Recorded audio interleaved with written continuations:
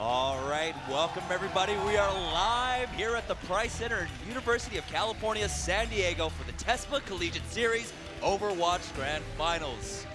Now, we've had 230 schools competing across the nation for their shot at over $100,000 in scholarship prizing, and now it's all come down to this, the final 4 teams. Now, I'm James Javerson Lee. Joining me today on the desk, it is going to be Joshua Piscator Lee along with Ben Fishsticks Goldhaber. Gentlemen, how are you feeling today? I mean, James, I'm incredibly excited. Like you said, this was a moment that was months in the making, and I know Fishsticks, you were kind of itching to get into the action, but now that you're finally here on the desk, I'm so excited. How are you feeling? I mean, look at this stage, look at this audience. We've got teams from around the country, around the continent here. They've played for many weeks to get here. Of course, so much is on the line, not just the prize pool, but the honor. There is a lot of honor in the line. All of these schools actually coming in today come with a really rich history of esports. I say rich history. It's a brief history because of the relevance of esports right now, but still, they have a lot to live up to. If we take a look at actually how we got here today, we're going to start off with back in October when we were in the regional group stages. So it was broken down into the north, the south, the west, and the east. And like I had mentioned earlier, we had 230 schools competing with over 2,200 students, and only half of those schools made it on to the regional playoffs. Now, this tournament did take place with a Swiss format, meaning that as you progress through the tournament, you're going to be playing against teams with similar records. So as we got deeper and deeper into the weeks, the play just got way more difficult for these teams. So the fact that they actually made it to the regional championships to represent their region, a lot of credit has to be given to all these guys. Yeah, once again, after the regional playoffs, it was the regional championships, which was a brutal single elimination bracket. One loss and you were out. So they were playing all on a knife's edge here to make it to the live finals. All the teams that are here today have already secured $14,000 in scholarship prizing. And we still have $60,000 more to give out in terms of scholarships. And I don't know about you guys, but when I went to college, I think my books alone cost $2,000 per semester, which is why I just stopped buying books, which is probably why I didn't do so well in college. But moving on from that, these players have the exactly. These players have the opportunity to both compete at the highest level in collegiate esports, in addition to make their schooling system a little bit easier. And yeah, you're definitely right about having to compete at the highest level here. If we take a look at actually how they got here, let's take a look at the quarterfinals, the matches that took place to actually get them here. So from the north, we saw a 3-2 matchup. Toronto barely eking out a victory against Cincinnati in one of the most nail-biter series yet. Then again, if you look at Texas versus East Carolina University, do not let that 3-0 score fool you. That was one of the closest series we saw so far in the quarterfinals, and the fact that Texas made it out on top, it just makes me even more excited to watch them play in the semifinals. On the other side of the board, East, we had Worcester Poly taking on Rutgers. Rutgers coming out with the 3-0 there, and then Berkeley, of course, 3-0ing Saddleback to set up the East versus Jersey versus California. And as a California native, I can't help but feel a little bit biased. And Ben, you're actually from Berkeley, so a little bit of caster bias, maybe? Born and raised. We are also here in California at True. a UC school, part of the UC system, University of California, great public schools. Always got to give a shout out to the public education. But we're here at a UCSD right now, and I think we're probably going to have some UC Berkeley fans in the audience as well. A little bit. Yeah, but those applauses for Berkeley are going to have to wait because our first match, it's going to be the battle of the UTs. University of Toronto facing off against University of Texas, Austin. So that's our first matchup. Gentlemen, what are you guys predicting so far for this? I honestly was expecting that question, but I couldn't come up with an answer because it's been so long since we've seen these teams play in a competitive setting. The meta has changed incredibly in terms of Overwatch. The quadruple tank meta is a lot less popular now, Ana a lot weaker as well. So I know a lot of these teams, we got a chance to watch their scrims, their practice. They're playing a lot of aggressive compositions, like the Tracers coming out, the Genji coming out as well. So I know you really like dive aggressive play, so I know Fish Sticks is one excited caster for this. I'm really looking forward to this. None of these teams have actually played against each other at all. They've been in their own regions. They've been playing against their own local teams. But now we're finally going to get to see them play against each other. And you can look at things like their average SR per team. But honestly, this is a team game. So it's going to come down to the teamwork. What kind of compositions are we going to see? Everything is up in the air. All right, and so we have our first team ready to walk onto the stage. Guys, give it up for UT Austin! We've got the Sheriffs of the South. They secured their spot against ECU to get here. A really tough 3-0 victory, but throughout the tournament, they had so many high-level competitors to match up against, and especially against all the different Texan teams. Yeah, as you see on your screen right now, that is their captain, Otter in water. Expect this guy to go off on the DPS heroes like McCree, Genji, Tracer, like he was doing throughout the entirety of the TESPA Collegiate Series. And actually watching them practice and get themselves psyched up before the game, I noticed that they were screaming, they're kind of pounding their chest, maybe trying to get into the minds of the opposite team, because we know Overwatch, it's a team-based game, but it's also incredibly momentum-based. If you start off strong, you're probably going to go all the way. Yeah, these teams, they're about to jump into game, but the game has already begun. We saw a little bit of a chest pounding, as you were saying, as I think the intimidation factor is already in the minds for this UT Austin team. Yeah, and so your representatives from University of Texas Austin, their captain, Otter in Water, Scott Chalkowski, Chief, Regiciding, and Talnor. We've got an economics major, biochemistry, electrical engineering, another electrical engineering major, economics, and a liberal arts undeclared. Now, that's funny, because just the other day, I believe Regiciding was still undeclared, but it looks like he's made up his mind in the last 12 hours. He saw all the team cards. He's like, man, these guys have their lives figured out. Which one should I pick? There we go. But honestly, we can't forget the fact that these guys are both players at a really, really high level. A lot of these teams actually scrim semi-pro and pro teams, but at the same time, you have to make sure you actually do your job. You're a student first, so the fact that they're able to balance both academics and their esports careers, I think is really, really exciting and something that we should all be celebrating. Absolutely. Yeah, it's going to be a lot easier once they secure more of that scholarship pricing. But now, their opponents, our neighbors from the north, the kings of the north, it's University of Toronto!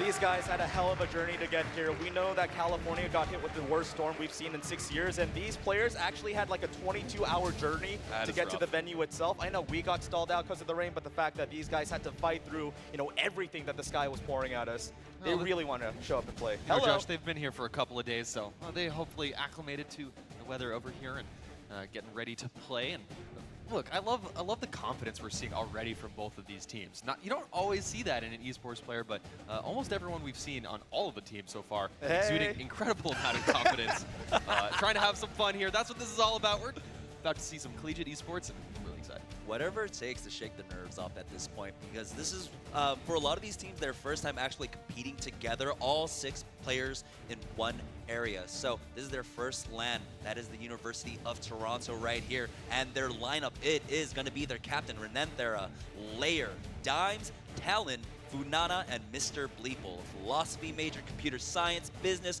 another computer science major, engineering, and oh, look at that, another comp sci major. Now we're noticing a trend here. Yeah, we talked a little bit about the shifting meta of Overwatch, but the meta of college majors right now seems to be engineering, computer science, so yeah, we see a lot of that in common. And then with the these outlier folks. every once in a while. Liberal arts undeclared. But I mean, University of Toronto, they also had a very difficult task just to get up here. You know, they have a huge name to live up to coming from University of Toronto. Yeah, that's a school that has a very storied esports history. They're good across a variety of games. They've shown up in so many collegiate tournaments, so they definitely, like you said, have a lot to live up to. A lot of that pride as we see both of the teams on the screen right now. Your very first semifinal. And taking a look at some stats that we pulled from the beginning part of the TESPA Collegiate Series, that is not a copy and paste error. These teams have the exact same match record in addition to map record, and they also have a favorite map in common, being Lijiang Tower. Yeah, so both teams coming in undefeated so far in the TESPA Collegiate Series, not dropping a single match, not even through the Swiss rounds there. And this is going to be Lijiang Towers. Both of our semifinal matches will be starting off on Lijiang Tower, and then from there, it's going to be loser's pick on which map we go to next. Gentlemen, Ben, what can you tell me about Lijiang Tower, particularly Night Market here? Sure. It's a control map, of course. If you're new to Overwatch, you got to get on the point and fight out to the death. There are no payloads, there are no capture points. You're going to be just brawling it out. And this map in particular is one of the favorites of the pro scene and myself as well. It does have a ton of dangerous ledges, though. That's something that will catch teams off guard all of the time, especially this bridge that you're seeing right here. Pharah concussive nades can knock 2 or 3 people off to start things off. That's why one of the reasons why Pharah is such a popular pick on this map, not to mention all of the aerial space that you have around the point and in the courtyard in general here on Garden.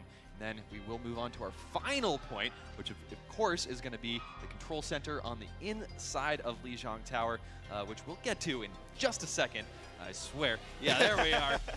And this one is an interesting point because it's all enclosed indoors. And it's not necessarily super claustrophobic, but the entire point is within this atrium. It's a large atrium, but it's still very confined. And the team that captures this point first is often going to be the team that wins that round. Yeah, and you know what? At this point, it's going to be so difficult. Generally, we do see a trend of what kind of compositions come out, but like you had mentioned earlier, that was about 2-3 patches ago. And so we don't know what to quite expect coming out from these teams. I mean, they're all really accomplished players on different kinds of heroes, but now the match is ready to get underway. Once again, it is going to be the University of Texas S. Austin facing off against the University of Toronto. Give it up, guys, and Josh, Ben, take it away. Oh, we see some swag going out into the audience, but these guys are excited for both the competitive action and the stuff we're throwing out into the crowd. Ladies and gentlemen, your first semifinal of the TESPA Collegiate Series Finals, Texas taking on Toronto. And I'm already interested by these team comps here. Over on the University of Toronto side, they've got like a dive comp, but it's not really a dive comp. It's kind of like a hybrid, as they've got Roadhog and 76, not traditionally seen in those dive comps. Over on the other side, we do have a Pharah in play. We could see some boobs, and we could see some aerial maneuvering. Oh, so far we got a first blood on behalf of Texas, but it's a 1-for-1 so far, and Texas actually playing this pretty aggressively, shoving back the members of Toronto. The control point is going to unlock in 3 seconds. So Toronto, they're a little bit late on the rotation. We'll see what they can do on the next push. Yeah, Otter and Water able to get that kill, and that's enough for Texas to get that first capture, and now it's going to be on Toronto to break on into this point. And this can be a difficult one. Do you go over the bridge and risk getting booped off into Doom? Especially there's the concussive grenade. It does knock off one, but it's still an even fight here. So far, Chalkowski now looking for the supports of Toronto. Scott does take down Funana to 2 for 2 so far. Looks like Toronto slowly pulling ahead. Chalkowski unable to find the hits just yet before Lair comes down and takes down 2 members of Texas. Now looks like Toronto trying to jump on the point. Texas got a decent amount of time, 26%, but now Toronto with control. And we've got our first flip of the day. And Roadhog's really nice on this point as well because you can hook people into the well, or not even the well, the river, I guess, under the capture point, and we'll see if Roadhog not currently in position to do that, and as they're just opting to go for the shield battle. Who's going to win the shield battle here? Lethal going in deep, though. He manages to find a charge onto Otter. That's 2 kills picked up for the Ting. Talon has picking up another one with Lair, following it up with a kill on the support. Renanthera picks up Talon Ring, and just like that, every single member of Texas falling. Toronto holding control, and the spray on the ground to boot. Goodbye, Tchaikovsky. He falls to his doom, and not going to let the enemies get that ultimate charge, but taking a look at the ultimates, speaking of ultimates, it does look like Toronto is on the cusp of having 4, and Austin is on the cusp of having 4 as well. So this next fight, we were going to see multiple ultimates drop, but there's the hook. Early hook coming from Lair, gonna take Tchaikovsky out of the action immediately, and Tchaikovsky is actually switched off to Roadhog from Farah. Oh, they're going in dimes with the Dragon Blade. He's gonna come out 3-4 members of Texas dropping. This is looking so bad for Austin as Toronto. They came all the way from Canada to take down the US team. They're looking so strong and confident. That said, Toronto did use a couple of ultimates there, so ultimate economy will swing into the favor of Texas. With 65% on the point, they have maybe 1.5 more tries. They gotta try right now if they want a second chance after this one. It's probably just this one last fight, and it all comes down to this. 4 ultimates to their name, close to the sound barrier as well. Here they come. Let's see exactly what they choose to do. Laird throwing it out, but it gets hooked in. That's advantage for Texas. Let's see what they can do with it. Lethal finding one onto Otter, but the sound barrier gonna keep Toronto pretty darn healthy. Talnori now onto the opposite tank with Dimes popping up in the kill feed as well. Toronto slowly pulling ahead. The members of Texas falling one at a time. The hook comes through, finds Renanthera. Tchaikovsky with the snipes,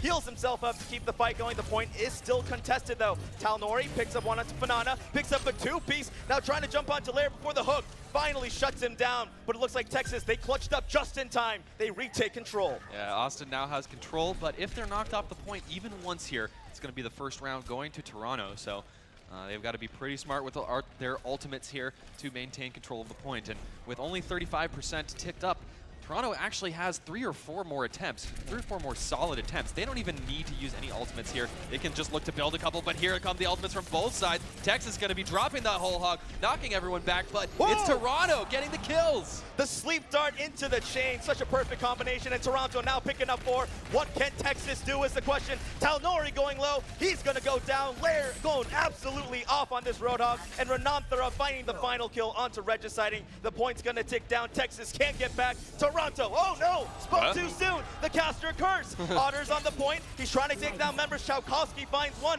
Can Texas do it? The point's ticking down. One member's close, but it doesn't look like it's gonna happen. Toronto, first point. First point, very solidly going to Toronto there. Austin did get the first capture. It was taken away very quickly though, and they had a difficult time moving on in. Even when they had ultimate advantage, Toronto just played smart. They played well. They were able to get those key hooks as well. So we'll see. We're going on to the next point. It's going to be probably some switch ups in the compositions. We'll see in just a second what they do end up with. Looks like Otter and Water now on over to McCree, which we know he's very adept with. Here, it's going to be a triple tank composition coming out of University of Texas to start us off here. University of Toronto now has the Tracer. And I think this is something we're going to see a lot throughout the day, is team composition switching around every map, every point. It's going to be something different, because that's just how Overwatch is working right now. Yeah, that's like the best thing about Overwatch, where you can, if something's not working out in the middle of the game, you're not locked into your character choices. So the fact that, adaptation and reaction is a very crucial skill set to have in this game. But it looks like they're going to take the fight into security. First of all, those hooks landing left and right. Tchaikovsky draws first blood for Texas, and we know exactly how this point works out. If you win the first team fight, a lot of times you just can maintain control the entire time. And both Reinhardts are out of the action. That was a great play by Austin. They were able to hit the flashbang and then the hook directly after taking the Reinhardt out of the action, but it's still 4 versus 4 on the point. This is a hectic fight, hard to call who's ahead.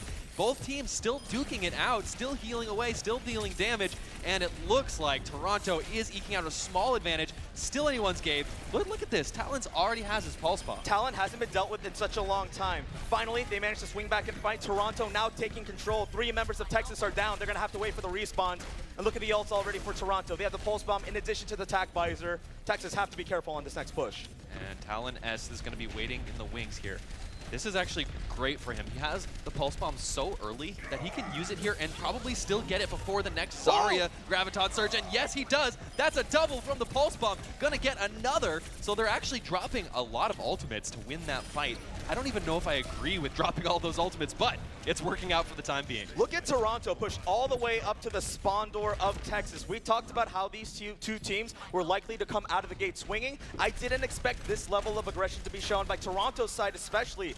A lot of times we've seen it in the TCS Collegiate Series, they were a much more measured team. They were looking for small windows of openings, but it seems like they're just going ham. Talent hasn't been dealt with in such a long time. This Tracer is so annoying. Yeah, I don't know. We got to maybe see some kind of switch up. Austin, of course, they do have McCree, and here's a nano-boosted Tracer. Kills going on every side, but still, Toronto holding very strong here. Gonna drop the pulse bomb, gonna pick up 2 again. Talent's going off for Toronto. He didn't take a 22-hour flight for no reason. He came here to play. And actually, I'm really interested by Toronto right now. It seems like they're dropping ultimates almost superfluously, but the more you drop, the quicker you drop them, the more you're going to have in the course of a round. So who am I to judge this strategy here? It's working out for Toronto. It's 71% already for Toronto. Dime's going to get close to that Graviton surge, but Texas, they have 4 ultimates to work with. If they can chain them correctly, it'd be big news for them. Oh, everyone knocked down there. That was a huge Earth Shatter coming out of Mr. Bleeple, but no kills. Okay, there the kills come. It's flooding through. Both teams going to rack up quite a few, but Toronto still eking out the advantage here once again, and this is going to be a wipe. This Lucio needs to die, and yeah, this is pretty much the point. I don't see any way Austin can take this back. Man, so much credit to Talent throughout the entirety of this point. He was not dealt with at all throughout any of those fights. Getting pulse bomb after pulse bomb, gonna throw that last one out for good measure, jumping onto it, saying it doesn't matter. The only person that can kill me is me right now. I like how Talon S almost got 3 pulse bombs in the time it took for Zarya to just get 1 Graviton. Like, that is the combo that you always expect to see, and it could have happened, but wasn't even necessary. Right, Toronto obviously feeling pretty good here. Texas can't say the same for them, as pretty stark differences in terms of demeanor. Yeah, I think we need to see Otter and Water really start to come alive. We weren't seeing him on the kill board, kill feed a ton, but he is really he's not only the captain of this team, but he's got the highest SR rank in rank. He is known for his McCree, so hoping to see Otter and Water come alive for Texas. Definitely one of those players that are incredibly vocal. If Otter's doing well, the rest of the team tends to do well, as well, in addition, I should say.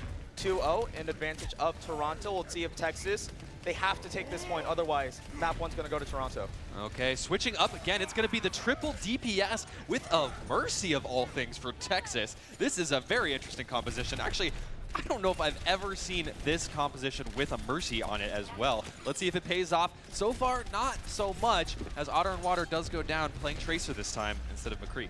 Mr. Bleeple finding one onto Otter. Toronto, they're carrying on this momentum they got through the first 2 rounds, and it looks like Texas are just slowly falling apart. We still have a lot of time to go. Anything can happen. But Talent continuously applying pressure, finding a mid-range kill onto Chief. So hard to do his Tracer already with the Pulse Bomb.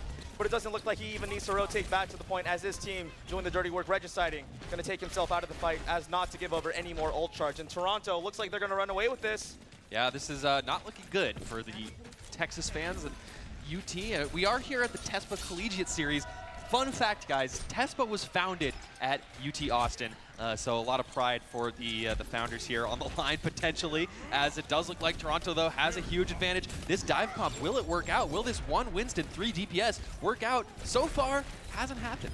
Yeah, Regiciding going down. Chalkowski actually picking up 2, but it doesn't really look like Texas can really make their way into it. Talnori coming out with the Dragon Blade. He could make a big play for his team.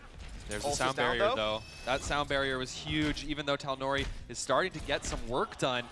That sound barrier kept everyone alive, and Otter and Water striking back, but still, he used that ultimate. Uh-oh, it's all on Otter and Water. If he can't get tons of value here, he's going to be screwed. But there's the Mercy res. That's exactly what Austin needed. Otter has 3 so far, looking for a 4th one. This team fight won solely at the hands of this Tracer, and for the first time, it looks like Texas finally looking like they have a little life.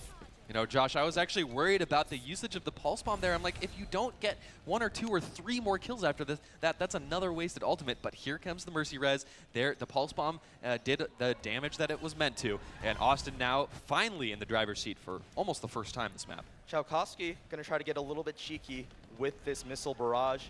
It's going to be, here it comes. Let's see if it does anything. Finds 1, but Talon actually finds the kill onto Chalkowski. Now Otter looking for a way to get into the fight. It's 3 kills picked up for Toronto. The sound barrier comes up, but I think it's a little too late. Unfortunate for Scott. dropped the sound barrier, but already 2 or 3 of his teammates were dead. Otter and Water throws out his ultimate as well, so that's another ultimate almost down the drain for UT Austin. Luckily, they still have enough time to get in here and have probably 2 or even 3 if they go very, very quickly, more attempts. So they still are in it, but they wasted 2 ultimates in that last fight. 62% for Toronto. Like you said, they have 2 ultimates up. If they can land a good Earth Shatter, could take Texas out of this map entirely. But Regiciding getting close to that Mercy res. We talked about how we very rarely see Mercies played on control point. Let's see if it works out. Here they come. Here goes the fight. Talnori with the Dragon Blade. He's going to commit to this. 2 kills picked up for Texas so far. Oh, They're perfect. pulling ahead. 5 kills. Whoa! All members of Toronto dropping. And just like that, Texas going to retake. Josh, that could not have gone better for University of Texas because they drew out 3 ultimates from Toronto. Toronto lost the fight anyway. There was a whiffed Earth Shatter. There was a nano-boosted 76, and all of that got shut down by a nice blade. See if Toronto can retake this. So we've seen them on a couple of retakes. They look very, very strong that's a in big conference. move. Lair finding a pick onto Otter. Otter was doing so much for the team of Texas. Him going down is big news for Toronto. 3 members dropping, 4 members dropping. There's the res we were talking about. Let's see if they can swing the fight back in their favor. Scott goes down. Nori trying to find a kill on the opposite side. Chief getting one as a support as well. And now it looks like Texas slowly pulling ahead in the fight again. It's all over the place. Dimes just trying to get back onto the point. Texas still have control. Toronto need to get back in. Otherwise, this map is going to go over to Texas. This is such a weird fight. First, it was Toronto taking kills. Then there was the res. Toronto still got more kills. Then Texas struck back. But in the end, it was 1 Tracer left versus 2 tanks, and that's not going to go so well. So one last breath of chance here. One last push for Austin, Texas. Can they get in here? 94%. They're going to have to go for it. Chavkovsky with a missile barrage, just looking for an opportunity to use it. The sound barrier is so hard to chew through, but he's going to go for it anyway. Gets hooked out of the air. 3 kills now picked up for Toronto. We're in overtime, ladies and gentlemen. 4 kills now picked up. I don't think Texas can answer back. And just like that, the time's going to tick down. Toronto going to stand strong, dominating 3-0 sweep on Lijiang Tower. It was a 3-0 sweep. You know, Texas put up some good fights, but ultimately, it was the ultimate management, I think, that wasn't really in their favor. They continued to use ultimates in very risky situations, and yes, it did certainly pay off at times, and other times they threw them down the drain. But really, it's more important to talk about what Toronto did right than what Texas did wrong, because Toronto played very, very well together. Yeah, I was surprised to see Toronto the ones coming out swinging that hard, because something very characteristic of Texas's play throughout the entirety of the Overwatch TESPA Collegiate Series. Oh, getting the energy going. Absolutely love seeing that. We've gone full meme. We have. God help us. It's a collegiate tournament. That's what we have to do here. Yes. But like I said, Texas usually known for playing very, very aggressively, jumping into team fights, taking them at their own pace. But Toronto looks like they were able to give Texas a little taste of their own medicine. You know, I do like what we saw from Texas. The composition of 3 DPS, basically like a ultra dive comp, 3 DPS, 1 Winston as your solo tank. It's a really entertaining composition to watch, and it works if you're able to pull it off. Mercy was the interesting part of that comp. I have not seen that before. Yes, there were some reses, but at the same time, you can't help but think, you know, Lucio Ana is really, or even Zenyatta on control, is probably the ideal pair with that composition. Yeah. But it looks like we are going to Dorado for map 2. Remember, the first map of the semifinals and the finals is predetermined. Both of these teams in the semifinals are going to be playing Lijiang Tower first. If there's a losing team, well, the losing team actually gets to choose the next map, and it looks like Dorado's a very popular choice amongst. Oh yeah, Dorado, been around since the very earliest days of the beta, and it's a fantastic map indeed. This first portion of the map is all about the choke point under those archways. If you're able to set up a Mei, you can, anyone play ranked Overwatch here in the audience, you've been in that situation so many times where that Mei just sections your team in half over and over again. Regardless, it's such an easy crossbar for defense, and it can be pretty difficult. This next arch is also one of the key points in the game. It's a very nice high ground to hold when you're on defense, so a lot of the time, defense will be holding onto that high ground with everything they've got, and offense will need to find a way to boop them off, whether that's D.Va, whether that's Winston, whether that's a Genji going up with a Winston, whether that's Pharah booping them off. Something like that is usually what you want to see to dislodge that high ground defense. We've seen this map play really snowbally as well at sometimes, because the map changes so much in texture and dynamics as you progress through the village. A lot of times teams, they'll like to give up a little bit of the early stretch of the street just so they can take the fight at their own pace. Yep. There's such a far distance to go if you dive into defense. So look at this. So many posters. Toronto showing some love in the crowd as well. So awesome to be here at the Price Center at UC San Diego. And beautiful, well, kind of rainy, but still beautiful La Jolla, California. For a lot of these players, this is their first time playing on a stage like this. So momentum and mentality is something that's going to be very, very important. That was an excellent sign. Thank you, everyone in the audience, for bringing your signs, bringing your cheers today as we're going into the second game. It's going to be Toronto versus Austin. Toronto currently up 1-0. And this is a best of 5. So Austin, it's not do or die just yet, but certainly they want to take this win here on Dorado. This is their map pick, as we do see how they're going to play it. Let's look. We've got a May on defense. Surprise, surprise. May's so good on this point. One of the best points in the game for her, as it's very, very simple to just cut off that main choke point. So we'll see how that comes into play. We'll see what Toronto picks here on offense in just a second as we solidify everything. You may see Talon start off on that Widowmaker, and that's something we've seen teams do on a variety of points, because if you can get one solid pick off the defense, they have so far that they have to run back in order to rejoin the fight. So just as I say that, of course, Just kidding. I get trolled so hard. I'm done. So 76, interesting here. It's great because you can whale down the enemy Reinhardt shield quite quickly, but it doesn't have the mobility of a Genji or a Pharah or even a Tracer or even a Widowmaker as well. But there's an early pull. It's going to be a successful hook, but no, Lair's the one who goes down after hitting the hook. He's going to go down very quickly, and Austin coming out the gates swinging here on Dorado. I mean, easily going to hold here. You can't come out swinging any harder than that. A 4-for-1, a 5-for-1 as Otter finally starting to go off, pick up a little bit of momentum. 50% of the way to that Deadeye already, so you know that's something that can be incredibly devastating should it land on the entire team. Toronto, they're going to have a moment to breathe, regroup, maybe rethink their approach. Very standard, I would say, composition coming out of Toronto here. It's going to be the triple tank. This is basically like last patch meta, but it's still a comfort zone and it's still a damn good composition. Here comes Toronto. They're going to be taking the flanking angle, and they want to do this to try and rest high ground control and actually bypass the arch altogether. They are coming down the stairs. Oh, a hook lands on the Otter. That's going to be big. Toronto could see this as the go button. Lethal diving in. Talon picking up one onto Chief, and it looks like Toronto are just going to take this team fight as Texas now have to run away at a numbers disadvantage. Regiciding goes down. It looks like they're going to jump onto Talnori. Talnori's like, kill me. I need to respawn. I don't think Texas is going to make it back, so Toronto should be able to activate this first checkpoint, and Texas is going to have to back up, set up their defense one more time as we start going through the streets of Dorado. Well, everyone got a chance to spawn here, so not a bad situation at all now for Austin. They're going to be able to easily get high ground control, but it does look like, as we were talking about already, Toronto, University of Toronto, looking to also rest their own way of control, and it's going to be potentially a Lucio boop here. Lucio playing sneaky, playing quiet. He's not going to make his presence known, and he's going to see if he can get the boop of the century. Come on, Funana, let's see it. If he can get this, it'll be big. There's a McCree right there. You could get flashbanged and killed so fast. This is risky, but we'll see if it pays off. Talon looking for a hook. Funana go. going down. Chief gets booped down. Let's see if they can take down the take. Talon now jumping in, picks up 2 with the tack visor. Looking for a couple more, but it looks like Texas, they realize that they lost the fight. They're looking to back out of it right now. Talnori pretty low, all by his lonesome on top of Church. Toronto going to say, we don't have to deal with you right now. We're just going to keep pushing ahead. Lair coming through with the whole hog. Finds a hook on the Regiciding. Going to pull off the Eels, going to push back all the members of Texas so far. Very strange flank. You don't often see a Roadhog go all the way around the side. Yes, he was able to open it up with a kill, but he was not in a good enough range to really make that whole hog work. But the point, it's 0.5 meters away. That was so close. Austin almost let that one slip away, but they've held on the second point and are going to be able to recapture high ground once again. Then again, Toronto do have 3.5 minutes left on the clock in order to make this successful push. Like you said, it's only a couple meters now, slowly ticking down, but it's not very far that you actually have to sit on this thing and push it into the absolute end. So, see exactly what Toronto can do on this attack. Texas sitting on 4 ultimates with Regiciding about to get his. Otter and Water into his as well. Yeah. 6 ultimates on the board. 6 ultimates for University of Texas Austin.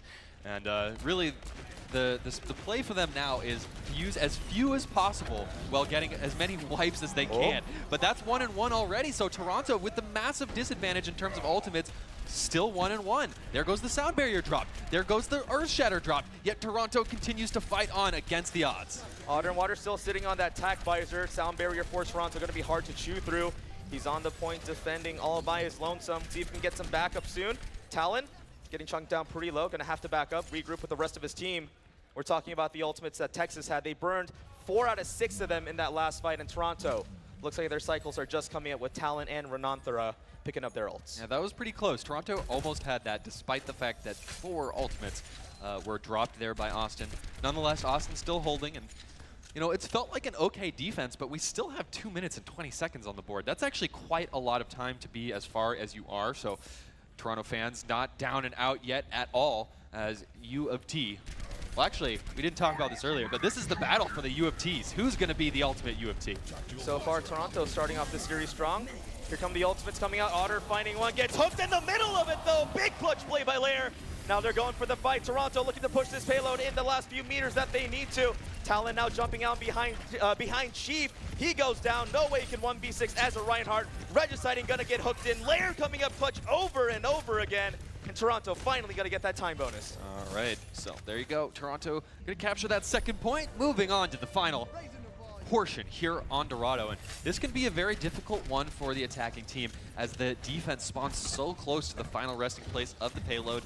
It can be super difficult. There's also plenty of high grounds, and to actually get to the high ground from the attacking side, you have to filter your way through very narrow choke points, and it does look like Austin taking very well advantage of that high ground.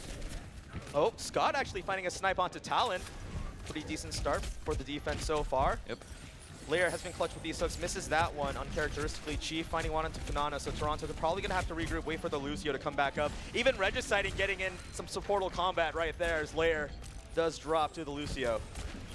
Oh, and this is going to be a nice stagger as well. Uh-oh, if anyone else gets staggered, that's going to be even more time burned for Austin. No, or excuse me, Toronto. No, they're able to regroup here.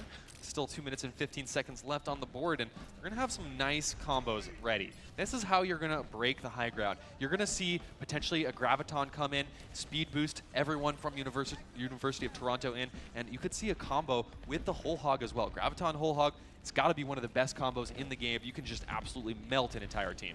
It's the meat grinder, as we call it. And then, you know, you throw in a nano boost for good measure. One goes up. Here's the Deadeye, though. Let's see if they can find anybody! Are you kidding me? More for Jalkowski. Texas going huge in that fight. Scott fighting the 5th one, and I think that's bad news bears for Toronto. Funana, the last one to drop. What a huge play by the McCree. Absolutely bad news, because they dropped that combo. They had it, and it's no longer there. Lair dropped the Whole Hog. Dimes dropped the Graviton Surge. And they just had exactly what I was saying in mind, so much so that they ignored the high noon, excuse me, to their detriment. That was not good. Something you can't do. You always have to respect that. Don't drop the shield unless you absolutely have to. Otter, though, Texas now sitting on 4 ultimates of their own. Chief gonna go in with the Earthshatter, landing on a couple. Looks like Scott, the rest of them gonna try and go in, looking for a target for the Nano Boost. Otter finding one onto Talon so far. Not quite able to chew through anybody else. Talon already gets a decent pick onto Funana, though, taking down the support of Toronto, rather. But here comes Otter now with the Nano Boost. Let's see what he can do. He's getting slammed down by the hammer, though. And Toronto picking up 3 on the return of that fight. 45 seconds left. Toronto just 50 some odd meters to push it in. See if they can do it. That was such a clutch Earthshatter. Shutting down the Soldier with Nano Boost was absolutely essential for Toronto, and they're continuing with the momentum here.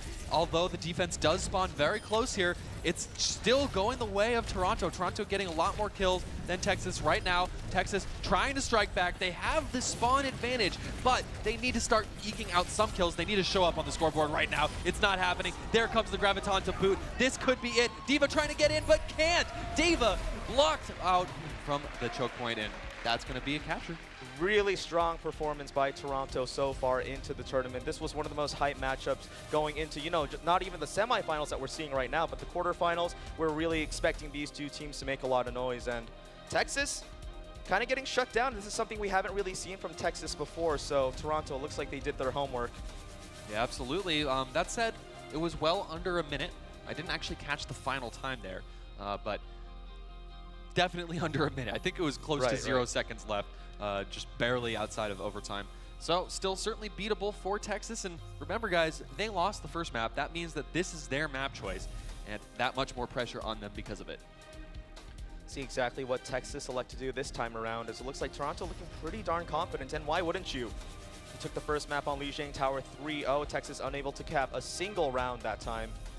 And even here, Dorado, even though it's not, the most dominating performance, they still managed to finish it out with 3 points on the board and time to spare. So pressure's now on Texas. They don't want to go down 2-0 in the series. Momentum is so big when it comes to competitive Overwatch. Yeah, I'm wondering if we're going to see another dive composition come out. It can definitely work here on Dorado.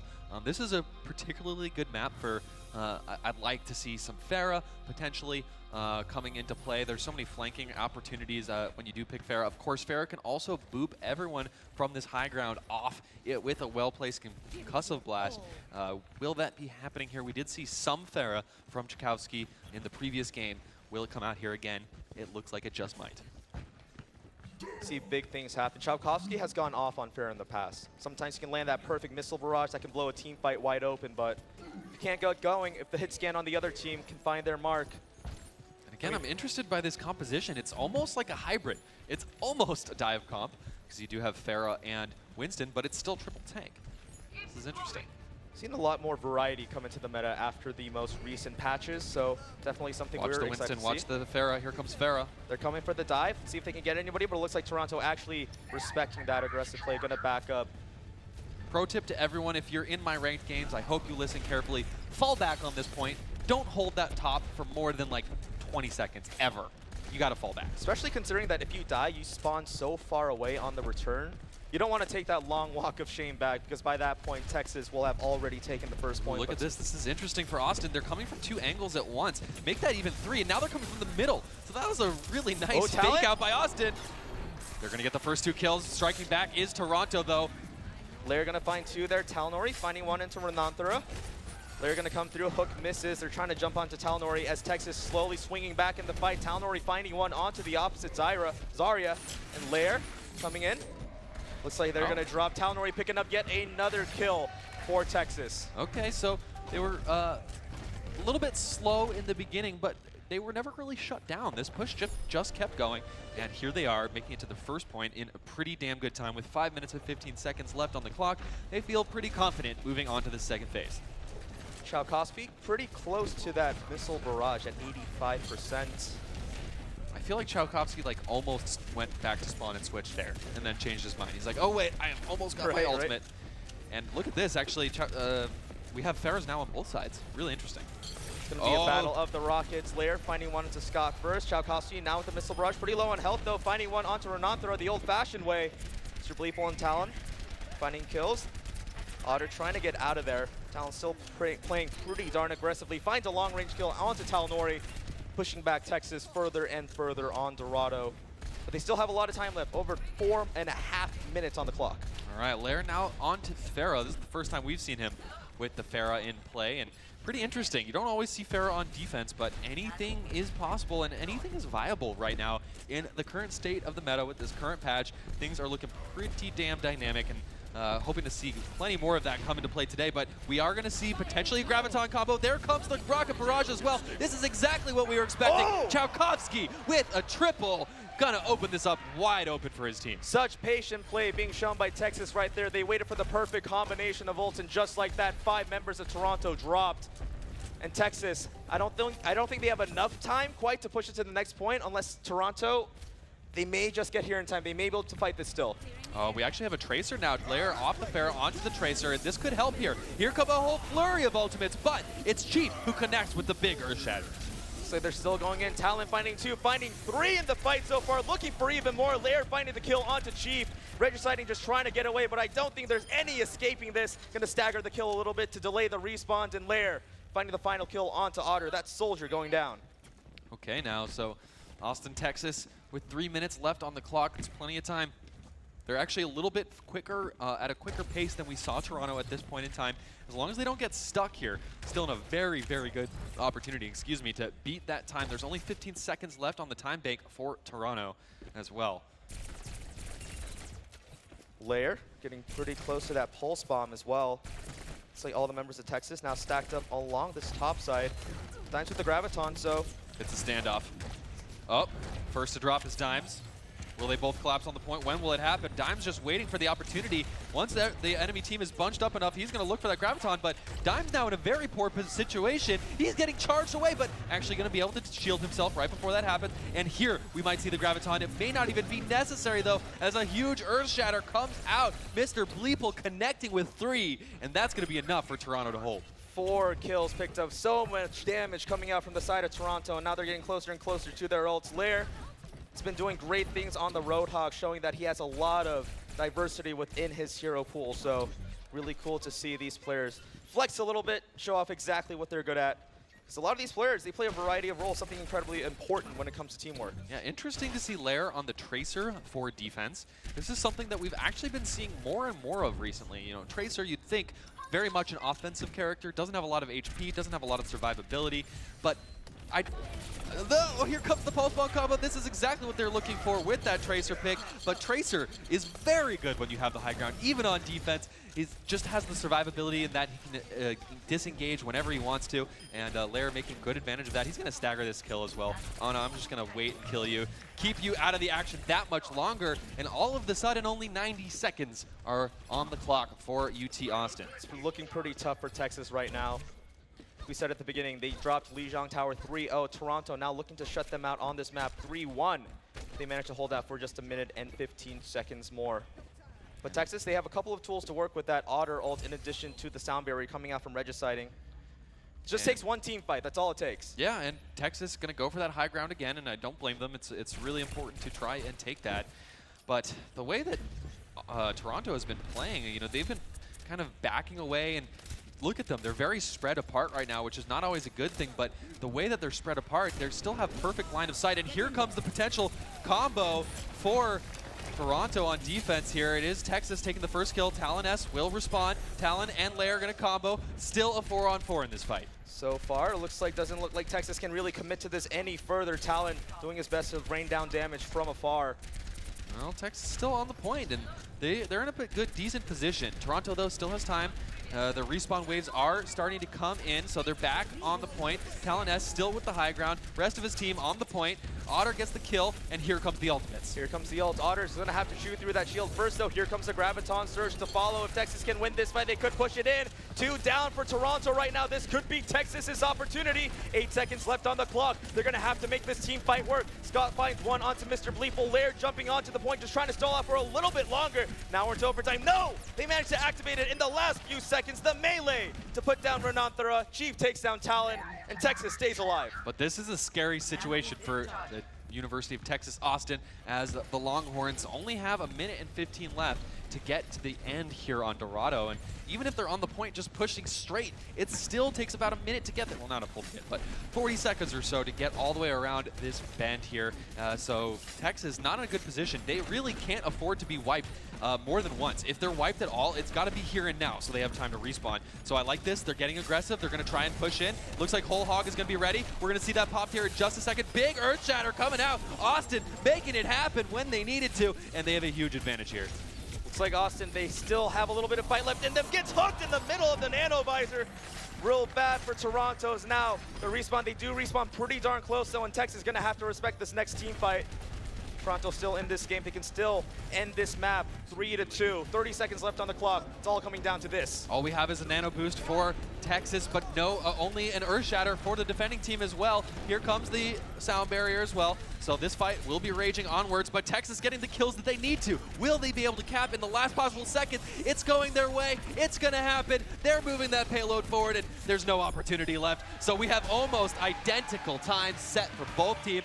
Both teams just going to have a hair over, well, just 1 minute and a hair over a minute. I mean, we thought Toronto was going to take that map as well, considering how strong they came out on Lijiang Tower. The fact that they were able to, that Texas was able to bounce back from that initial defeat, and like you said, tie it up with essentially an even amount of time.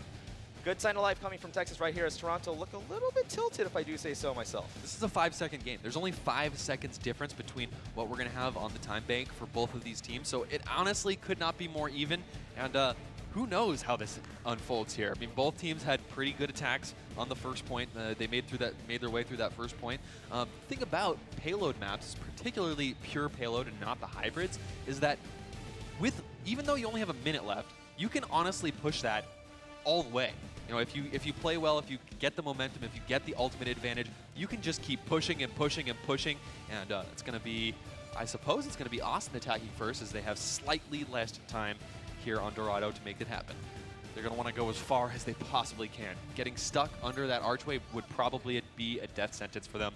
Let's see how they go. All right, Toronto started off strong, but Texas now showing a little bit more life in this series. Like Ben said, not a whole lot of time separating these two teams. 4 seconds apart is essentially even, but it looks like Regiciding actually electing to play that Mercy. We saw him pull that on Lijiang Tower. Didn't necessarily work there, but it seems like they have some sort of plan going into this. Yeah, this is a more standard dive composition, as they are running the Winston and the Zarya. No Reinhardt at all, so they're looking to get in the face of Toronto. Toronto sees the composition. They'll be backing off under the archways. They do have that Mei as well, so look for ice walls to be sectioning off this team. That said, it's a dive comp. They're going to all be pushing in at once together most of the time. So far, Chalkowski looking like he's applying good pressure with that Winston. Pharah. Winston's in no man's land. He's dead. And Pharah doling out a ton of damage, but no kills at all. That's going to be back to the drawing board here for University of Texas Austin, as this is their last chance. They cannot afford to get stuck under these arches. That would be so bad for them on defense.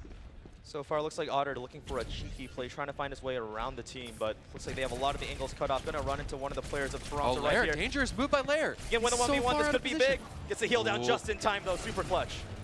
Okay, hard to see what's going to happen here. Pharah coming from the side, the flank is real. Talnori gets the first kill, so University of Texas Austin in a great position now. They're able to get a second, but there, Toronto strikes back off screen, and this is bloodbath, but Toronto coming out on top, and it looks like they might have made the hold happen here under the arches. That is just the very beginning of the map, and this is scary stuff for Texas. They have got to hold so far forward. There wasn't a whole lot of time for these teams to work with. The fact that they were able to have such a strong performance from the very get-go, they got to feel pretty darn good. But now, we have a chance for a response. All right, what's going to be out of Toronto? Dive comp did not work for Texas, unfortunately. Haven't made it work this set yet.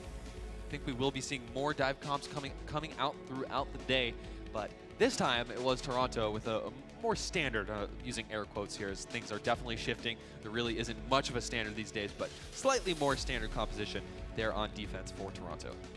They have a little bit of time to work with, see exactly what they pull off.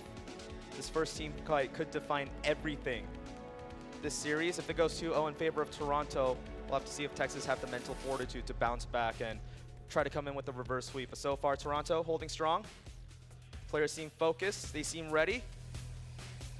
Texas seem a little bit shaken, but they have shown some life, so don't count them out quite just yet. I want to see some war cries from this Texas team. They were definitely rallying together earlier today, making a lot of noise and getting the hype up.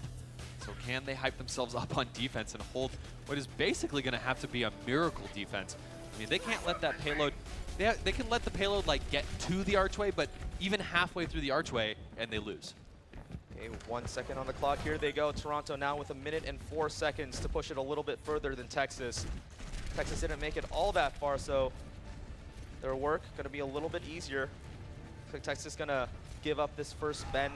Going to play this fight pretty patiently. Interesting to see a D.Va pick out of Toronto. I actually like it. D.Va's defense matrix is able to cover so much of this archway that they're going to be able to absorb all of these Roadhog blasts as they come in and also boop everyone away. Look at that. Both tanks pushing aggressively forward. 2 kills in a row. The tanks making it happen. Hyper-aggressive tank play coming out of Toronto, and that has got to be the nail in the coffin. Toronto looks like they're going to get this. Looks like the payload's going to inch forward into that final resting place in just 1 second. And there you go. Toronto now with a 2-0 lead in this best of 5. Toronto, they came all the way from Canada, 22-hour journey in order to get to the venue itself. And Texas, they came into this with so much fire. We saw them in their scrims. They were screaming. They were getting hyped up. But so far, it looks like, look at Otter. Look at how loud he's speaking to his team. Look at how hyped up he's getting. This is not a performance that they are proud of. They hold themselves to a much higher standard than this. See if they can bounce back, though. So if you talk about the pre-game rituals for these teams, we were here hanging out with them as they were getting ready today. And Austin, on one hand, was screaming and pumping their chests out. On the other hand, we had Toronto, whose leader was literally reading a speech that he had written. It was some epic inspirational speech, and that seems to be carrying this team through right now. as they have done so damn well here in the first phases of the tournament. Again, this is the first best of 5 of the day. We're here in the semifinals here in the TESPA Collegiate Series Grand Finals here for Overwatch here in not so sunny San Diego today, but thank you everyone for joining us and cheering on these teams as we go the rest of the day. $100,000 on the line. Yeah, and these teams already secured $14,000 for their teams. Now the rest of the $60,000. Oh, Toronto showing a little bit of life there. They're feeling good. Looking to close this one out 3-0, it seems. All right, so what's going to be the final map? Again, it's going to be UT Austin's pick, as they are the loser of the last match, and it's Kings Row, going with the old tried and true standards. Dorado and Kings Row as their 2 picks. They get no more picks. If they win this, it's all Toronto's picks from here on out, which certainly doesn't bode well. It looks like this is the first hybrid map that we're seeing of the night. A lot of these teams, they take this first point so quickly. We saw in some of the show match before this between UCI and UCSD, both of these teams were able to cap it within the first push. But a lot of Kings Row comes down to how you can play the middle part of the map in addition to the last ending portion. We see so many games stall out right before the actual ending point. So you have to start off strong. You have to make sure you don't kind of tilt or get too aggressive in the middle portion, and at the end, that's like the most clutch time of all in Kings Row. Yeah, the thing about this middle streets phase is defense spawns epically far away. If you die, if you get wiped on defense even once, that means that you basically only have one more opportunity to even stop the payload there on the streets phase. So difficult at times to play on defense. So we'll see who's going to attack first, who's going to be on defense here. Kings Row, map number 3 in the best of 5. Let's hear it for these teams and get this game underway. Right here we see Toronto on the screen. Look at them playing towards the crowd a little bit. They know that they're the ones who have the advantage in this series. Like I said, up 2-0 so far. The crowd getting pretty hyped up as well from the Price Center at UC San Diego in La Jolla, California. Looks like Texas the first ones to defend. Toronto going to be on attack first. And I see Talon on that Widow, but I'm not going to say anything because last time he switched to Soldier in the last second. You know, this is a better point for Widow out of all of them. And one of the reasons why is you'll often see, if you can see where Otter in Water was just at the kind of the high ground above the point, that's where you're going to want to be if you're playing 76 or McCree. You generally want to have the high ground. But if you're on that right-hand side of the high ground, that is the easiest snipe ever for a Widow coming in from spawn. So potentially we'll see it. I don't hate it. In fact, it's quite difficult to deal with. Widow will basically push you behind the line of sight, but we'll see if he sticks with it in just a second. Yeah, it's so difficult to work with a Widow when you're on defense because, like you said, that entire middle section of the map is almost denied from you completely, because if you just peek around that corner, she takes your head off. Your team is all of a sudden at a huge disadvantage 5v6, so it looks like with that Widow pressure, they're able to just push right into Statue. Toronto making their way around. It's made so much room for them. And here comes the Soldier poking his head out, but that's a danger zone. Oh, we do have Talon S actually switching over to Soldier now, so the Widow experiment is over. But still, the kills are going the way of Toronto immediately. Already a nice advantage here on the point. They got what they were looking for. They applied the pressure with the Widow early on. Now they're just jumping into the fight, taking down so many members of Texas. Otter finally goes down. Chavkovsky trying to do what he can, but Lair actually finds the response kill onto the opposite Roadhog.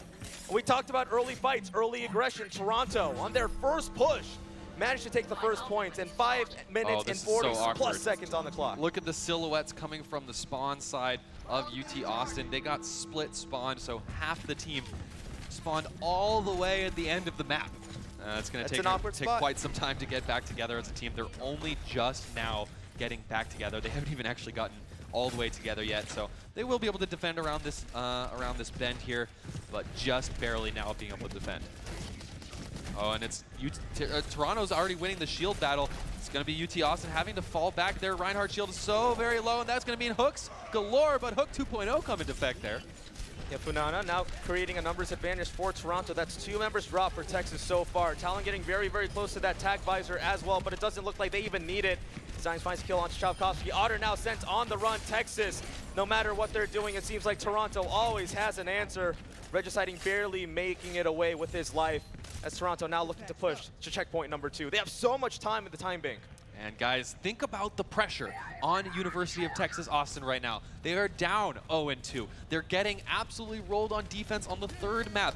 This is a single elimination best of 5, and they could be out very quickly. They have something to say about that, though. Cops coming out. Whoa! Whoa!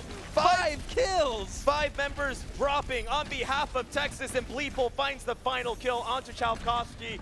That fight couldn't have gone any more in favor of Toronto. And now they have the second point with 5 minutes and 45 seconds on the clock. I don't know if Texas can hold them off for this long. This is do or die, and you did mention the closer you get to the end of this map, the more difficult it gets to be on attack as defense spawns so much closer.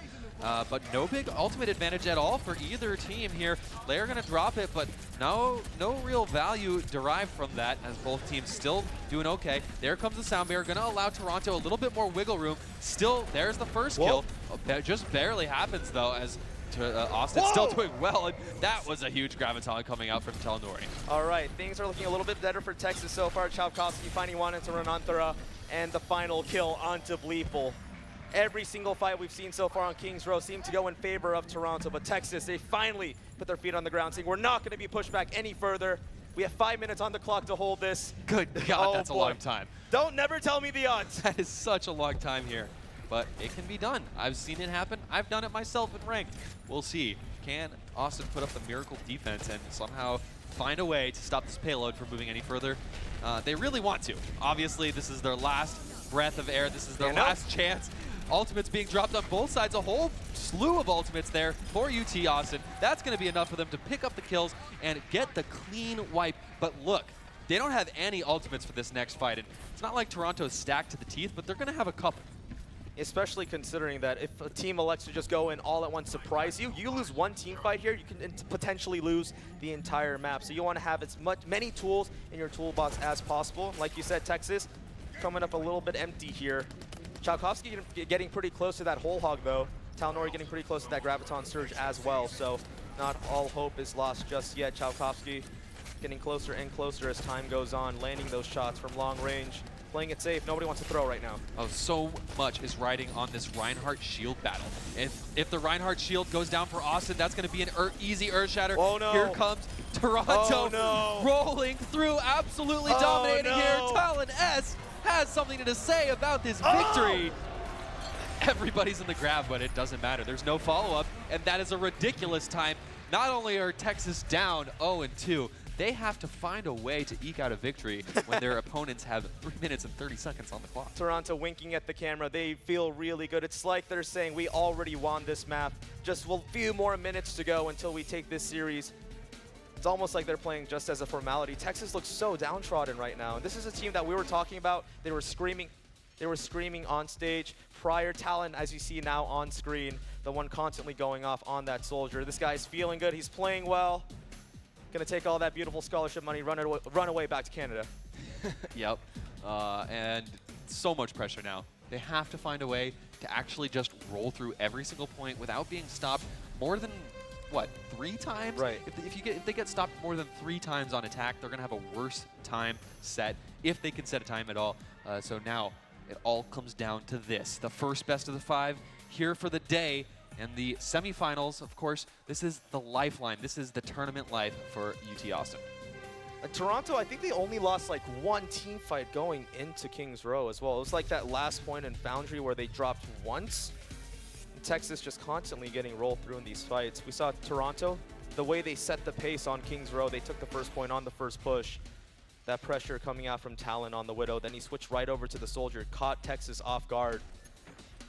This all comes down to this. As unlikely as the win would be here for Austin, it would also be equally as amazing if it happened. It would be so hype. So let's hear it for Austin. This is their last chance here on attack. They have to find a way to beat that time or at least come as close as they can to even have a chance here.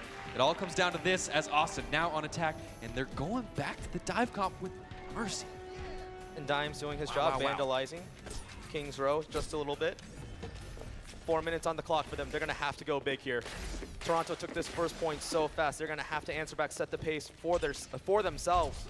Oof, it's going to be so annoying to deal with Talon S up on the high ground. They've got to jump on him. They're going to be able to do so. It's going to be Tracer along. Okay, Oh, Talon S, the raid boss of UT Toronto, out of the action already. Otter and Water finding a kill onto Bleeple, though. It's looking pretty good for Texas so far, as Toronto have a long distance to go if they even want to get back to contest this point. Dimes without the ball, going to have to back off. Chowkovsky finding 2. Both of the supports of Toronto are down. Talnori finding a kill onto Lair. And just like that, just like Toronto did, Texas managed to take the first point on the first push. 5 minutes and 47 seconds left on the clock. Fish sticks, we have a game. This is so awkward. The split spawn. It's 2 supports dealing against a Winston and a Pharah. If they play this right, they might be able to get a pick or 2. Maybe it's dangerous for Chowkovsky, though. Needs to jump on out of that situation. No harm, no foul, as Toronto going to be able to get together on the streets phase.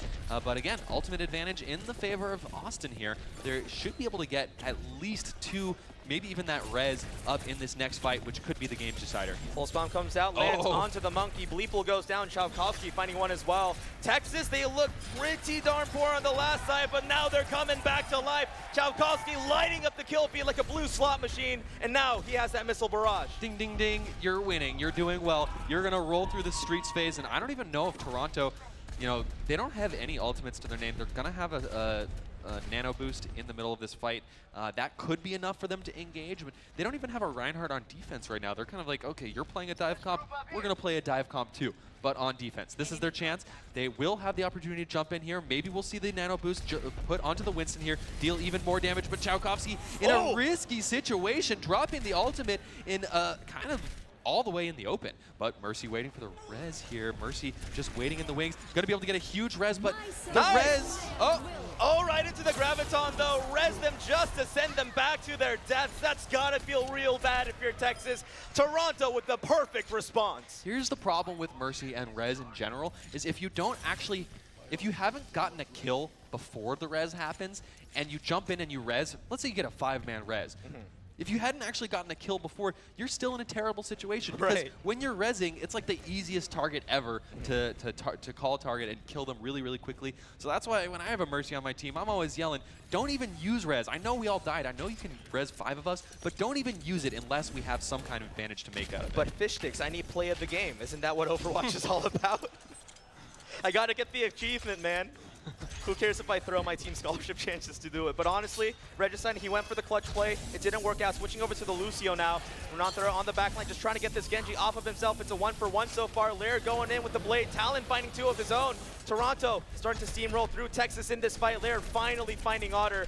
Talon going to take Winston on 1v1. Primal Rage should be expiring soon. And a few last shots. The last headshot to put the Monkey down. Chief does fall.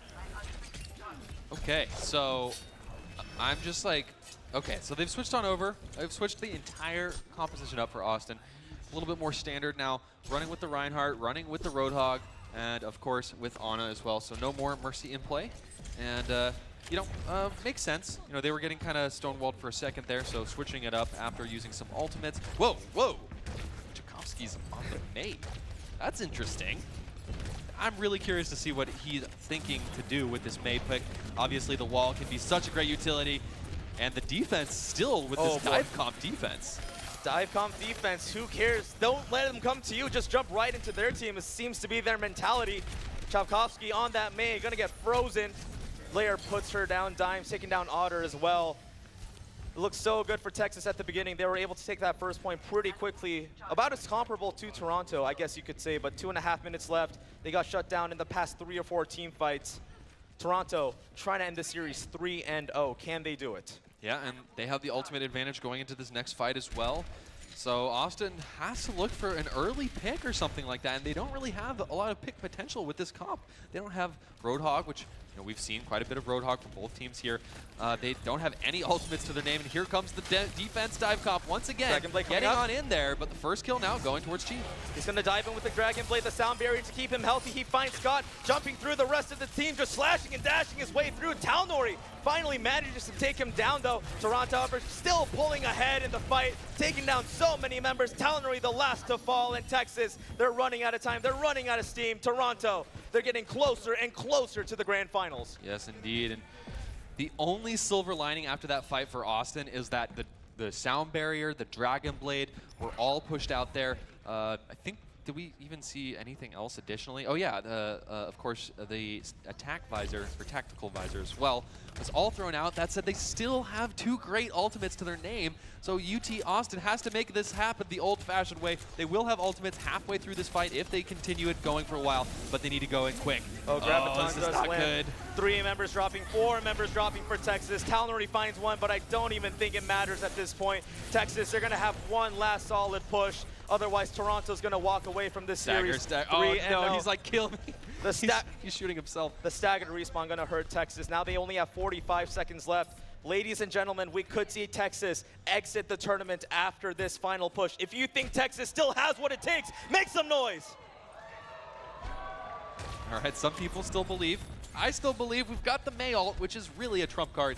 Of course, Blizzard has such a wide range, and if you nail it perfectly, this could be exactly what they need. Ana on the death rows and makes it out, though. And here come quite a few members of Toronto have been frozen. Can they take advantage of this Bleeple out of the fight? There's going to be a Graviton as well, and this is rough, though, because Austin, they're going to get this, which is great.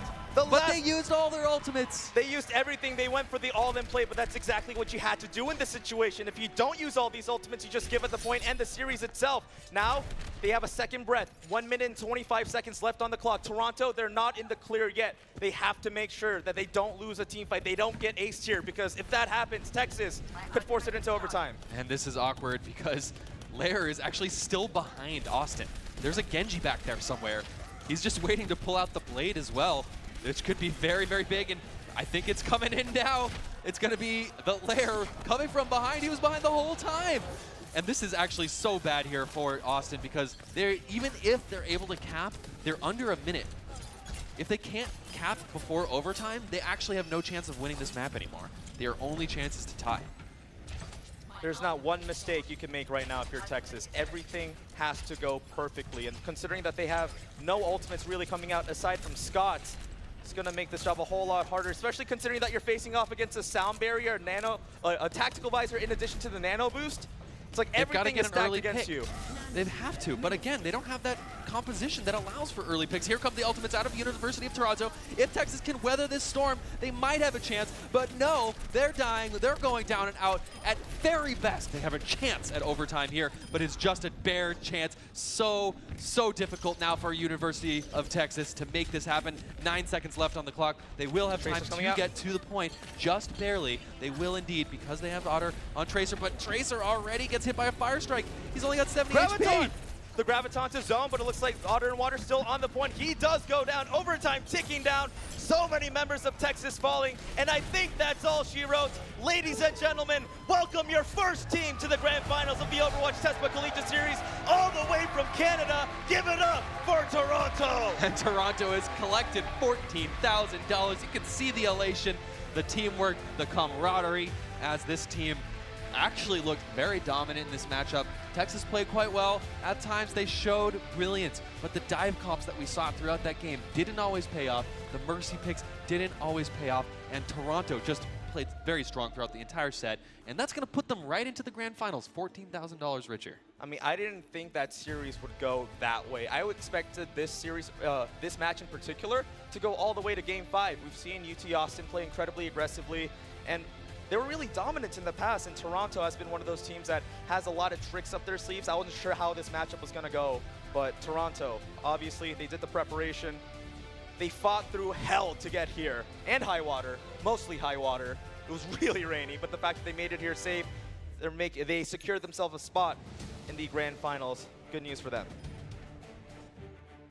All right, so we're just going to get a chance to look at some of the replays here of the moments that defined this game. Here as our first best of 5 does conclude. UT Toronto making it happen, claiming we are the real UT. University of Toronto. Such great play. And it looks like C-Moose is ready on stage for an interview with our winners. Our first grand finalist, C-Moose, take it away.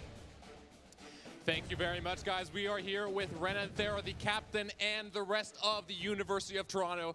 Renan Thera, you and I have talked a lot about esports, collegiate esports, your competition here. You guys felt like you were the underdogs. How does it feel to come out on stage and 3-0 the best team from the South? I have absolutely no words. I didn't expect to make it this far, like at all. I could have never dreamed to make it this far, but I was blessed with the best team I could have ever asked for. That's really good to hear. You guys look like not only are you a team that plays so well together, but each of your players seem to show up in the kill feed all the time. You make all kinds of these plays. Tell me a little bit about assembling this dream team. Well, some things just happened for a reason, I think. It was like magic. We had a tryout, and we came together, and we made it work. We didn't have to force anyone to really do anything. It just clicked. And again, like, it was spontaneous and magical, really. That's really good to hear. So the next match, West versus East. Rutgers up against Cal. Who do you think is going to take it? And when you play that team, what do you think you're going to do? Well, the honest answer is we're close friends with Rutgers. We told them we meet them in the finals. So the only way to fulfill that promise means Rutgers has to win. All right, thank you very much, Ren and Thera. Desk, back to you guys. Ronald, Lee, Renanthera right there. The captain for University of Toronto, and what a victory. What a statement to make in our first semifinal match there with that 3-0 victory. And not just a 3-0 in map score, but like even on Lijiang, our first map, they walked away with a 3-0. What happened there, guys? I mean, honestly, I feel like Toronto went into it with a lot more confidence. We saw a little bit of hesitation from Texas in the beginning team fights, and especially in control point, those early fights are those situations where you can't just back up, you can't play it too safe, because if you give them an inch, they're going to take a mile, and that's exactly what happened over and over again throughout the entirety of the series, in my opinion. Yeah, and I got to call out the 76 play coming from Toronto. So many times, it's not super complicated stuff. 76, he points, he shoots. But when you come from the right flanking angle, especially when you're in coordination with your teammates, you got that on a boost, he's going nuts constantly. Talon S making it happen. Yeah, and then once we got to map number 2 on Dorado, that's where Austin really woke up, and it was a real back-and-forth battle between the two teams. I mean, both teams were able to finish the map with very similar records there, and it just came down to inches at the end of Dorado. I mean, we saw that incredibly clutch play happen in the last section of Dorado where Chalkovsky got the 4-piece with the Deadeye. That was the moment where I felt like, all right, this is the Texas that we've come to know and love throughout the entirety of the TESPA Collegiate Series. This is their moment. They're going to come back from this, but it looked like Toronto, they weren't fazed by that one bit. They said, okay, that's a mistake that we made. We can adapt, we can adjust accordingly, and that's exactly what they did. They were able to finish out the series 3-0, regardless of the big plays that Texas was able to make. But honestly, what a fan, like, this is a series that the Cal and Rutgers should be watching, and they should really be afraid of Toronto because they look like they came here to win. And honestly, I don't know if anybody can stop them. Yeah, we've got some replays of actually, let's go back all the way to Lijiang Towers where we started off our day. And it was such a dominant victory on that point. I mean, take a look at this. Once, Toronto put their foot on the pedal, they just never let go. We saw actually this time the different hero pools coming out on the side of University of Toronto. Dimes was actually pulling out the Genji. That's the Canadian Genji himself. Reddit, if you are familiar, but it was Chalkovsky once again. This was on map number 2, actually on Dorado here. That 4-piece Deadeye that you were talking about, I mean, it was real back and forth between the two teams, especially there on Dorado. We do have some clips of that. We'll bring it up in just a moment. But yeah, Lijiang Tower, that definitely did not set the pace for the match because, once again, on Dorado there, Austin were able to really bring it back and show signs of life. We saw, they were doing a really good job of controlling high ground, and both teams were doing a good job of actually contesting it. A lot of times I see teams try to brute force every time they try to get into the choke points, but both teams were doing a really great job of making sure they got on top of the courthouse, making their way on over, and try to commit. But sometimes it looked like, for the most part, Toronto, they had a really good grasp of how to rotate their ultimates, right? Not committing too many, making sure that they use the right amount just to finish off the team and continue to push forward. And look, this team, you saw it in the post-game interview. They clearly have great synergy. They really like playing with each other. If that wasn't evident by that interview, I don't know what else would have been. And they have a lot of respect for each other. And I think you can see that in the gameplay. Of course, great coordination, great ult management, great strategic play in terms of their positioning on every map. They're always going for that high ground, as you mentioned, Jamerson. Yeah. and we actually have some of those highlights for Dorado up. But yeah, like I said, real back and forth. I mean, it came down to just seconds there. So if we pull up the first clip, I mean, it started off really really chaotic, right? Both teams initially holding the first checkpoint well, but once they broke in, and they broke in spectacular fashion. We saw right here Talnori getting shut down. It was Lair on the other side on that Roadhog that was just picking apart the defense to be able to take point A. And there we go. We're talking about the high ground control and how both teams were being really disciplined about making sure they got it. Auto and Water here actually gets the first initial kills, but I believe, yeah, a great hook comes out from, once again, Lair on that Roadhog to shut him down. And honestly, a lot of credit should be given to Texas in this series, even though they got 3-0'd, and we're talking about how dominant Toronto was throughout the entirety of the best of 5. It's not like Texas played poorly, in my opinion. It just seemed like Toronto, was one step ahead at every single point of the game. We're talking about how Texas had really good high ground control. They were willing to try different things, pull out a variety of compositions, but it seemed like Toronto, whether they were studying tape, they did a whole lot of different like scrim scenarios. They always seem to be like, it's like playing Hearthstone and you know exactly what the other guy has in their hand at all times. Yeah, this was the clincher here on Dorado on their defense for Toronto. They did this really great job of using the Mei to stall out here at the choke point, which allowed Toronto on their offensive second push to actually come in with this really defensive setup, right? They had the Diva, they had the Reinhardt, so they had the Reinhardt shield to work with, they had the defensive matrix to push in when they got to this choke point. Generally, we see teams struggle getting to this choke point, but luckily for them, they were able to hold it right there. Yeah. And then, of course, Top level analysis, you're welcome. Yes, I agree. I agree. Those Well were words. said, Jamerson. but yeah, once we got to Kings Row, though, it was a completely different story. I mean, look, it wasn't like it was that one-sided. Yes, University of Texas was not able to complete the map, but they both got to the last section with decent amount of time left. UT Austin had made it all the way to the end of the streets phase before they were finally stopped. And yes, it did end up going quite the way of Toronto, but Austin put up a good fight. And we saw again, they tried this composition based around Mercy with a dive comp. We saw it a couple times, and unfortunately for Texas, it didn't really ever pay off. Yeah, you know, the Mercy play, a lot of teams generally don't have the kind of scrim experience behind that, and UT Austin definitely pulling that out of their back pocket. Unfortunately for them, though, Toronto, they had the correct answer, right? Once the res came out, they were so disciplined about holding on to that Graviton surge. Res comes out, we're just going to go ahead and Graviton, and we're going to wipe once again. I mean, it was an absolute treat to watch Toronto play throughout the entirety of the 3 maps. Like you said, Overwatch is a game where your windows of opportunity are so narrow. It's one of those situations where a lot of times in practice, teams have to practice going exactly when their shot caller says go. Because a lot of times you have these teams that say, all right, go, go, go. Should we go now? No. Go. And then your opportunity's gone. Seemed like Toronto never really had that moment of hesitation. I think that was a key factor in their victory. Yeah, I mean, I was backstage watching this all from the back, and being that close to the players, I could hear all their comms. They sounded really decisive, right? There was almost no hesitation in their voices whatsoever during their comms. And right. Yeah, and it definitely showed, even when that surprise Mei switch off came out, coming out from the side of UT Austin, Toronto were just on top of it. They're making sure that, hey, we got this information across, we got this Mei, we got to make sure we're not getting walled off. If we do get walled off, we're, retreating well together. And you saw even on that last final push coming out from Austin, even though that Blizzard comes out, usually it's a huge high impact ultimate, but what did Toronto do? They dropped a sound barrier, which, just the Winston went down after that Mei ult. And usually when you freeze 2 or 3 people, you're just going to roll straight in. That wasn't possible because of the perfect usage of the sound barrier, keeping them all alive.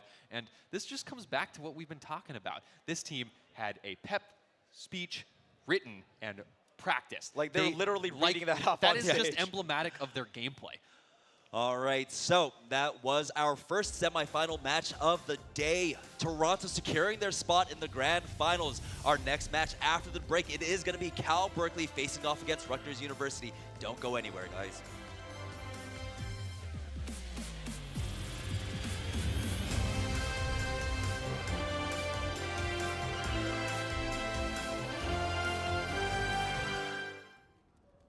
What's in the name? Well, that depends on what you do with it. Put it out there. Get good with it. Like, really good. Get it on a team. Get it on a big monthly check. Make your whole city know it. Check that. The whole world. Get it on the back of a champion. That's your name. Better yet, become a champion. What's in a name? Well, that's up to you.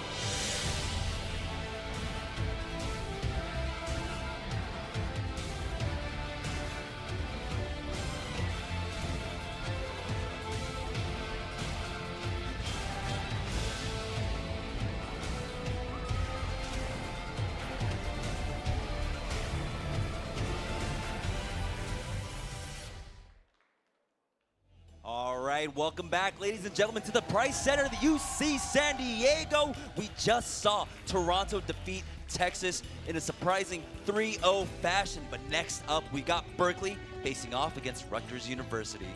All right, can't wait for this one. We are here at UC San Diego. We're going to be cheering for UC. I will, at least. I'm from Berkeley, so I'm going to be slightly biased. But luckily, we have a counterbalance. Yeah, so obviously I went to the University of Virginia, so East Coast, I'm going to be not biased, but I'm definitely going to be representing That's not the right. I Rutgers should not as well. have used that word. I apologize. It's okay. We're going to have a good game because Rutgers, we talked to them a bit before the game started.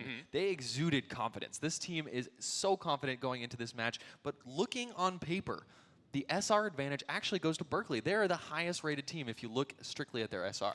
Yeah, and there's an interesting story behind that. Rutgers has been playing with a coach, essentially, who is a very, very highly skilled player, best student, and he's been coaching them, and they're really confident in terms of their team cohesion. They might not actually have the highest highest rated players, mechanically skilled players, but they're very confident in their strategies, their executions, etc. On the other side, actually, Cal has said that they are a young roster with a lot of great players. They're not actually a team that beats people by out-strategizing them. They just beat them by taking 1v1s and dueling them all the time. And yeah, if you want to talk about the 1v1s, it comes down to DPS players here on the side of Cal. They do have Daniel Aligned. If you are familiar with that name, it's because he played with Citizen 7 during the Overwatch Winter Premiere. And that team actually qualified for the top 8, played in the round of 8 throughout that tournament. He got a lot of exposure along with, I believe, their coordinator, Tiffany, who helps them organize their scrims. So they got to scrim against a lot of the Tier 2, Tier 3 North American professional teams, and that is valuable experience coming into the TESPA Collegiate Series. Absolutely. Having both part of your support staff as well as an actual player being at that semi-pro level, scrimming with professional teams. I was talking to some of the guys before this, and they say that Aligned is the best player in this tournament by far. I'm going to be really excited to see whether or not that's pressure, actually Aligned. the case. Don't worry about it's it. like, Aligned, this was your teammate. So if you go back and watch this VOD, be like, come on, guys. But no, honestly, the guy's nuts. He has a 4,600 peak SR. He's an amazing DPS, did very well in Citizen 7. I'm really excited to see him at the collegiate level. And so, introducing Berkeley onto the stage for the first time. Give it up for our neighbors to the north. There we go. Nice thing about this Berkeley squad is because they live here in California, they've actually got a lot of support, not just because, you know, they are, there we go, that is Slurpee Thieves' His family. family, yeah. And what's interesting is he's the only player returning from the Berkeley squad from the TESPA Summer Series. So to see the entire family there, the mom, the dad, and they had these really interesting shirts where they literally had a Slurpee with like a Bandit's mask on it. It's very cute. Really nice to see. Yeah, we saw that. There he is. That is Kevin right there. The parents of Slurpee Thief. And the family showing up here, and they made some props for us. I don't know if we can go back to the caster cam really quick. I just want to show off some of these props that we have here for Slurpee Thief that we've been, I guess they've been giving out in the audience so far. But every time that parents show up at an esports event, I'm tickled inside. But yeah, no pressure, guys. But yeah, California, the Western region TESPA Collegiate Series, highly competitive. But yeah, here is the roster. The University of California, Berkeley. Kyle F. Lal, their captain, and followed up by Style. There we go, man of the hour, Slurpee Thief. We've also got Aligned, Sick, and the Chowster. Cognitive Science, Bioengineering, Comp Sci, Economics, Comp Sci, and Mechanical Engineering coming out for them. Yeah, you guys were talking about the major meta. As a CS major myself, I will say pretty apt choices on all those young men. All right, here we go. I just got to show this for you guys out there in the audience. We've got these wonderful Slurpee Thief, yes, in the back as well. So, guys, that was UC Berkeley, and definitely looking forward to see how they play. I mean, they do play like generally very aggressive style, but their opponents, it is going to be Rutgers University walking onto the stage, coming all the way from New Jersey. There they are, Rutgers University. Give it up. Now this team, I mean, every single region of the TESPA Collegiate Series just had some of the highest competitors out there, and Rutgers University definitely made a name for themselves out east. Absolutely, and the player we're looking at right now, GT Fu 67, he's kind of like the backbone of the team. whatever he's playing on, either Genji or Roadhog, he goes huge in the games they win, and they have a perfect match record. So, folks, they've won quite a few games. And you can't read too much into this because each team was playing within their own region, not really playing against each other's regions. But 10-0 and 21-2 in terms of overall map score throughout the game. Yet, so they have the best score there. Berkeley actually dropped a lot more maps. They dropped 6 maps throughout their run, 8-1 with the final scoreline. Did they lose to UC Irvine before? I can't quite remember what their one loss was in the West Division. But they, like I said earlier, they have the highest average SR.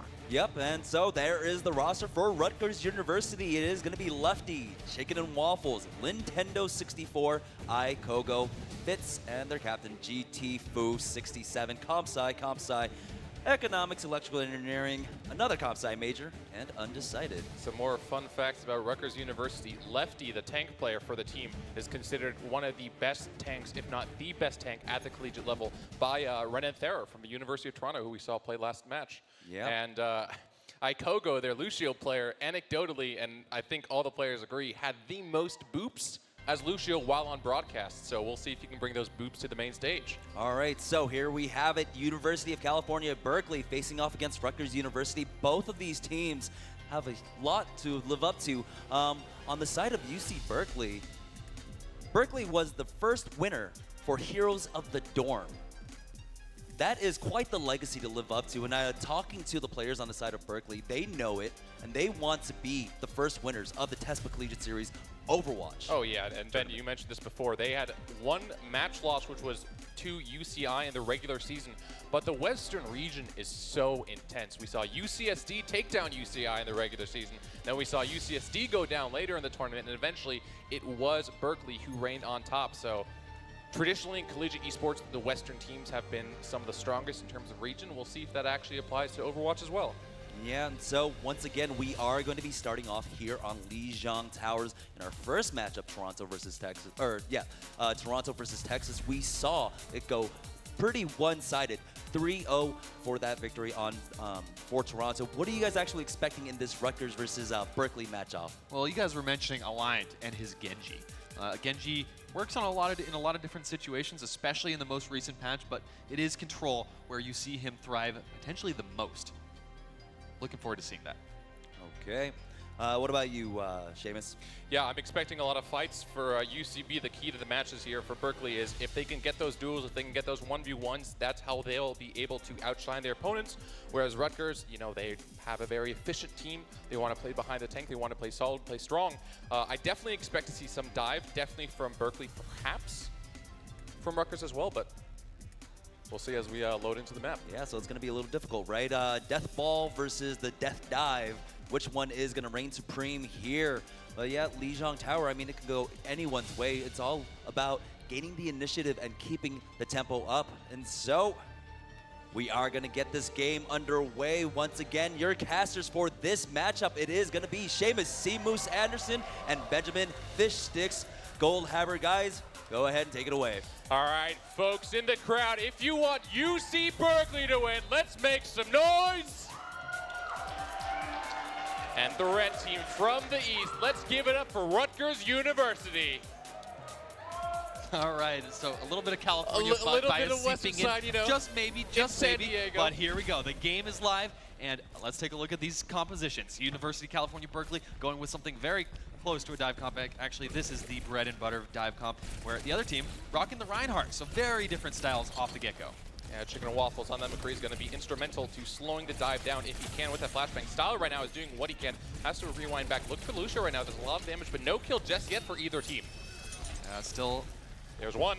looking for the entry there. Aligned, dives in, and the way that Genji works, every time he gets a kill, he's going to be able to dash one more time, reflecting that fire strike into a whole group of folks. So Berkeley, first to cap, and this is one point where once you have control of the point, it can be extremely difficult to get back in.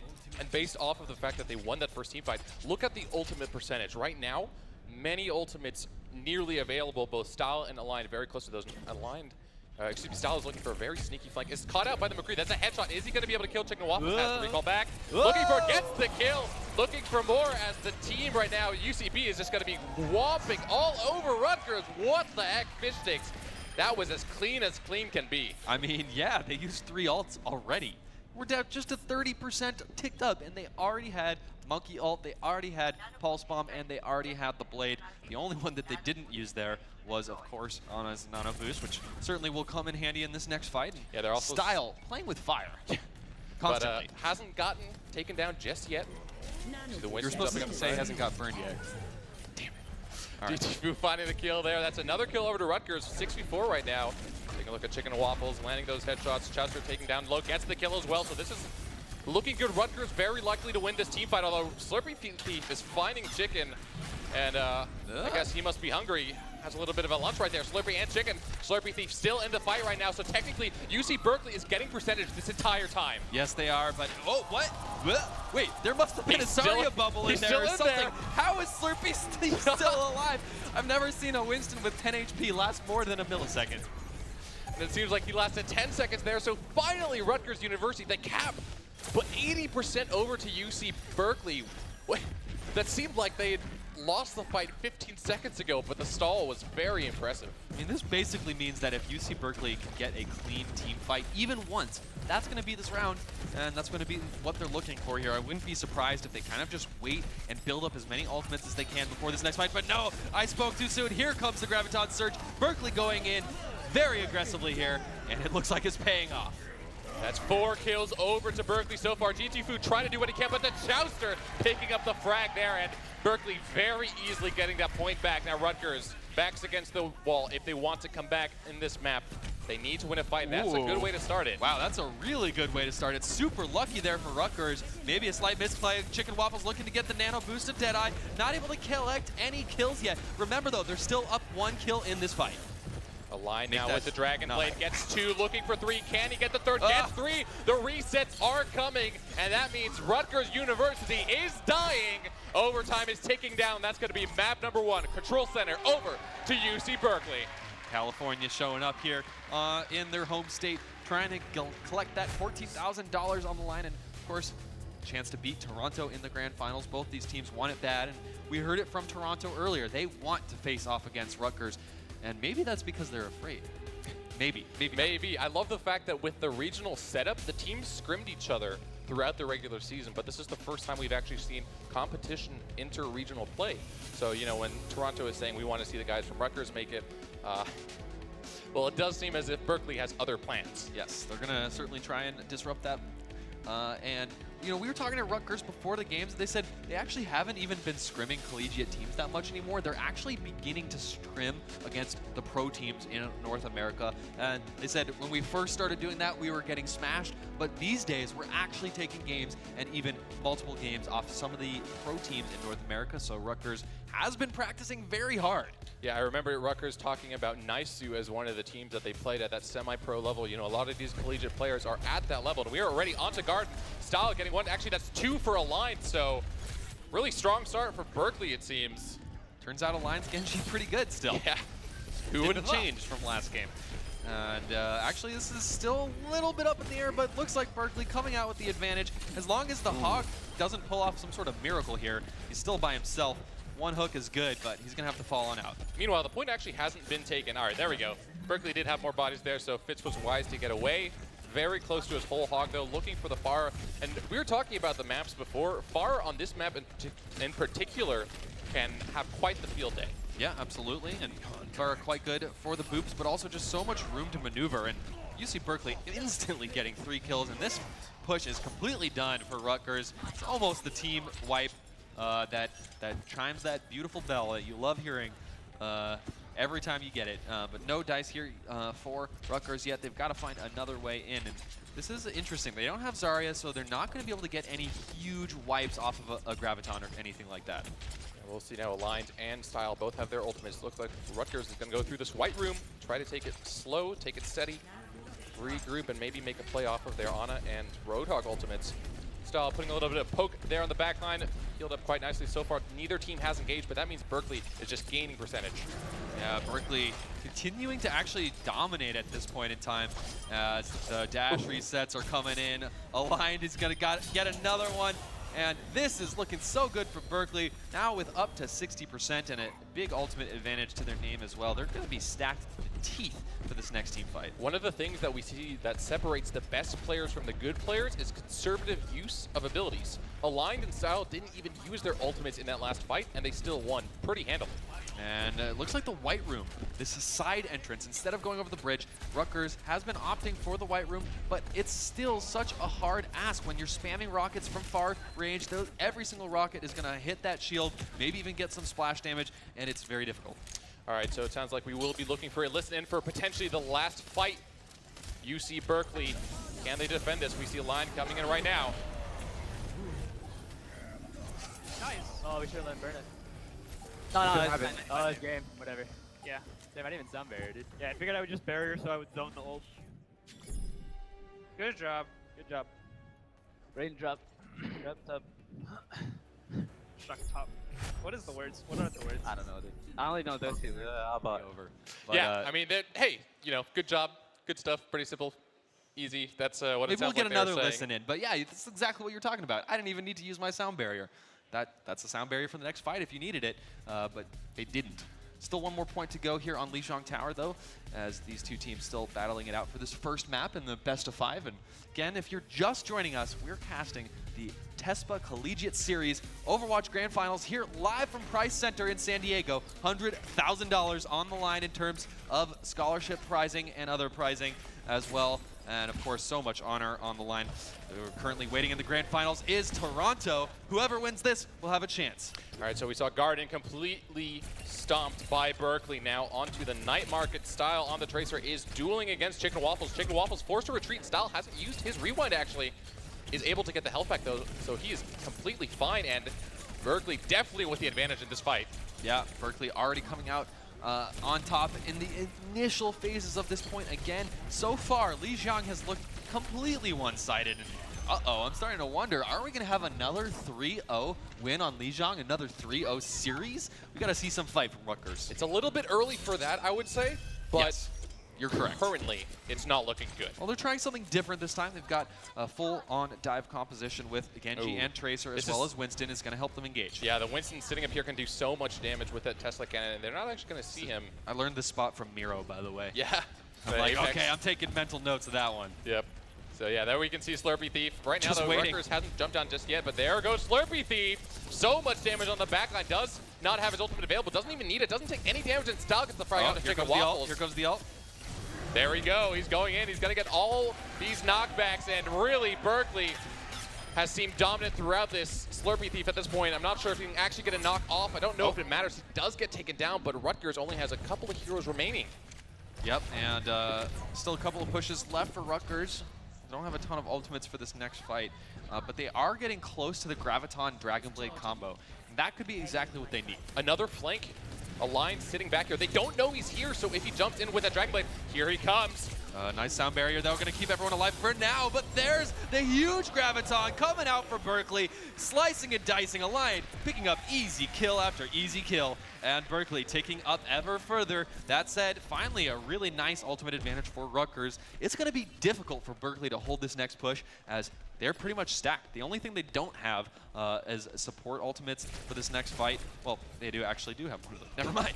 But yeah, it's going to be big. All right, here comes the Dragon Blade from GT Fu. Gets the Ana, looking for more. Has the reset, jumps in, gets the Winston. That's 2 so far. Can Rutgers take this down? That's 3. Rutgers with the clear advantage in this team fight as GT Fu is looking for more. A very well done Ana and Genji combo, and this is definitely going to be the point over to Rutgers University. Unless this Tracer can 1v6, I don't think it's going to happen. Definitely not here. Chicken Waffles does get a kill, though, against all odds. Chicken and Waffles still alive. GT Fu, thank goodness for that wall climb. Style was able to actually delay the point for quite a bit, so it's essentially 99%. Yep. Last opportunity for Rutgers to try and strike back and take at least 1 point here on Lijiang Tower. They still have that Graviton, so they're in an okay position here. Still very far for 6 Graviton, and you all know, we know, Graviton, one of the most impactful ults in the game, if not the most. And there it comes. Yeah, he goes for it. There's the combo with the pulse bomb. 1 kill over. Chicken Waffles looking for more of the sound barrier, keeping the members of Berkeley actually pretty healthy. Chicken Waffles forced to rewind back as he's looking for the enemy Tracer, trying to get Style in his sight. Style not taken down. The health back was taken by Style, steals it away. Chicken Waffles not able to get that and might actually go down now. Still this 1v1, this duel. He does get the kill. Chicken Waffles, the winner in that team fight, and Rutgers overall looking pretty good. Yeah, that was nice stuff. Chicken Waffles, such an important kill there.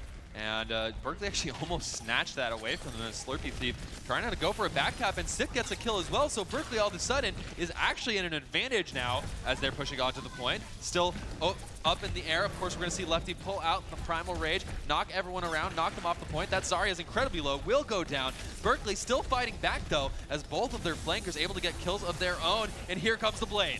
Here comes the Blade, taken very low though, aligned with 5 HP, gets a little bit of health back and actually gets the kill. GT Fu finding one, but right now there's more members of Berkeley on the point. That being said, the Rutgers still has control. The pulse bomb out from Chicken Waffles. Chicken Waffles is cooking up something nice, and it's not something that Berkeley wants to eat. Align dashing in, cannot find the kill. There we go, so he gets the reset, goes back in again. Oh, they've flipped it. They flipped it, yeah. Somehow, Rutgers was fighting in and around the point, but they stepped off at the wrong time and they let it flip. And even if they hadn't, it does look like Berkeley continuing to reign with momentum. The momentum is squarely in their favor. No ultimates needed at this point. They've just got the pure numbers advantage, and I think this is going to be it, barring some kind of miracle. There comes a Graviton, the sound barrier to heal and protect Rutgers, but it's simply not going to matter. Chicken Waffles, 1v6, can he make the miracle play? It's not going to happen. And even at the end there, a little bit of style as Berkeley just took them down. And I think I saw a boost Geo actually.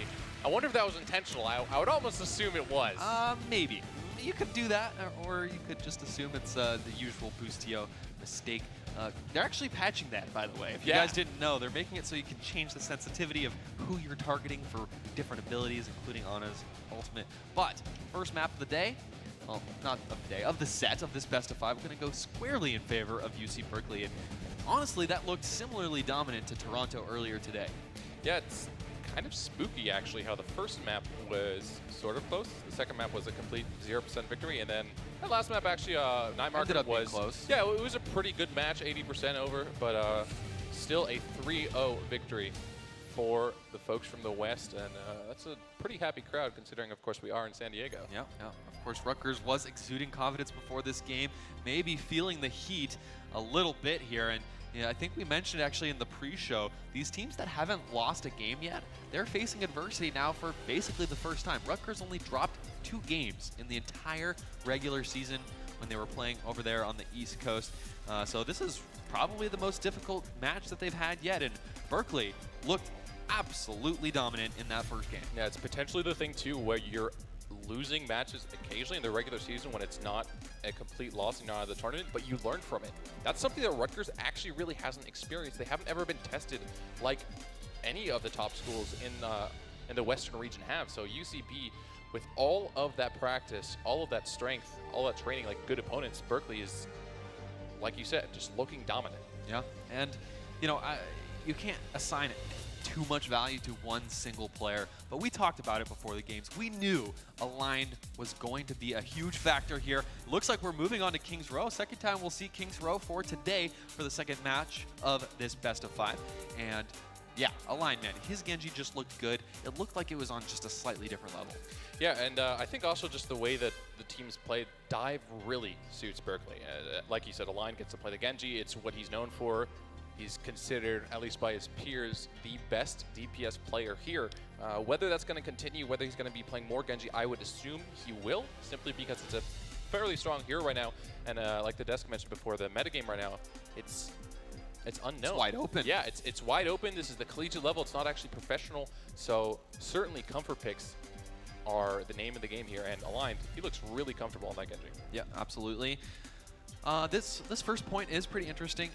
It is one of the points where you will see more off-kilter picks than almost any other because you can go Hanzo. You can go Widowmaker. Makes a lot of sense to pick those types of heroes on this first point. So maybe Aligned has something in his back pocket, or maybe we'll just see a standard dive composition with Tracer and Genji. And might have some newer folks tuning in and here in the audience today, Dive Comp is basically compositions built around Tracers and Genjis and Winstons. You can throw in a Pharah, you can throw in either Hanzo or Widowmaker into that, because when there's all of that action coming at you so fast, it's really hard to know exactly where the Widowmaker is at any time. But Dive Comps definitely happen right now. And look at this audience. We got a whole lot of UCSD students here, friends and family from both of the teams here cheering their favorites on, and we appreciate each and every one of you being here with us today and cheering for each of these teams as we're getting going in just a moment.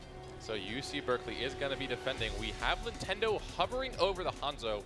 I don't know if they're going to run the Apex double sniper strat or if this is just one scatter or he's going to go swap back. But they do have a Widowmaker and they do have the Genji, so that's a very, very aggressive comp. But ooh, Chicken Waffles taking that Helix rocket, taken very low, still looking for the snipe. Okay, this is exactly what we were talking about.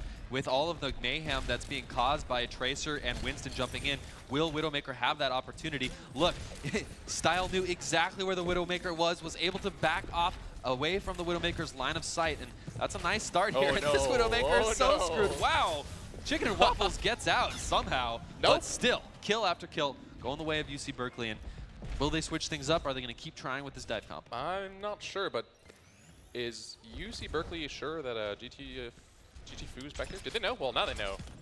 He's almost engaging a little earlier than what I would have liked, but still full health, still dealing some damage, actually getting very close to a Dragon Blade here. Those headshots. That's a lot of headshots. That feels good when you're Genji and you hear 3 dinks in a row. It's going to be a really, really strong combo because Ana has ulti available as well, and Dragon Blade is up. Here it so is. Here comes GT Fu looking for the resets. Can he find one? There's one. Takes out the soldier. Looking for Lucio. That's the support dead. Looking for the other one, and they are going to take it. Rutgers with a beautiful combo, that Nano Blade. Showing signs of life here. I like the fact that they did not wait a split second. The moment that the Dragon Blade was up and the moment that Ana's Nano Boost was up, they threw them both into action. Let's throw it out and see what works. And Chicken Waffles will be switching things up here. Yeah, and interestingly enough, one of the victory conditions of the composition was satisfied. The Widowmaker didn't find the picks, but they had the boosted blade. That's all you need. Winston, shield, keeping everyone relatively protected, but now we're moving on to the streets phase. Again, this phase difficult for defense because if you die, it takes about 45 seconds to walk back. It is so long. So GT Fu on Roadhog now. Chicken Waffles landing one headshot on the McCree. Lots of shields on this phase now as both teams have a Zarya and a Reinhardt, so that shield break, whoever can break the first shield is going to be really good. What a big hook. Getting taken down, and they are looking for more, but here comes the counter Earthshatter from Slurpee Thief. Oh, it's still even. That was an incredible hook to start the fight, but a great Earthshatter response is going to be all Berkeley needs, and they're going to clean this up easy peasy, even though they have that long walk from spawn. You're going to have plenty of time to get back together before this next fight, and that looked great for Rutgers at the beginning. Yeah, Berkeley struck back. What a play from Slurpee Thief to land, I think it was a 3 or 4-man Earthshatter to counter the aggression as one of his allies went down. Now on the backside, Sick is looking for a very interesting... Sneaky Winston. Sneaky Winston. I don't even know how he got in that position. He's all the way behind. He hasn't got in yet. He's still waiting. Oh, and there's he's a grab. nowhere That's a near huge that grab. Okay. And here comes the Winston. That Tesla cannon doing AoE damage as Slurpee finds 2. Chicken Waffles trying to do what he can, but Rutgers is getting mowed down by the defense. Berkeley definitely going to win that. Yeah. What a strange position for Winston to be in. I actually thought he was even too far away from that grab. It worked. It definitely worked. That's for sure. And, you know, as a Winston player, whenever you're shocking 3 people at a time, oh, that feeling is great. And also, that is the highest DPS any character can do in this game. Aligned had that ulti up, the Graviton, on the side of the wall, so they were all helplessly caught there. It was really, really well executed play. And now Berkeley with firm control, 4 ultimates available. That being said, though, Rutgers, they have 4 ultis too. So it's kind of an even fight in terms of economy. Okay, here comes big Graviton, gonna actually only get Sick in. The fight is still even. There comes sound barriers for both sides. Both sides now throwing ultimates out left, right, and center. No distinct advantage for either team yet here, Seamoose. Yeah, as we see the members of Rutgers making you eat your words, though, an amazing Earthshatter from Lefty, Hey man, and then the follow-up. It was true when I said it. Castor's curse. Rutgers University taking that team fight and probably going to be able to push all the way. That being said, Align is close to grab. He's very charged up. When Zarya is shining like that, you know she has a lot of energy. And the tanks of Berkeley are actually going to be able to contest this. So potentially, Rutgers might not be able to cap. We'll have to see. Oh, but big pick by GTFO, taking Align out. He was so charged. He was holding Graviton there, so GTFO making another huge play for his team here, getting 2 kills in a row on both, make that all 3 tanks now dead for Berkeley. That means they're gonna have to fall back. Oh, man. Insult to injury, GTFO making it happen. Yeah, we talked about GTFO before.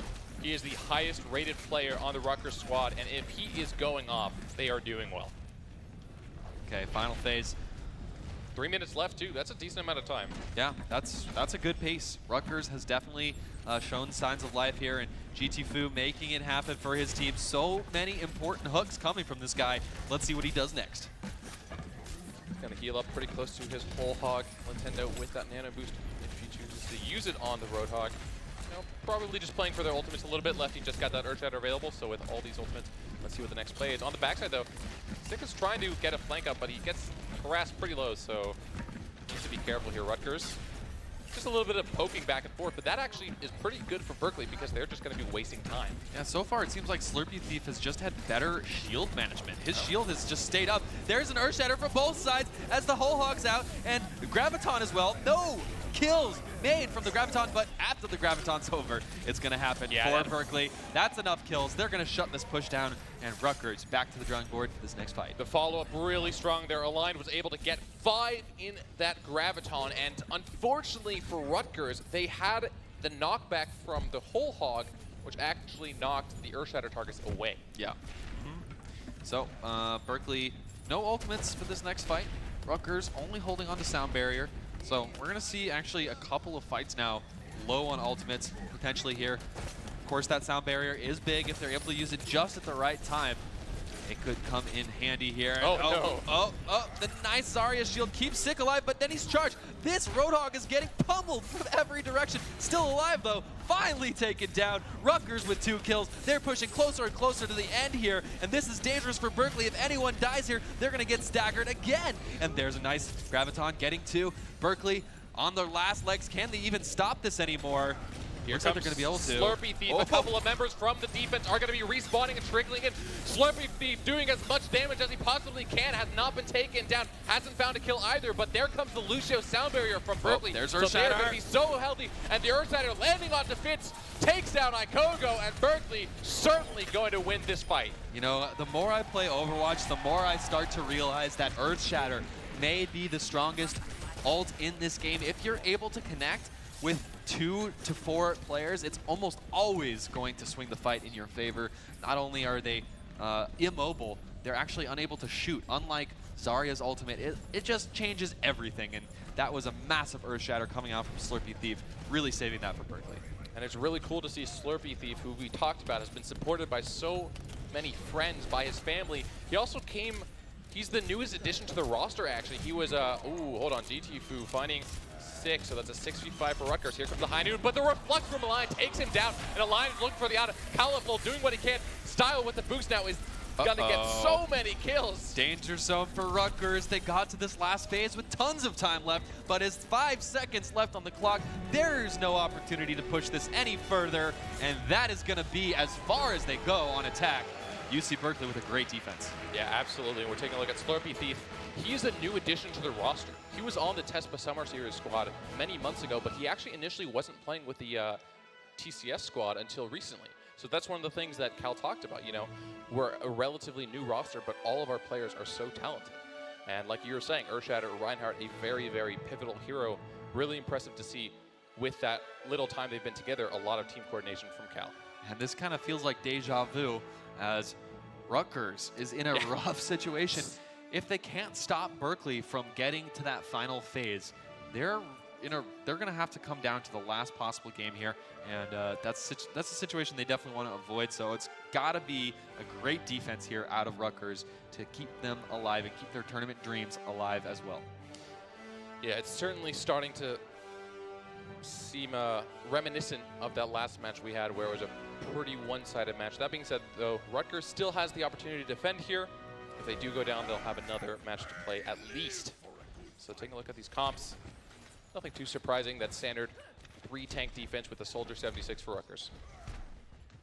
All right, where's that 76 going to sit? Okay, GT Fu played incredible with Roadhog, so I'm a little bit surprised to see him switching off.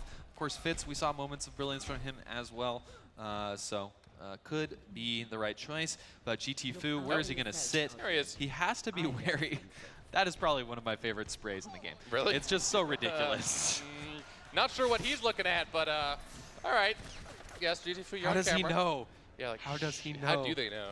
There's I no feel way like that he could know that. all the players this troll all the time, so if the camera is on you, the camera will catch that trolling. But okay, let's take a look at this composition coming out on attack for Berkeley. They will be sticking with the Hanzo, so probably looking at least, if not here. Are they sticking with it though, or are they Maybe. just using sonar arrow? Hanzo's great on this point. I agree. It's No, they're not difficult sticking to with avoid. Oh, really?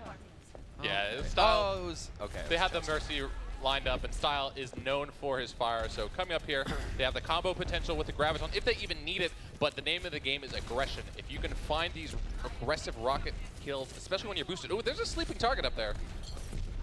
Style raining from above, and oh, Soldier versus Farah. A lot of people think that that's a one-sided matchup. I disagree. If Farah lands one solid rocket, boops the Soldier to one side or the other, Farah easily going to be able to pick up that kill, and this is working out phenomenally for Berkeley.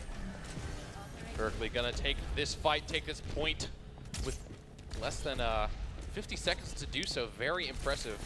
And Style isn't done yet. He's looking for the supports here. He's on 1v3, but that amazing biotic grenade from the Ana, and then the rockets from Style to follow it up. That mother-daughter lore combo right there. Oh my God, Style, please. He was a dead man walking there, but Yeah, in that was comes nuts. the Ana nade, and able to pick up a couple extra kills, giving them so much breathing room here. Fishsticks, you've played a lot of fire. When you're protected by all of these tanks and then also a Mercy pocketing you and an Ana, what does that feel like? It feels great, and you're going to see a lot of the time Farahs are going to want to rain rockets from a pretty decent distance away. Of course, 76 does have drop-off on his bullets, so if you're able to just spam from the safety of quite a bit of distance, that allows your Mercy to heal other people on your team. Of course, always healing you up and giving you this damage boost whenever possible. Of course, when Farah gets in your face, that's when she's even more dangerous. So we saw that hook there, but it's a 5v5 so far. Style still has his ultimate if he wants it. They can also combo with the Graviton. Here comes the Graviton. Style's got to use it. That's the wobble combo that they were looking for. UC Berkeley finding more kills as the members of Rutgers are doing whatever they can to stay alive. That is a lonely Lucio. That is a dead Lucio, and that is probably going to be the second point over to UC there's Berkeley. no way that they're stopping this at this point. They spawned really far away from this second checkpoint here on Kings Row. So that's going to be on to the final phase with 5 minutes and 45 seconds on the clock. That is so much time. And remember, Rutgers didn't even push all the way. So if Berkeley can get this all the way, that's going to be a win. Yeah, they can end this game right here. Lefty keeps his shield up. We saw switch actually Style now onto the Soldier. The Chaucer still has res. They haven't used the Resurrect once this match, if I'm not mistaken. No, they haven't had to. Yeah, exactly. Like, that doesn't bode well for Rutgers, but they do have 5 ultimates available right now. It's just a matter of how exactly will they use them. This is actually Mercy's moment to shine. If Rutgers blows any ultimates, but Berkeley gets a single kill here, a Mercy res could absolutely negate every aspect of that. There comes the whole hog. Deadeye as well. It's not going to That's find 2 ultimates, anything, no though. dice. That's bad for Rutgers. It really is. Yeah, gets a little spray there, but probably not the happy spray, more like the dang it spray. And the members of UC Berkeley, knowing that all those ultimates are down, are going on the hunt. Uh-oh, bad. There's a no, hook. Rutgers already losing their Roadhog in this final fight. There comes the Graviton. This could be it. If there's a clean wipe, I don't see how Rutgers survives this. Slurpee Thief with another huge And absolutely massive combo. The Graviton into the Earth Shatter. UC Berkeley are up 2-0. Fantastic stuff out of Berkeley. Oh, look at them. Looking great. And It's all business. did we need a res ever? No. There was no need for the Mercy res that entire game. And we talked about Mercy not working out in the previous game. This time, just that Pharah in the air, which seemed uncontested at points. You know, to take down a Pharah Mercy combo, you sometimes got to go double hit scan. You got to go McCree and 76 in order to take her out of the sky. Yeah, absolutely, Ben. I will say, though, as a support main myself, sometimes when you have those games when you're just kind of holding that beam there and don't need to use res, that's fine. cool. Yeah, that means your DPS players are doing their job. The faces of Berkeley, I seem a little bit happy, but, you know, cool, calm, collected. Don't want to throw in business as usual. That being said, though, you were wondering whether or not this was going to be deja vu and another 3-0. I mean, if it is, that final is going to be really hype. Yeah, honestly, I was not expecting this. We were we could still be in the first best of 5 right now if it went the length. Yet here we are, second best of 5, almost over. So you see some highlights throughout that match. And Roadhog hooks, you can never count them out as being one of the most influential things in the game, and we've seen that certainly here today. The meta's changed. Roadhog still very powerful. Roadhog stays the same. In fact, he had the most changes in this most recent patch, yet his place in the game has not changed at all. Yeah, they're, if I'm not mistaken, on the PCR, they're looking for a couple more changes to make, and that was the amazing stylish combo, if you will.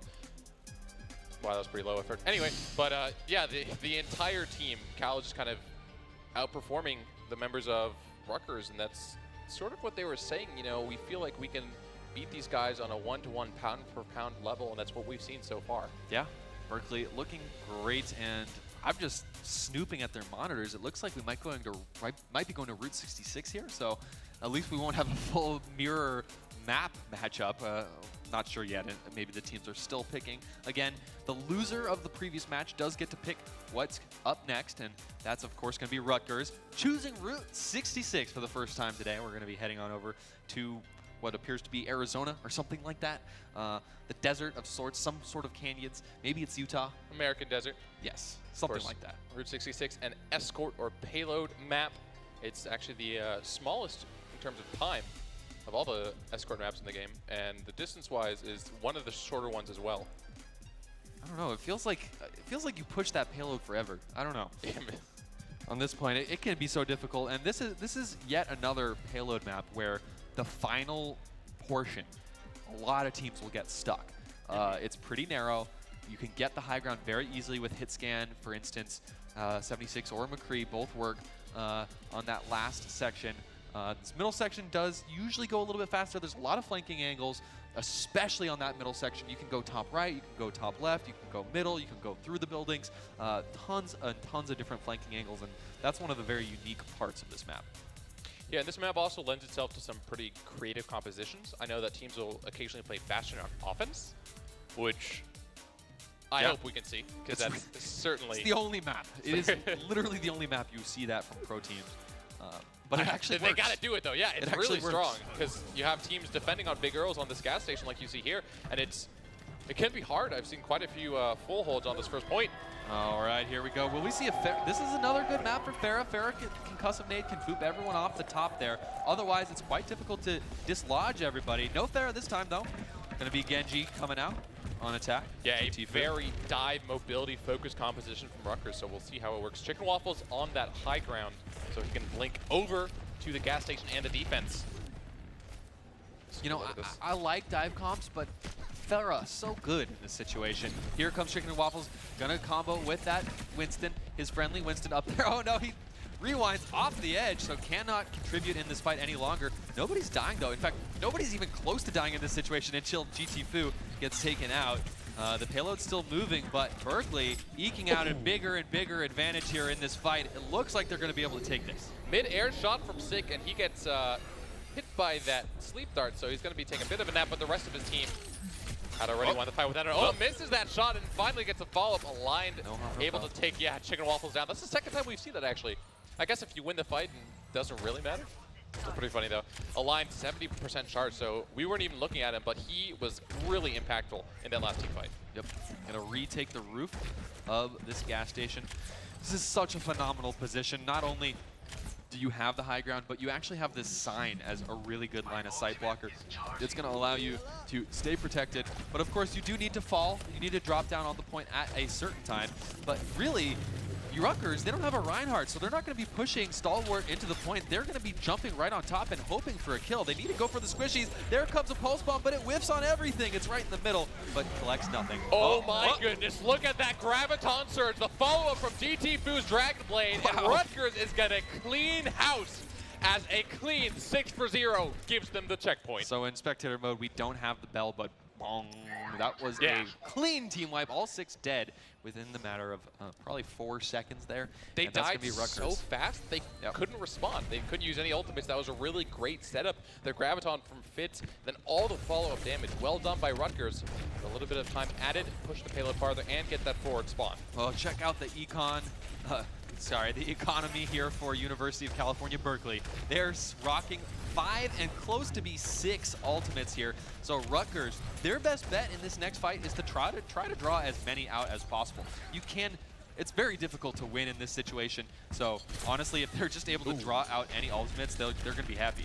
Yeah, we see Chicken and Waffles trying to play really aggressively there, but Styles taking him down. There's the Earth Shatter from Slurpee Thief. That is going to be... They only used one. They only used one. That's the best case scenario for Berkeley. The math kind of doesn't add up there. You know, you want to get some dry runs, but the opponent only uses one ultimate per like every they had minute or so. Then they had lost one before that fight even began. That's so true. It's difficult. It's a difficult situation. Yeah, the coordination on the engage needs to be perfect if they want to pull that strategy off. Now aligned with Graviton and the rest of Berkeley with all of their ultimates available. Besides Slurpee Thief, it's going to be hard for Rutgers to get into here, but they do have some tools. Style dealing with Chicken and GT Fu right now. So far, no kill though. GT Fu taking really low, and he gets taken down by Style. Now boosted with that tactical visor, takes down the Tracer as she rewinds back. No, actually doesn't find her, but does get Zarya, which is all he needs. All right. Well, some time has been burned off the clock, about a minute and a half on this second phase here. But at least the ultimate advantage is starting to go in the favor of Rutgers University. Well, at least even up a little bit, as they're going to have that that Ana boost and Genji Blade combo. So powerful. It's really hard to stop that one. They're also going to have the Sound Barrier from Ikogo. He hasn't used it just yet. That go button, that 500 HP, is so effective at pushing your team forward. Sleep landing there. There's a Graviton, though. Only hits lefty, which might not be what they wanted. Nah, not at all. This is actually fantastic for Rutgers. Here come all the ultimates. Somehow, Kyle F. Lal gets the first kill in that engagement. It's 5 versus 5, still very even on the point, as Berkeley fighting back against the alt combos of Rutgers. Big stop here coming out of Berkeley to hold as long as they have. That said, the fight still rages on, Seamoose. Lefty getting a really good Earth Shatter on some of the vulnerable squishies of the enemy team, was hooked away at Style, does not get out of that one. So Rutgers actually has more bodies on the point right now. They're able to push this farther ahead, but a couple of members of UC Berkeley are around. Okay, and getting closer and closer to this second checkpoint here. Style hook 2.0. Saved Rutgers there from losing one early before that fight even began, but we could see the Pulse Bomb and Graviton Surge combo coming up. It looks like Berkeley's pretty grouped up. This is the time, use it! Oh, there's the Grav Surge, there's the Pulse Bomb. Chicken and Waffles getting value. And Rutgers able to win this fight. I don't think the Chowster is going to be able to stall this alone. He's going to try. It's one Lucio right now, he gets taken down. There's a Reinhardt over there, and Live is over there too, okay. But that overall, was so awkward. Rutgers, for a second, it looked kind of bad, but then that amazing Graviton and Pulse Bomb combo was all they needed to win that fight. All right, Chicken and Waffles actually switching off Tracer now onto the Reaper. That makes sense here, of course. When a Winston jumps in your face and you're Reaper, you're feeling pretty good about that. And it's actually, well, we've got some switch-ups in general. So looks like Berkeley's going to be switching up just as Rutgers is. Still, Reaper's not bad in this situation whatsoever. Not at all. Fits on the Zarya. Working on that ultimate left, he has his available. Chicken Waffles now going to Soldier 76, so he's going to be switching it up like you said. Sick on Hog. Look for the does not land it.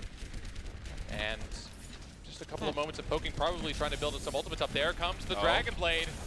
GT Fu, what can he find? Gets a Lucio, getting the support this early is perfect. Style goes down as well, so that's 2 kills, a 6 for 4 for Rutgers. Can he get away from this Roadhog though? Oh, GT Fu can't get out. Does go for 2 for 1 though, and there's another kill from the Lucio. Ike is going to make it happen for his team, and this is a pretty huge advantage now for Rutgers. They have the momentum, they have the man advantage, though the spawn point for defense so close here. They're just getting all the kills though. As long as you're staring at this kill feed and there are no kills going the way of Berkeley, it's going to keep going the way of Rutgers here as they're getting closer and closer and closer. Slurpy Thief really the last one here, and he's getting 2 kills all by himself, and his team actually has time to respawn. The defensive spawn is so close on this point that the members of Berkeley are actually trickling in. Whenever a trade happens, Rutgers is not ending up ahead. Slurpy Thief somehow lived through a Graviton Surge, and Styles back with his TAC Visor, so he gets both supports, and Rutgers University are pushed back. Wow. Last man standing, Slurpy Thief. I don't quite know how he survived that long, whether that's his individual skill or a lack of focus coming out from Rutgers. That one Reinhardt absolutely saved that cap from happening. Yes, we saw Kyle at Flol. I think it was pretty significant keeping him alive on that Ana because they were able, of course, to sustain the Reinhardt and somehow win this fight. So this is Rutgers University's potentially their last team fight.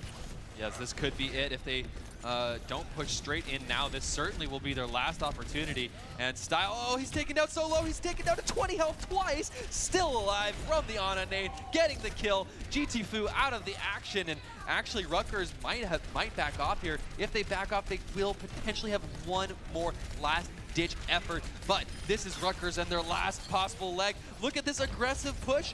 Berkeley pushing all the way out, so far out, even dropping ultimates with 8 seconds left. This is the right play. Rutgers has almost no opportunity left. This is their last possible chance, but no, a Graviton stops them in their tracks. What a huge Graviton. Rutgers not even able to push the cart and get into overtime. And Fish Sticks, for a moment, it looked like Rutgers was going to be able to complete the map.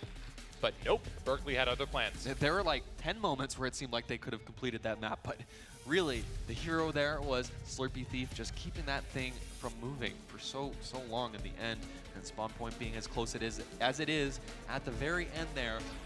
The defending team was able to somehow trickle on in and keep that going, and wow.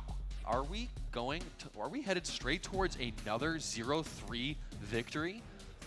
It could happen. I mean, at this point, it's looking almost likely. UC Berkeley has played so well, such great coordination. Their DPS has been phenomenal throughout, and if they're able to complete this map, that's going to be a 3-0 victory for UC Berkeley. It's definitely not looking good for Rutgers. Obviously, you don't want to see a clean 3-0, but really, there's only been domination in this match so far from Cal. Align and the rest of the team doing so well so far, and yes, they need to push the payload all the way to the end, but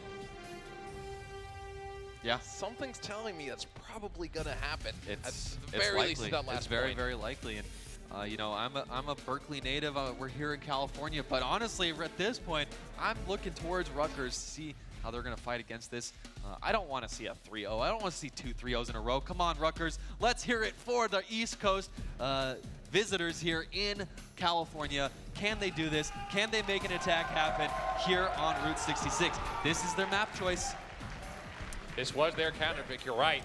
And I know their coach had some words to say to them in between the scrims I saw yesterday, so it's not like they're a team that lets their mentality get them down. They're definitely going to try the best they can. And we see Chowster is hovering over Mercy and Style, of course, on that fire, so we could see a repeat of King's Row.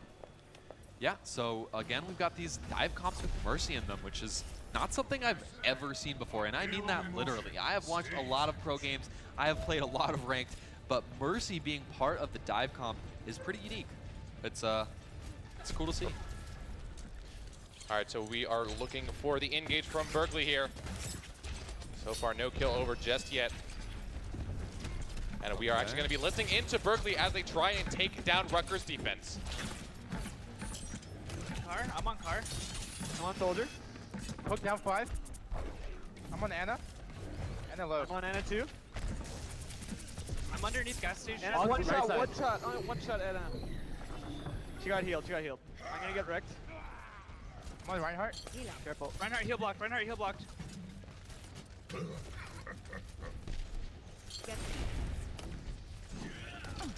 got hooked. Do we regroup? Nice. I have Barrage. What's the Graviton? Okay, so honestly, not too much communication. We saw if Rutgers did win that team fight. In Slurpy Thief's words, if I'm not mistaken, he got wrecked. So the thing is about dive comps, the only thing you do talk about is who you're on at any given time, right? The whole point of this composition is Genji and Winston going together makes such a good combo because every time Genji gets any kind of elimination, his dash is going to reset, and when Winston's tickling them away with the Tesla cannon, Genji's on him as well, you're going to start to get a lot of eliminations here and there, and that's what this is kind of based on. So who are you going after? That's what's important. Lefty instantly taken down as he uses ult, but Style still has his ult available, raining damage from above with that barrage, and the boosted Zarya is in his sights, picks up the kill with the regular fire. That's like 4 kills in a row for Style there, and the payload makes it to the checkpoint. That was a really aggressive position to throw out that rocket barrage. I mean, usually when you're playing Pharah and you're in plain sight, throwing out a rocket barrage, unless you get the kills instantaneously, is a death sentence, which is exactly what happened there. Now Style on this Pharah, looking for the Soldier 76 from the defense. Lining up some shots, Slurpee Thief sneakily on this Winston. I don't think the enemy team saw him, and I'm not sure what he's trying to do here. Just poke, do a little bit of damage, jumps back. Fitz actually getting the kill to Chowster, so the Mercy with the Resurrect is dead. No res for you. Ooh, good move. Nice mid-air. Chicken Waffle's in a terrible position, so even though Berkeley down one here in this fight, never mind, spoke too soon. Yeah, Fitz answering the really good Roadhog hook there. And Slurpee Thief jumping away. I'm not sure if he can get away from this Roadhog. It looks like actually... Oh, what? He's surprised. Oh, Lefty decided, you know, I just want to go back to my dudes. You want to go back to your dudes? Let's just part ways. And no chase. Both heroes making it out alive there. Both oh no, the fat finger! Wow. Oh, that's happened to all of us. We have some psychic observers there. Oh no. Because I don't know how anyone could have expected that, but that really sucks. Yeah, I think Feels Bad Man is the correct response to that. Oh boy. So We've let's all been see. there. Yeah, More than once. I mean, the pressure to the stage, man. Rutgers now, they don't have that ultimate available, but they still have 4 more. GT Fu very close to his tactical visor as well. So ultimate's up for both teams. We'll see how they use it. There's a sound barrier. It's going to allow some room for Rutgers here to get the first 2 kills, but still hanging on to this tac visor. Doesn't even need it. There's a big res, but they didn't have any advantage before that res, so I don't even know if it was worth it. Amazing combo coming from GT Fu. So much damage. The Resurrect was not enough. Rutgers defense is still alive, but the Winston ulted up is so hard to take down. Neither hero actually dying just yet. However, Rutgers with more bodies on the board will successfully defend after that fight. And this is actually rough for Rutgers, though. They have no ultimates to their name whatsoever. On the other side, you could either see the nano-boosted Tactical Visor or a nano-boosted Dragon Blade coming into this next fight, opening things up. Of course, they want to take down that Reinhardt shield as quickly as they can as well to open up for those ultimates to do maximum damage. I like all the swap backs. Chowster on Lucio now with Slurpee Thief on the Reinhardt. They use dive successfully for the first point, but the second point, having a more traditional team comp, could definitely be better. Now, both Soldier and Ana for the offense have their ultimates available. That's a very common combo, but Lefty finding the first frag onto Slurpee Thief might mean Berkeley play this cautiously. I'm not sure. They're still going in. Nice sleep there coming out from Kyle F. Wall, and Berkeley still posturing, still finding their way into this point. Neither team is really hard engaged, but actually this is a very aggressive defense now coming out of Rutgers. They've pushed quite a bit away from the point, getting that first kill onto Sick, and Rutgers all of a sudden looking very, very good. They have to hold before the end of this map, otherwise their tournament is over. They are disqualified, and it will be Berkeley moving on to the grand finals. So in the last moments, when it counts, looks like Rutgers is stepping up. With their backs against the wall, Rutgers stepping up, and really, Lefty is doing so much work for the team. He's been finding these early frags, and the last 2 team fights has his Earthshatter available. And now Berkeley coming from the side. They're on the high ground, so high ground versus high ground. Ooh, Chicken and Waffles getting close to Graviton. That could be what they need. They are stacked to the teeth with ultimates, but I don't think they want to use them willy-nilly. They're waiting for that Graviton. It's coming very, very soon. There's an Earthshatter coming out. Does it get any value? I'm not sure if it did. We can't see if it did or not. UC Berkeley, though, going to get the first 2 kills. There's a Graviton going out as well, so many ults on both sides. The Earthshatter landed onto a nano-boosted tac-vising Soldier, but the follow-up damage wasn't there. Because of that, unfortunately, Style was able to get back up into a huge amount of damage for UC Berkeley. So UC Berkeley right now is forcing the retreat of GT Fu. However, Rutgers is respawning, coming back out. Man, GT Fu trying to do something, gets instantly slept. We'll see if he's taken down. There he is. Yeah, GTFu's out of this fight, and does that mean that Rutgers just gives this up? I mean, they have time to jump on the point, but it's only going to be 5 versus 6. They have some ultimates as well, but it looks like they're going to be content to hold on the last point. I like this play. It's so risky to jump on in the last possible second, and it can cost you a lot if you die, especially if you get staggered as well. Yeah. So last point it is. This is the last, I don't know, 50 meters of Rutgers tournament life here. See whether or not they are able to push that tournament life even farther. Not really that much time left, but UC Berkeley has so many ultimates available right now. Yeah. It's If scary. I'm Rutgers, like I want to at least try to defend once. Even if they get wiped, at least they could defend one more time if they push in and get wiped right now. But Rutgers, what will they do here? Looking for the hooks, not able to collect it. Sit could have the sickest graviton here. He's looking for it. He's almost going to be able, they're actually pretty bunched up. You could get a lot of them, but they want to take the Reinhardt shield down before they engage. And they're getting playing this closer and really closer and smart. closer. That pretty big graviton on 3 people down there to keep them alive. But here comes the Dragon Blade. He's trying to line up the kills, but so far none. Align now getting one. Fitz goes down, but it's a 5v5 as GTFu answers, and Chicken Waffles takes down Align. Rutgers survives by the skin of their teeth. Ultimates were flying left and right. Sound barriers for both teams, but Rutgers still alive, still on the point. They're going to be able to kill this Zarya in just a second. No, Zarya survives. The shield comes up at the right second, and here comes Ana. But Rutgers, 18 seconds. UC Berkeley can still do it. They can still do it if they win this next team fight, but Rutgers with one last fight. Yeah, it's going to be tough, though. Rutgers certainly with the advantage now, and very little time remaining. 7 seconds. UCB can definitely push this into overtime. We'll see if they can actually take this. Nano boosted soldier incoming. Nano boosted soldier ult. It's going to be tactical visor, and this thing just tears you apart. If there's no Reinhardt shield, you're going to have a bad time.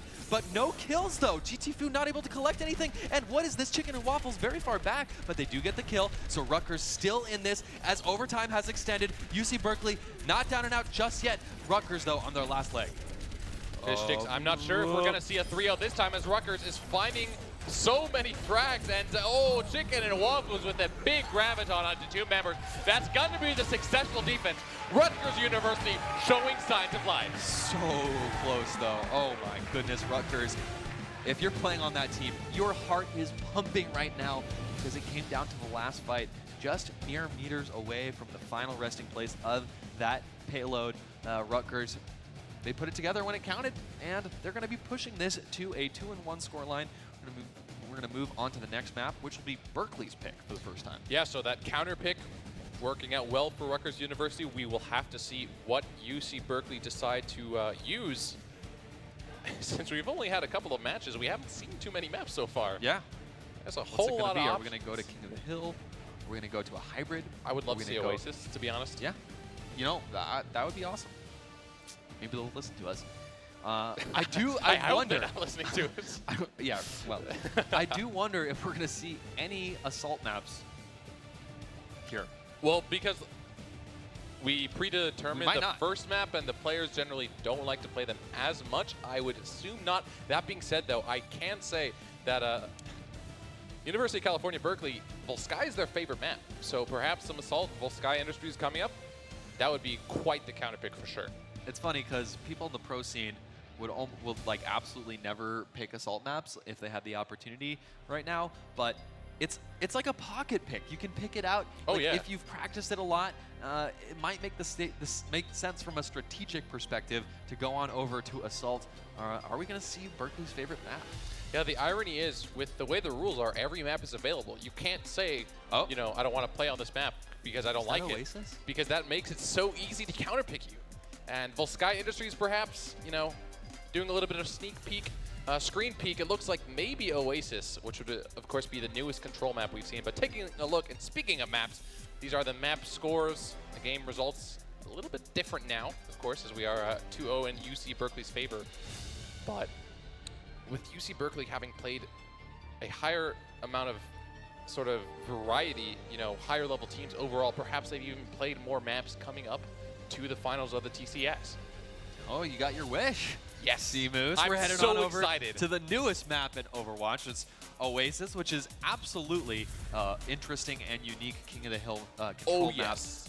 So much aerial space above every single point. Even the one point that's kind of indoors still has tons of space for Pharahs to maneuver, Genjis to maneuver. Winston is quite good on these points. You're usually going to see Roadhog as well. What do you think about Oasis? I absolutely love it. I think it's really unique. Like all control maps, there are 3 different types of maps. We're currently looking at the city center, which has the jump pad, which is the first iteration of a jump pad we've seen in Overwatch.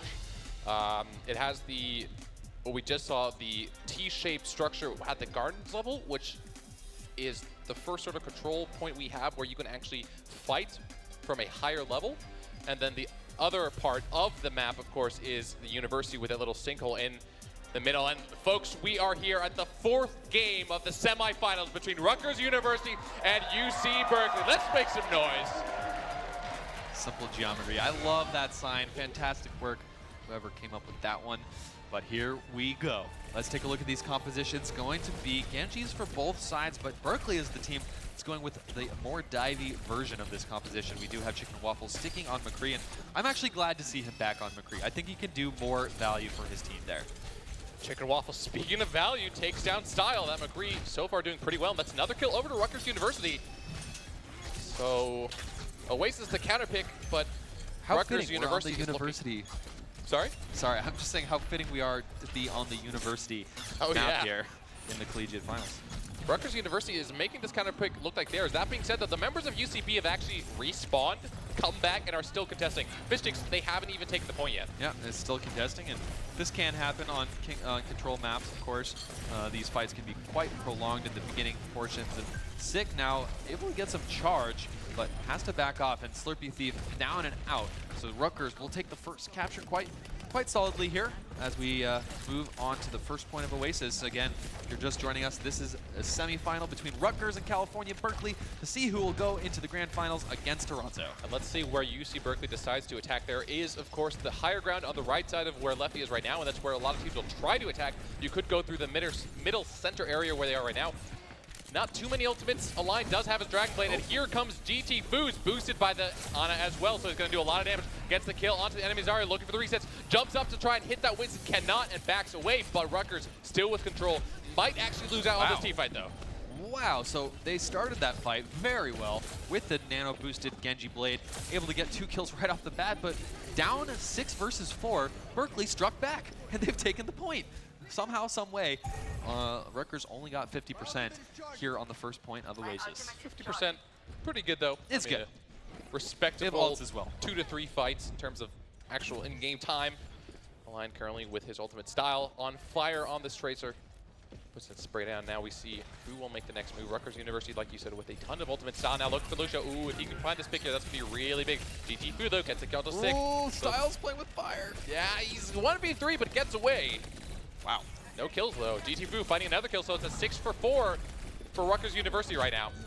Oh, Graviton comes in the middle of the point, and that's going to take Berkeley out of the action here. So Rutgers strict back, and they used a couple ultimates to do it, but no harm, no foul. They've still got plenty of ultimates for this next fight, as Berkeley does as well. Yeah, so, the only ultimate I want to say is actually the Graviton that they used. So they have 3 ultimates. GT Fu really close to his own, and Ikogo probably just destroying Style there. I'm not sure if that was actual knockback or if that was just bullets, but really good for Rutgers now on this defense. Even if it was a knockback, Tracer can just rewind or like zip back on. So I gotta feel like that Lucio just 1v1 a Tracer. That must have been something. didn't see Chicken it. Waffles working on the McCree, forced to jump away though, as a lot of members of UC Berkeley are coming around. Wow, that was such a decisive move there by UC Berkeley, getting the high ground. They noticed that McCree was by himself, so run he did, but it wasn't enough as UC Berkeley taking that one-man advantage and making it into 4 versus 1? 5 versus 1? Oh, actually, no one even died, never mind. So UC Berkeley doing quite well there, retaking the point, and that's the 3rd time we've seen this go back and forth here on 1 point. Yeah, so pretty close, but they were able to retake the point without using a single one of their ultimates. So they are going to have 6 ultimates up very shortly. Sick is looking for that Graviton. Here it comes. Which do you use? I mean, you could have gone with the Pulse Bomb there. You could have gone any which way. They decided to take out the Blade, take out that Nana boost, and nice stuff. Chicken Waffle's getting the kill onto the line, but he does get taken down. So 1-for-1 trade there. UC Berkeley with a really nice combination of ultimates, and they still have 2 to spare. However, Rutgers has so much percentage at this point. If UC Berkeley lose a fight, that's probably going to be the first point of Oasis over to Rutgers. Okay, here we go. Rutgers making one more attempt, and been slept very early in this fight. GT Fu taking out the Nano Blade. Here we go. Can he get any value with it? Nothing so far. Nothing at all, in fact. That Zarya running for her life, ring around the Rosie. Down she goes. Sick is out, but GT Fu with very, very little HP. It's going to be a single tap to take him out, but yet they continue to fight. GT Fu getting value even with no HP, but aligned. Style making it happen on the point. Tracer's going to be able to delay, and there's an Ana as well. Looking actually nice anti-heal, but is it enough? Does not look like it. Only going to be trickling in on the point. No one else to contest and push it into overtime. So the first map over to UC Berkeley. That was really close though, 99 to 95 at the very end there. And it changed hands, I think 4 times by the end? Yeah, Berkeley actually lost initial control. Initial control went to Rutgers, so back and forth, back and forth. Eventually Berkeley able to win that. Dude, this is the first time I've ever casted Oasis, so like I'm just excited to see the actual maps themselves, see what the teams come up with. Yep. But well, Berkeley very, very confident in their dive comps. Oh yeah. Both on Payload and now on King of the Hill as well. And I don't think they're going to be changing this. No, it's honestly, working. Control has always been a good map type for dive compositions. It's something we've seen traditionally for quite a while, so especially if it's something that they're so good at. Now Style potentially looking at the double projectile play with both a Pharah and a Genji. So yeah, no Tracer this time, but makes sense. This is a great point for Pharah. She can come through the middle, but she can actually go on the outside of the map as well, and that is a really tough position to get a Pharah at, so I wonder where we'll see Style placing himself here. And oh, there's a charge to start things off. Lefty going to make it happen against a line, so one of the best players for Berkeley already out, but Style still ready from above and getting lots of value. Going to be bunched up here for Rutgers. Yeah, it's going to be Style on this fire doing so much damage. Rutgers cleaned out as UC Berkeley find first control of that point. And like you said, this sort of T area is so effective for Pharah. She can also jump into that little corner, that little nook, that window up there. So really, probably one of the best control maps for this hero. And Pharah already getting damage out, so close to the rocket barrage as well before this next fight even begins. And we do, on Rutgers' side, have now 2 hit scans. So they've gone double hit scan in an attempt to try and take out this Pharah. But Pharah, so many line of sight blockers here on this point, then that's why it's so good for her. So we'll see what Style does with that barrage right now. Rutgers try to push forward. You saw Lefty take so much damage, so he was forced back away. Chowster doing some damage with that Lucio, and McCree kind of alone. Chicken and Waffles trying to get the duel. Here comes the Soldier to back him up. Yep, Style forced away. Those 2 hit-scan heroes can kill Pharah very quickly. Yeah, not as fast as Ana heals, turns out. So Ana just spamming the heals away, and now this Reinhardt's in dire situation. Lefty, somehow surviving, and Style not even gonna need to use his barrage there, just gonna hold it for this next fight. Berkeley holding very, very well as we're taking past 50% here on the second point and getting closer and closer to Rutgers exiting the tournament. They have to find a way to strike back here on Oasis. Yeah, you saw smart conservative play from Style. There was a Graviton. He had his barrage, but he didn't use it simply because it was a one-man Graviton. Really wouldn't have been worth it, and because of that, UC Berkeley is going to have so many more ultimates to defend with.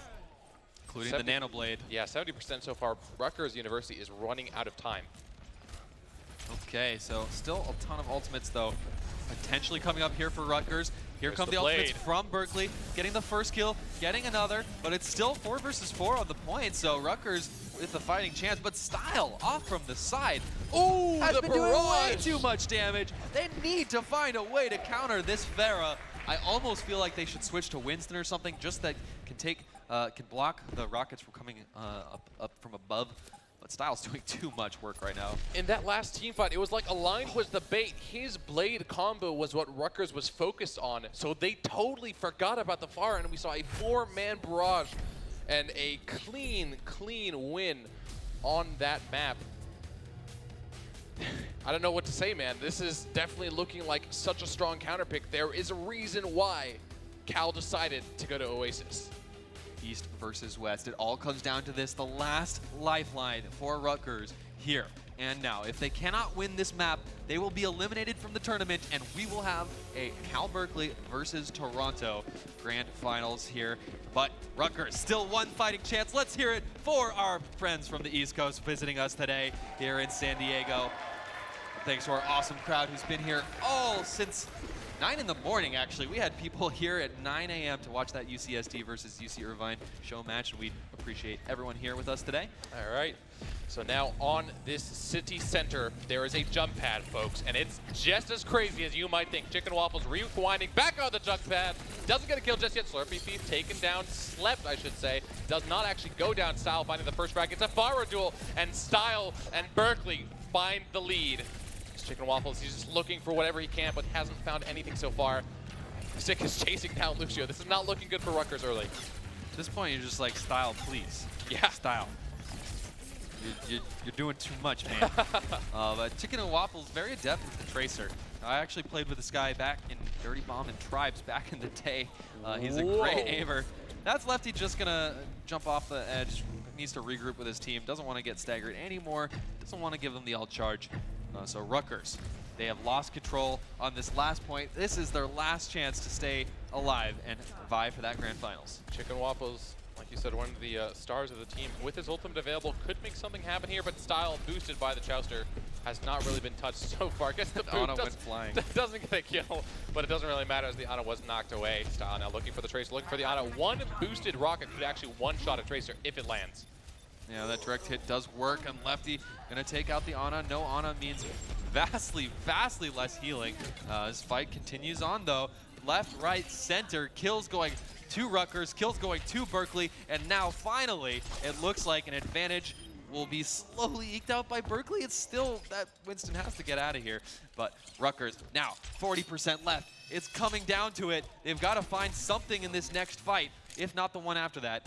And if I'm Rutgers, I'm pushing in as quickly as possible for at least one more chance if this fight doesn't work. Yeah, they certainly have some tools to play with here. The sleep gonna let Lefty in big trouble. They might even just ignore him, actually. A line is gonna hit him, and then jump away Style with that barrage there. Like, he's looking for the ult.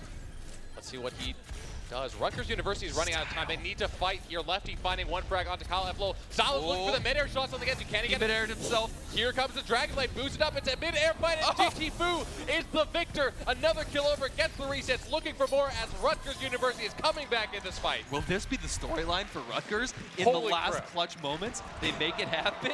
Oh my GT Fu goodness. gonna take a quick break there and regain some energy as a New Jersey hometown friends. You know, like in Dragon Ball Z when they're fighting on the ground, it's like, oh, whatever. But when you see the Genji versus the Pharah in the air, that's Boosted. when you know things are getting real. You know, they're shining, their hair is on fire. That was some great play from Rutgers University. They have 20% and counting as long as they control the point. Here comes the Dragon Blade from Berkeley, though. Fitz, he didn't have a pocket mercy. He wasn't getting healed the same way that we've seen for Style. Style's actually switched it up, so we've had a role reversal. And Fitz, oh, this could be huge. He's able to get one kill. Lefty's gonna get another, so somehow Rutgers still alive. Yeah, Rutgers still alive for now. The Graviton only going to land onto Lucio. He will definitely go down, though, line picking up that frag. As Spitz is trying to do what he can to protect the stall for as long as possible. Chicken Waffles dueling a line now. A line just meleeing him, doesn't actually get the kill. A line was pretty low, but Chicken Waffles forced away because the rest of his team has fallen. This might be the control of the point over to UC Berkeley. The fact that Sick survived that with Zarya was absolutely so huge. Only 5% left. This is the last moment for Rutgers. They need to get on the point right here, right now. They're jumping on. They've done it. They've extended it into overtime, but they have to start getting some kills here and now. Chicken Waffles trying to get the tactical visor, but the tactical visor from Style comes out first. Hunting for Chicken Waffles now. Slurpee Thief finding another one, and Style is wrecking Rutgers University. That's 2 dead so far. Fitz is going to be able to pick him up. Can this one Tracer keep Rutgers' dreams alive? And it was no kills off the Dragon Blade whatsoever for Rutgers. So that was their chance, honestly. Unless Fitz pulls off a miracle. He doesn't have a pulse bomb, not going to get that instant kill. No rewind. Fitz is out, and that has got to be it. Berkeley looking to solidify their position in the grand finals, and they've done it. A West versus North finals as University of California, Berkeley up against University of Toronto. Well done by Rutgers University, a 3-1 match, so not the complete stomp, not the complete 3-0, but overall Berkeley just showed that they were the better players individually, also having stronger team play, and then that Oasis counterpick was really interesting. Yeah, absolutely. You cannot put enough emphasis on how well the DPS players for Berkeley played. Both Style and Aligned were just clutch over and over again. I mean, Styles Farah was almost uncontested. Of course, he was pocketed by Mercy. It's a team game. Also want to give a big shout out to what we saw, of course, from Slurpee Thief, who actually saved his team in several situations. Oh yeah, we were talking about how Aligned is potentially the best single player in the entirety of this tournament. However, all the members of Cal really showed up, and overall, that's why Cal were the victors here, as teams are shaking hands, of course. Really cool to see, you know, the growth of collegiate esports here. The first ever TCS finals in San Diego. And here are some of the highlights of the game. Back and forth, really, but clean overall for the members of Cal. So we are going to be with the members of UC Berkeley on stage with Josh for an interview. All right, thanks, Seamus. Congratulations, first of all, Slurpee Thief. I want to ask you, one of the biggest stories coming into the TESPA Collegiate Series is the fact that you brought an entire fan club with you. So how does it feel that your family is here watching you go to the grand finals? It feels great. I'm really grateful to have such a wonderful family. Big family of 8. I got 5 siblings, and pretty much all of them who could be here came, despite like me almost wanting them not to come because they have other things to do, busy lives. They're going to come no matter how much I tell them, like, go do your lives. So I really appreciate that. Thanks, guys. They have T-shirts and little like Slurpee cups. It's cute. Right on. Great to see that level of support. I know you want to take a quick break, so just one more question. You guys are going to be facing off against Toronto in the grand finals. Did you expect to face them? Are you nervous at all? Do you have any words for them? What are your thoughts? We were expecting to face Toronto. They definitely look like the competition to beat. We're unsure how things are going to go, but we are hoping for the best. We'll give it a good fight. All right, right on. Congratulations, Slurpee Thief, and to the rest of Cal. Back to you guys at the desk. All right, so Cal, one match away from solidifying that collegiate legacy for esports, right? Remember, they're Heroes of the Dorm team, won the first Heroes of the Dorm back in 2015, and now they're trying to secure their first Overwatch victory here. Yeah, what a legacy that would be to come out and just consistently be sort of the front-runner collegiate champions. That being said, though, their competition, Toronto, I mean, these guys have posted so many jokes and memes about how they're the villains, they're the bad guys, they're the Mavericks. So the storyline can't write itself any better. It's the Mavericks versus, like, the hometown heroes. Yeah, and honestly, like having the home field advantage, it definitely has to help. I mean, you heard Slurpee Thief there, having his family out. Even though he tells them to go live their own lives, they're here supporting him, and that has to really calm your nerves and really let you play at your absolute best. It's just amazing. What a world we live in. What a time to be alive when you can go and watch your offspring go play in esports matches for prize money, for collegiate fame and pride, and of course scholarship as well. You know, go back 10 years and video games were like the thing that you didn't want your kids to do. Now we got the parents here cheering them on. Yeah, let's actually go back. So we started this off. I mean, this went all the way to map number 4, but we started off on Lijiang Towers. And again, it started off just like the Toronto and Texas map there. I mean, it was pretty one-sided on the side of Cal. We were talking about it. Was this going to be a repeat 3-0? Really, the dominance from control points for Cal was later mirrored, but Rutgers was able to come back.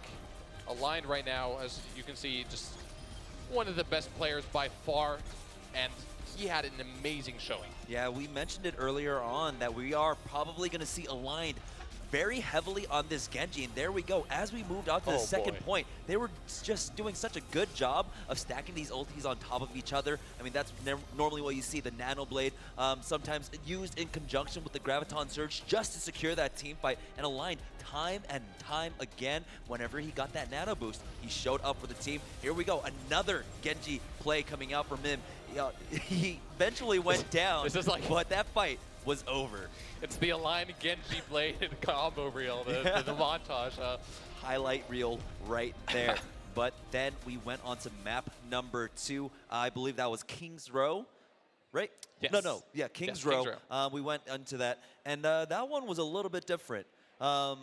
It was. Rutgers looked like they might actually cap. It was very close, but overall they weren't able to. And then when we saw Cal play, they just kind of rolled over it. Yeah, Cal actually pulling out like the double dive and Farah composition. So the Winston and the Genji getting into the back line allowed that Farah player just to get free damage from up above. And it looked like there were very few answers on the side of Rutgers here. I mean, was that not the story of this series? Was you got to worry about a line. You know, on defense, a line was playing a lot of Zarya. On offense, it was almost always Genji. But then when you're worrying about a line, it's giving Style so much room to work with. And of course, you can't completely ignore the supports that were doing an incredible job keeping both these players alive, boosting at the right time. There were a few reses that worked out really well. That was a massive Earth Shatter, knocking a couple people over as well. Yep, and then we went to map number 3. Things weren't looking good for Rutgers there, but they did show signs of life, and this is where they finally struck back against Cal. Yeah, in a really interesting fashion, too. Initially, it almost seemed as if the point was going to be capped all the way.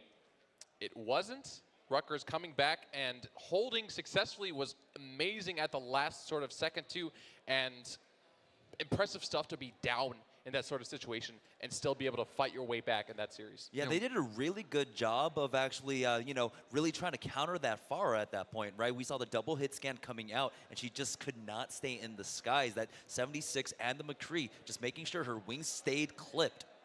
Yeah, and honestly, if we've seen 7 games so far today, that's my game of the tournament so far. Route 66 was so incredibly close, so nail-biting, especially Rutgers being in that position where if they had lost, they would have been out right then and there. They had pretty much a miraculous hold at the very end to survive further. Yeah, and this was the beginning of Route 66, and it looked like GT Fu just didn't want to be outdone by Aligned here.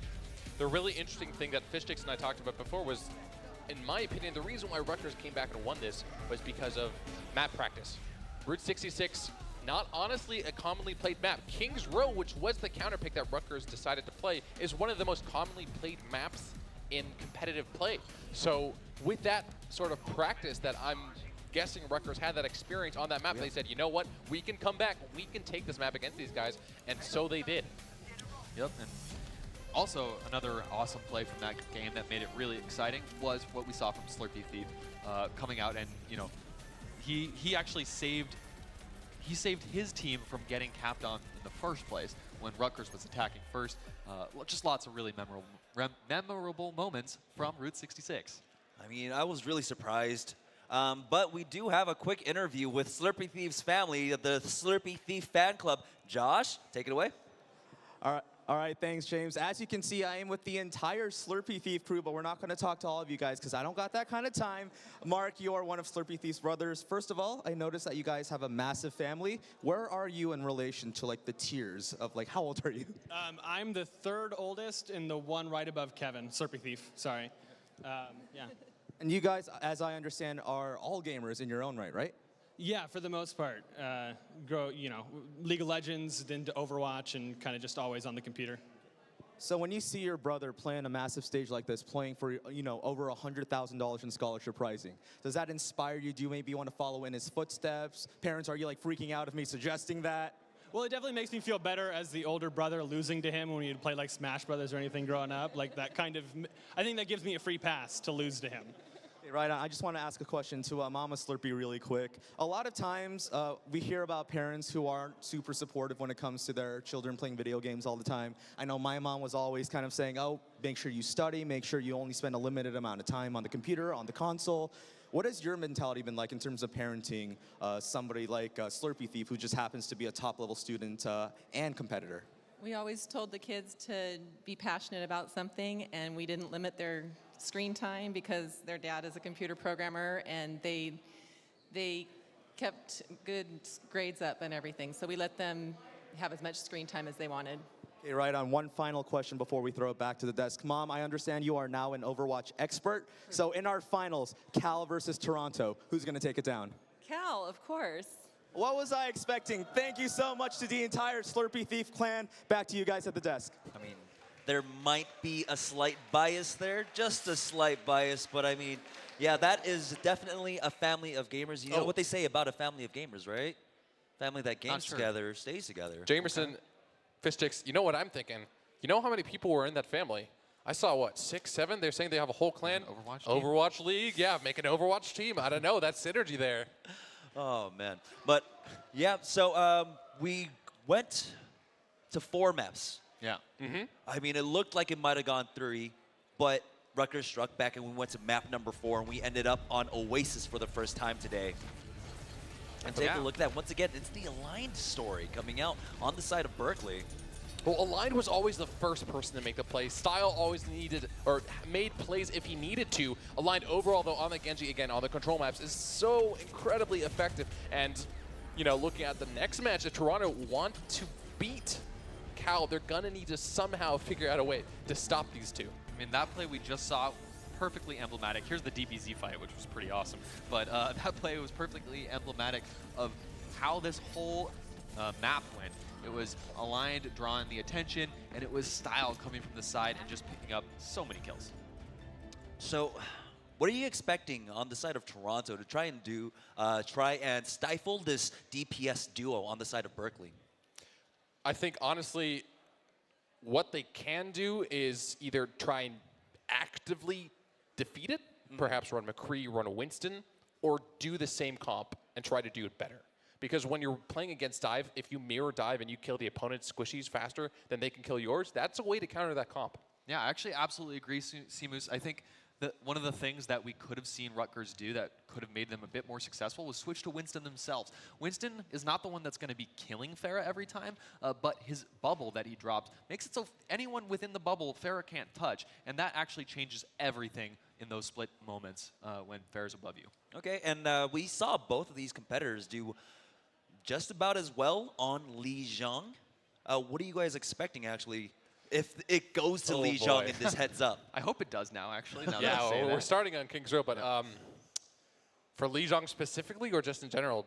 Let's go with Li Zhang and control point maps in specific. I think control point maps are probably going to be a little bit in favor of Cal. A little bit in favor of Cal? I think this whole series is a little bit in favor of Cal right now. Just after seeing what we just saw, even though Rutgers took a map off them and Toronto was 3-0 in the semifinals, I think Cal, just the synergy they have with the specific comps that we saw, especially throwing in the Pharah, it's going to be tough to beat that, and I'm not really sure what Toronto's answer is going to be. You could go double hit scan, but then you're going to have Genjis in your face, and it's going to be tough. Honestly, I think Toronto are going to answer with a dive themselves because they do have 2 really accomplished Genji players themselves. And the thing about Genjis, they want a duel. They want to always see who the better Genji is. They always want the 1v1. Every single time. Every single time. So I speak from personal experience on this one. I mean, they've got the Canadian Genji, right? It's true. I forget, I believe it's Lair who's the other? Talon Lair played some Genji, but he was also playing a little bit of Roadhog, some other things as well. So this Toronto roster definitely dynamic.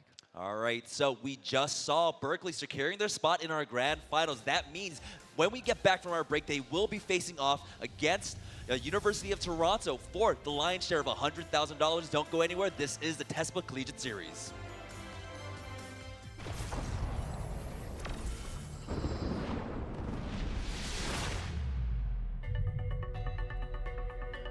Everything that I do in my life is working towards getting on to the big stage of video gaming. I don't want to get second place this year. Like, I'm going for first. I won't be happy unless we win. My name is Andrew Rodriguez, and I go to University of Texas at Arlington. Daniel Lee, and I go to University of Connecticut. My name is David Young, and I go to school at University of Tennessee, Knoxville. My name is Michael Udall, and I go to ASU. Heroes of the Dorm is an amateur tournament focused on college teams, playing not for prize money, but for tuition. This is my first year competing in Heroes of the Dorm. Gaming at first was just a hobby, but now it's kind of evolved into part of my life. I grew up in Mesa, Arizona. Gaming was definitely frowned upon. I would think, gee, what a waste of time. You guys ought to be studying algebra or anything worthwhile. My parents used to hate when I played, but now they're like, this is so cool, you're going to Seattle for playing a video game. Hello and and welcome to the Heroes of the Dorm Heroic Four. Here in the beautiful Pacific Northwest, 4 college teams have come to battle it out. We started over a month ago, and now we have Tennessee, UT Arlington, UConn, and Arizona State. We all felt really good after the win, but we came here to win the whole thing, so the work's not over yet. You don't reach that level without the dedication and the focus and the endless hours honing your craft. It's going to take a determination and discipline, just like succeeding in anything in life. It's intense. That's the best way to put it. Until you play the game and try to excel at it, you have no idea. An outlet like that where students come together and share the same interests. That's what it's all about. This was the future of esports that we imagined. Taking a lot of damage, he blows up in a matter of seconds. Shot low on HP, but the boy with another bump. They are going for the core. They're going to be able to save it in time. And it goes down. GG.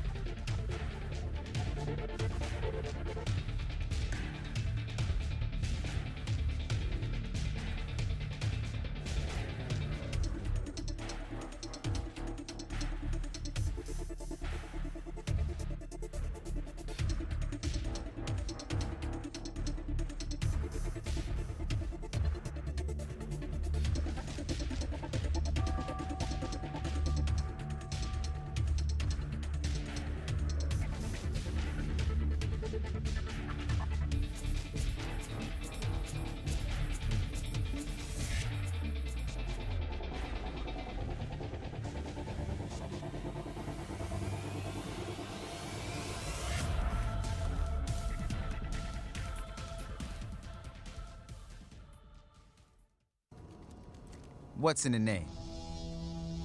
Well, that depends on what you do with it. Put it out there. Get good with it. Like, really good. Get it on a team. Get it on a big monthly check. Make your whole city know it. Check that. The whole world. Get it on the back of a champion. That's your name. Better yet, become a champion. What's in the name? Well, that's up to you. Welcome back, ladies and gentlemen. We are once again live here at the Price Center in University of California, San Diego for Winter Game Fest. This is the TESPA Collegiate Series Overwatch Grand Finals. We're coming down to the last match. Toronto facing off against Berkeley, and take a look at this. Their victories were so so decisive in both of their matches. Yeah, I was super impressed with the performance of UC Berkeley coming into this. That was the one team that I was kind of unsure about, but looking at the DPS duo of Align and Style, I could not believe some of the kills that they were pulling off. This is one team that's going to be incredibly hard to deal with.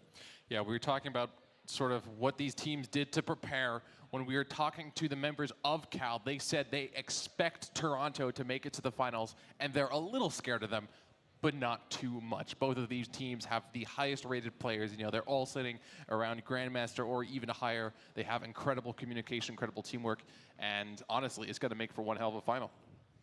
I mean, what can we say? Like, this is the first day that we've actually seen cross-regional play. These teams have scrimmed with each other, but this is the first time where money's been on the line. Right. And it's all coming down to this. I mean, the winner of this match are going to be walking away with $42,000 in scholarship pricing. And to add to that, a lot of these players don't really have LAN experience. When you're playing on a stage like that, in front of all of your friends, a crowd of people that you don't necessarily know, playing for the amount of money that they are playing for, I can only help but I can only imagine how much pressure is on these players. You're in a new environment, you're unfamiliar, you're probably uncomfortable, incredibly nervous, and at the same time you're like, all right, if I win this, I can pay for a lot of school. So there's a lot of pressure on these players, and whoever can fight through that, I think is going to come out on top. The nice thing about that pressure and playing on stages, they've already done it once. They've sort of run through the gauntlet. Hopefully we see a little bit more composure and the nerves won't get to the players. But then again, you're saying $42,000 for first place. Second place gets $2,100,000 for the 7 members, but that's not as much as $42,000. We could see like a $21,000 play happen. And if I'm the player who does that, I'm going to be like, yo, guys, remember that book I bought for you? That meal plan I bought for you? Get out of here, Josh. That's why I'm not playing on stage. Yeah. All right. So we just saw them secure their spot against Rutgers University. Once again, guys, give it up for Berkeley! Fantastic showing by Berkeley so far. Of course, that's Slurpee Thief walking on stage. We have the whole fan club in the audience. The entire family is out here, and this is going to be an incredibly difficult team to get through. We were saying that about Toronto in the first semifinals, but Berkeley showed a sort of monstrosity we were not expecting in the finals. Yeah, Berkeley just overall have had so much competition to get to this point that is the out-of-region competition even competition for them? We don't really know. Are they going to be able to secure that legacy for Berkeley? Kyle Flo with a little smile there. Kyle He's thinking, I'm going to do it. We're going to do it. I mean, first season, Heroes of the Dorm, Berkeley took it against ASU, if I remember correctly. And now, Berkeley up against Toronto, trying to secure that victory. I mean, that is one hell of a legacy to set for the school. That would be pretty incredible if they were the first inaugural Heroes champions, Heroes of the Dorm, and then also for the TESPA Collegiate Series for Overwatch. And once again, I don't think you need an introduction, but yeah, here is the roster for the University of California, Berkeley. Kyle F. Lal, their captain, Style, and their DPS, Slurpee Thief, their main rectangle, Reinhardt. We got Aligned, that Genji extraordinaire, Psych, and the Chowster. Now, Slurpee Thief is somebody that we've been talking about a lot. Obviously, we did a couple of interviews, but his tank play has been absolutely clutch throughout the entire series against Rutgers. He was able to stall out during the perfect times, get the perfect engages with the Earthshatter, and the Winston play was incredibly impressive as well. Of course, Style and Aligned on their DPS heroes, they've been doing a fantastic job, but so much of what's made their great accomplishments possible is the fact that the other 4 members on their team are always there to back them up. But standing in their way, it is going to be the University of Toronto, our neighbors from the north. Give it up for the Kings of the North. The Kings of the North walking, and you can see Ronald Renanthera, their captain, putting his hand up there. Toronto, they've had a different path to make it here, but they are trying to solidify their legacy as champions. Yeah, that's Renanthera there with a little bit of showmanship. Yep, their primary ANA player and their captain. Oh yeah, we interviewed them throughout the regular season. He runs a tight ship. These teams, both teams, and all the teams that made it at this level, they prepare a whole lot. They scrim up to 12 hours a week, and against semi-professional teams, that's quite the load to handle while you're also playing in competitions and then going to a premier college. And dealing with midterms? I know a lot of you guys are dealing with midterms right now, so... Dude, if I won $21,000 or $42,000, I think I would take some time off, to be completely honest. All right, speaking of midterms, I actually have a story Talon had a midterm that was worth 80% of his grade. Ooh, but he is But here. he passed it, and he's here. Yeah, So, and good so, stuff, Talon. once again, the roster of University of Toronto. It is going to be Renanthera, their captain Lair, one of their DPS Dimes, the Canadian Genji himself, Talon, Funana, and Mr. Bleeple. And this is a team that was actually expecting to face off against, or wanting to face off against, Rutgers in the finals. Unfortunately, that didn't happen, so I'm sure they're going to do their scrim partners proud and give Cal one hell of a match. Yeah, they need to get the retribution for the East Coast there. And so it's a tall order on both sides. Honestly, I can't predict where this is going to go. They're both have highly accomplished Genjis, right? Their coordination with their ultimates have been fantastic. Their defenses have looked absolutely stellar. And this is a team, these are two teams that I feel like have very distinct play styles. Cal, more so reliant on align and style to make big plays, and then Toronto, they have a lot of interesting team plays. And if we take a look at the actual match, the heads-up matchup, 10-0 Toronto, that's the record that they are rocking. UC Berkeley, just, you know, one tick lower at 9-1.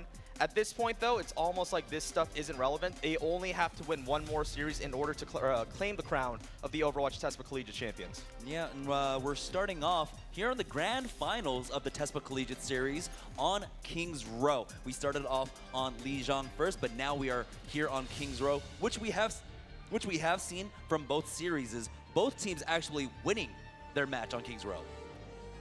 Yeah, it's considered probably one of the more balanced and certainly fun to play on maps in the game. We see it quite a bit in competitive play. We saw it a good amount during the regular season and the playoffs of the TESPA Collegiate Series as well. It's going to be the first map of tonight. And this finals, honestly, I could see it going to Game 5. And something really interesting that we've seen on Kings Row thus far is like every single time a team went for the first point, they seem to have captured it within the first push. That level of aggression is something that we've become used to in at least the live finals of the TESPA Collegiate Series. So we'll see if Cal facing off against Toronto, point A becomes more of a spot of contention, or if we just continue that trend of kind of that snowbally early game. Yeah, both of these teams, you know, despite the meta, despite, you know, a lot of the popular compositions like the triple tank, we've been seeing them go pretty dive heavy. Right. And so at this point, it's who takes the initiative, and it's going to come down to who gets the first pick, I honestly believe, which Genji will be able to find that support and start snowballing these fights. I think we can also expect to see the fire from Style, certainly. All right. Yeah, and we're going to see that soon as we are getting into the match. Guys, give it up for your casters. It is going to be Joshua Piscator Lee along with Seamus C. Moose Anderson. Take it away, gentlemen. All right, thank you, James. Ladies and gentlemen, this is the moment that you've all been waiting for, the grand finals of the Overwatch TESPA Collegiate Series. It's going to be Cal facing off against Toronto. Make some noise! And the defensive setup here from the University of Toronto. Rocking that triple tank and a soldier. Talons on that here, all on the ground floor right now. And UC Berkeley, they're hovering over some interesting picks. Is Style actually going to use this, or is he going to swap back to the Fire? I'm assuming he's going to swap back to Fire because the Chouster is already picking that Mercy. Then again, we have seen those situations where teams want to try and snowball with that Hanzo, or maybe they just want to use it for vision.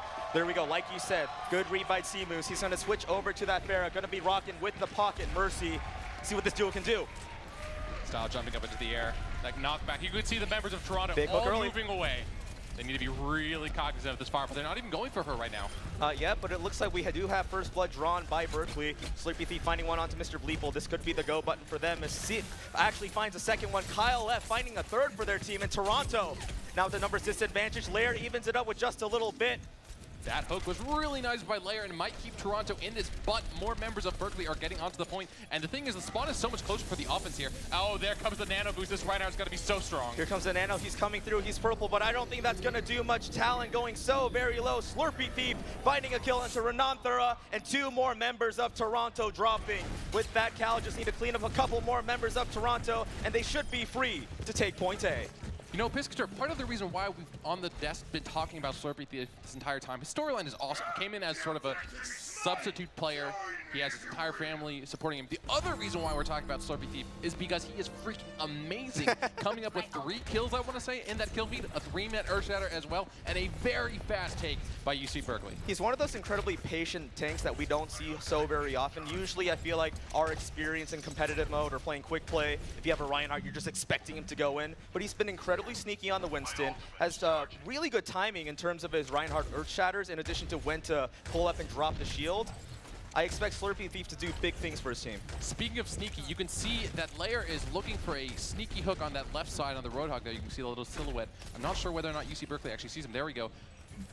And he's going to jump down, gets a hook onto Psych, and that's going to be a dead Roadhog, so a 65 for Toronto. So 1-for-1 so far. Lair getting closer and closer to that whole hog as time goes on. Style actually finding 2 in the fight, so Cal slowly coming ahead. Now we're on with Lair. He's going to have to fight off these members, so he's going so very low, and he finally does drop. So many members of Toronto going down the Graviton as the cherry on top, and Cal coming ahead on another team fight. The ultimate advantage, because Berkeley were able to win that first point and take it very quickly, meant that the Graviton there from Align was able to clean up the members of Toronto. That was a good idea from Lair to try and make a sneaky Roadhog hook into a sort of winning play for his team, but unfortunately they weren't able to salvage the situation. It was a trade, a 1-for-1 as opposed to a clean kill. That being said though, Toronto is still able to defend this point. Toronto is able to defend. Style, however, has the missile barrage.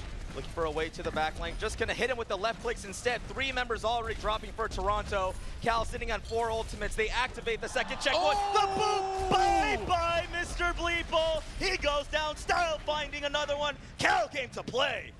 Style is going off on the spar just when you think he couldn't be playing any better. That ridiculous boot, but now Cal have 5 minutes to push the payload all the way to the end, and Piscator, I really don't think they're gonna need them. This is the most hilariously one-sided King's Row we've seen so far in the tournament. 4 minutes and 45 seconds on the clock. This payload is just a few meters away from actually getting captured. Cal sitting on 4 ultimates. If they pop them all right here, we could see some record time. Yeah, even if they don't make any offensive ultimates work, they still have the Resurrect to fall back up, and here comes the grab. Oh, good sleep coming through. Now comes the counter engage. Slurpee Thief going deep. That's 2 picked up already. Style burning through 2 members of Toronto. I can't believe I'm seeing this. Are we already seeing Cal take down Toronto on King's Row?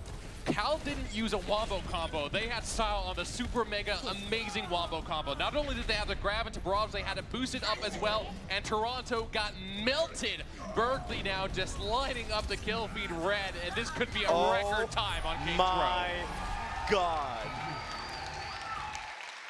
What the heck was that? The crowd is saying it better than we ever could. This West Coast home crowd, Cal showing us the most dominant performance we've seen so far, and this is only the first half of the first map of this finals. Look at Cal. They're all like, hey, you guys saw that, right? Yeah. That's what's up. We got 4 minutes on the clock. What are you going to spend your $21,000 on? Toronto don't look as happy, but if you get that point taken away from you that quickly, it's no surprise there. And this is a team that did so well in their semifinal match. The fact that we're seeing the level of play continue to rise throughout the entirety of the TESPA Collegiate Series, I mean, everybody here came to Winter Game Fest 2017 wanting to check out all the different activities, but I bet they didn't expect this level of collegiate Overwatch action. Let's take a look at this replay. Style on the fire just did so much work, and there was a boop, actually in combination with the whole hog as well. Amazing knockback to make sure it goes past the shield and then knocks him directly into the hole. That geometry is pretty hard to hit. And these players, they do have the opportunity to respond. We've seen crazier leads happen before, and even crazier teams overcoming that. So I don't want to count anybody out of the game just yet. There we have Slurpee Thief on the screen for you guys. He brought the biggest fan club out of anybody in this entire tournament, I believe. I may be slightly biased because they gave me one of those cool Slurpee cups, and I'm definitely taking it home. There's no Slurpee in it, but that's fine. I'm kind of on a diet. It also has a little thing around it, a Bandito mask. Oh, that's true. I don't think it'll fit my face, though. Oh, okay. It's fine. Toronto, though, we'll see exactly what they try and change up, because that first push, I mean, I feel like I just got up here. I'm like, I'm kind of nervous to cast the finals, and oh, wait, it's over? It was really quick. It was dominant for sure, but I don't think Toronto's going to be out of it. Even if they do lose King's Row, they're still going to have a lot of time. And Talon's on this Widowmaker. This actually might be a Widowmaker pick, because Talon's played so much Widowmaker throughout the regular season, but they know he is on the hero, so looks like he's going to go and swap back. We got a Soldier there. on. Yep, go to Soldier. A little bit more of a standard pick. All right, Toronto have a mountain and change to climb. If you guys think they can do it, make some noise! Lair coming around the side on the high ground, but already a kill over to the enemy Roadhog. He's jumping down to try and find a kill. The Reinhardt charge going past, doesn't find anything. And I think UC Berkeley is going to win this. It's a 2-for-1 so far, so the fight's not quite over yet, but all the members of Toronto are going so very low. Lucio actually manages to make it away, but Align has his eyes on the target. Gonna let him go for now. Not super important to chase him just yet. Mr. Bleeple going purple. He's gonna have to peel back. Toronto struggling to get in here as he finally drops. Where is Funana? Because we saw him expertly kite away. Okay, he made it back, I believe. Yeah. The Lucio jumping up and down. Did not go down, but the rest of his team did, unfortunately, and UC Berkeley, there's just a wall of damage, and every time Toronto passes that wall, they get instantly crushed. And this is so scary, considering that Cal's been doing so well on the first side, and now they go into the second side, building up their ult charges way faster than Toronto can hope to do.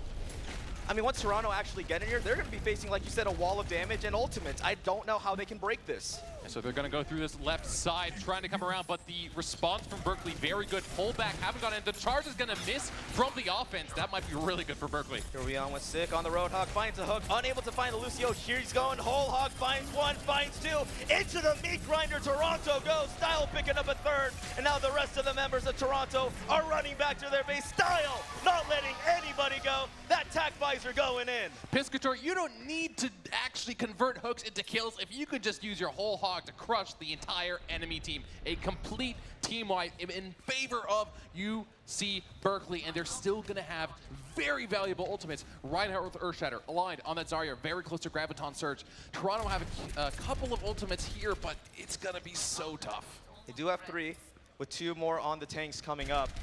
Just hit Q all at once. Yeah, 1, 2, 3, go. It's kind of the plan now. It looks like they're actually making their way around towards the apartment. They're going to call that out, going to try and get some damage off. Here comes the Nano Visor. Can Talon find any kills? He's been so good so far. Lair actually drawing first blood in the fight, and now the fight has gone down to the lower area. Here comes the sound barrier. Toronto trying to make a push happen. Graviton Surge comes out. Nobody dropping quite just yet. Cal still doing a good job of keeping them off. It's a 1-for-1 so far. Talon still trying to find damage. Nobody's looking at him, but finally, Toronto, just like we said, everybody hits Q, and they all get point A. Lair, the MVP of that fight, going all the way around, and props to the University of Toronto. When their initial fights, when their initial pushes weren't successful, they adapted their strategy, and that time it paid off beautifully. All right, 3.5 minutes on the clock for Toronto. Cal did a really good job of holding them off for a decent amount of time, but they still have a long road to go. Yeah, mathematically, certainly it's going to be very hard for them to get a cap with as much time, but they could still get a cap with a couple of minutes, which would be enough to make a comeback. Enough is all you need. Talon, 80% on that tactical visor. Still waiting for it. They're actually going in pretty deep. They find a pick onto them. Could be the opening they're looking for. Slurpee Thief going down. Attack visor is available. Looking to pop it soon, maybe. That was a really good grenade, and now Renanthera has his ultimate available if they want to use that combo. Here they go. Here they go. Nano visor is on, jumping onto the backline with the sound barrier. So hard to get there. Oh, the sleep puts him down. And Style responds to Talon. And now Cal swinging back in the fight. Style looking for even more. Those 2 kills weren't enough. He wants Dimes. Dimes somehow gets away. Gonna go 1v1. The bubble is on. Style actually gets popped by the grenade. Goodbye. And Toronto, great comeback in that fight. Slurpee Thief gonna get slurped down. Dimes sitting at 100% charge when fighting that soldier, just roasting him. My ultimate is charging. And, they're gonna push all the way to the checkpoint now. 90 seconds added to the clock, so they're not going to be able to beat UC Berkeley's time, but yeah, they can still take this Piscator. They have quite a bit of time left. I mean, this is still really good progress. Like you said, they're not going to beat their time, but the fact that they're making this kind of progress against a team this strong, never count Toronto out.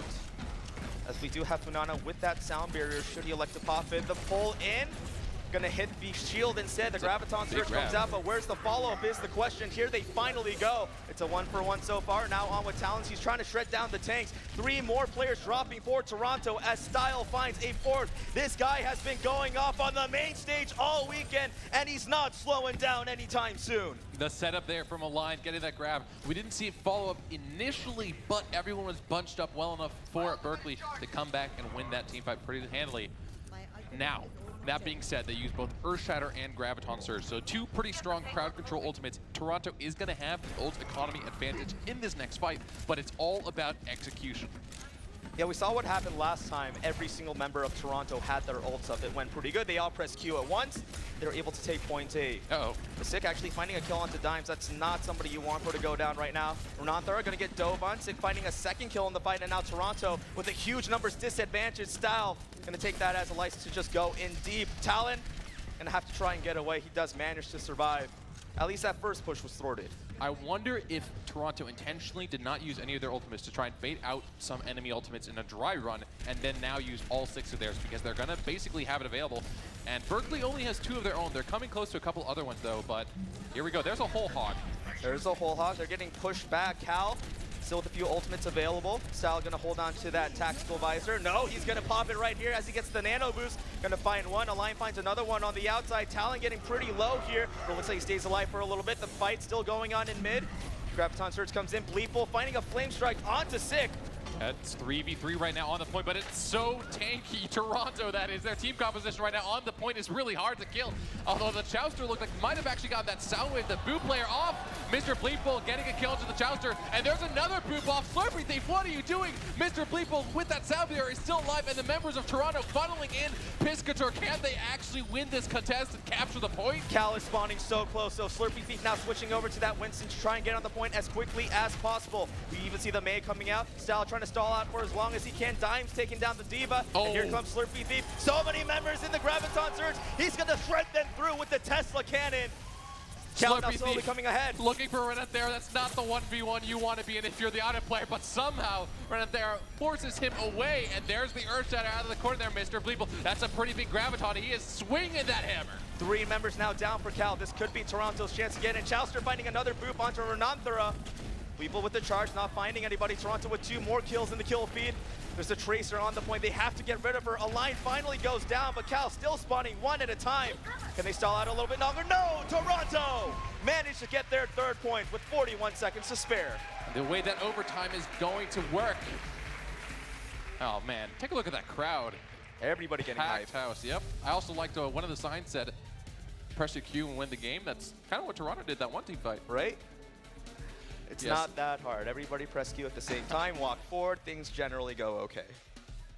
So about a 40-second time for Toronto to cap. The way overtime is going to work is basically they get an entire minute now, and that extra time is going to be refunded and given to the members of Cal. And we're going to see Toronto attack first with a minute to take the point. You know, you were talking about how fast Kings Row's been taken on the first point. A minute is certainly enough to capture it and unlock the payload. It's true. I have thrown games with bigger leads.